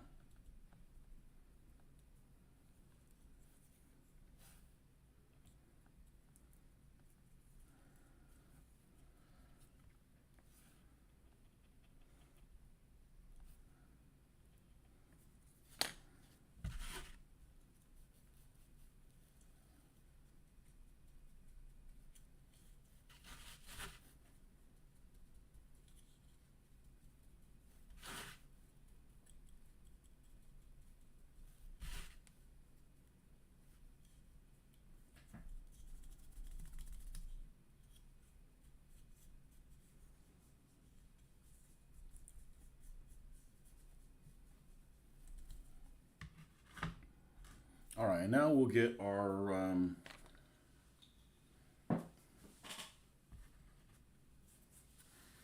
weeds. Where's my weeds at?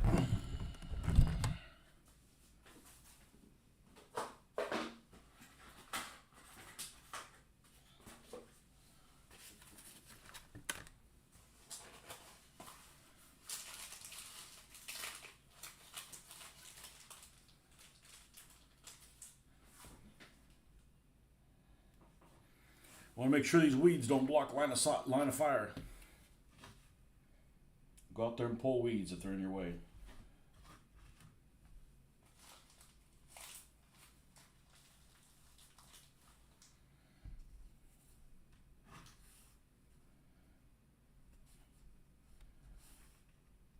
Weeds love to grow in places where they're not supposed to be.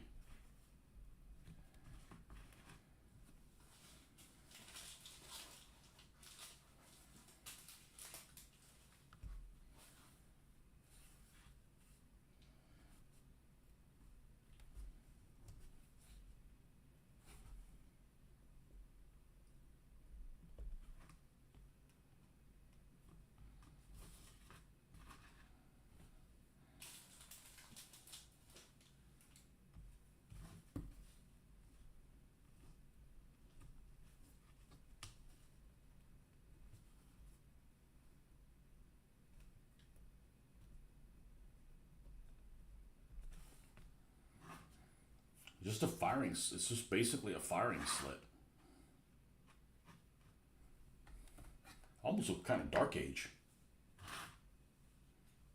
Almost.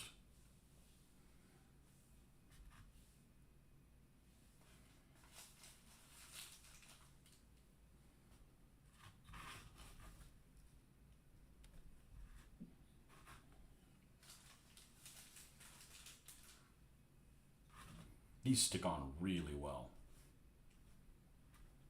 Really well.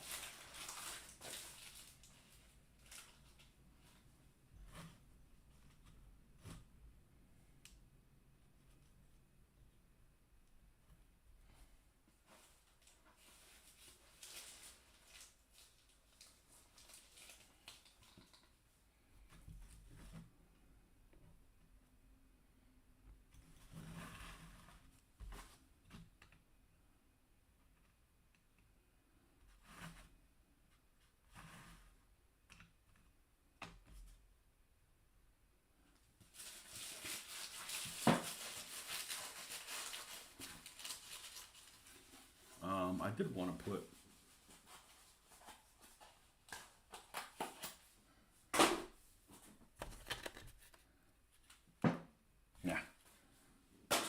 we're good.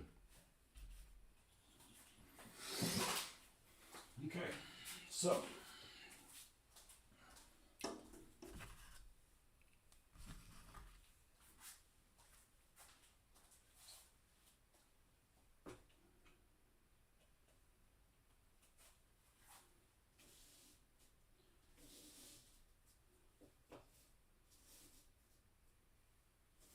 we can see what this looks like, even though they're not going to be in this particular scenario, but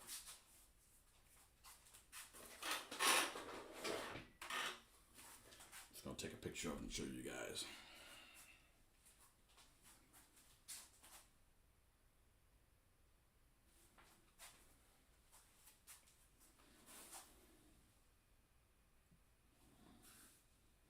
That is the stuff that we did today. The shell holes and then the pits, firing pits there. Pretty happy with how that looks. So look, we cleared off space here. We don't have that anymore. Excellent. All right, folks, thanks for hanging out with me for this long session, and we'll see you guys on the next one.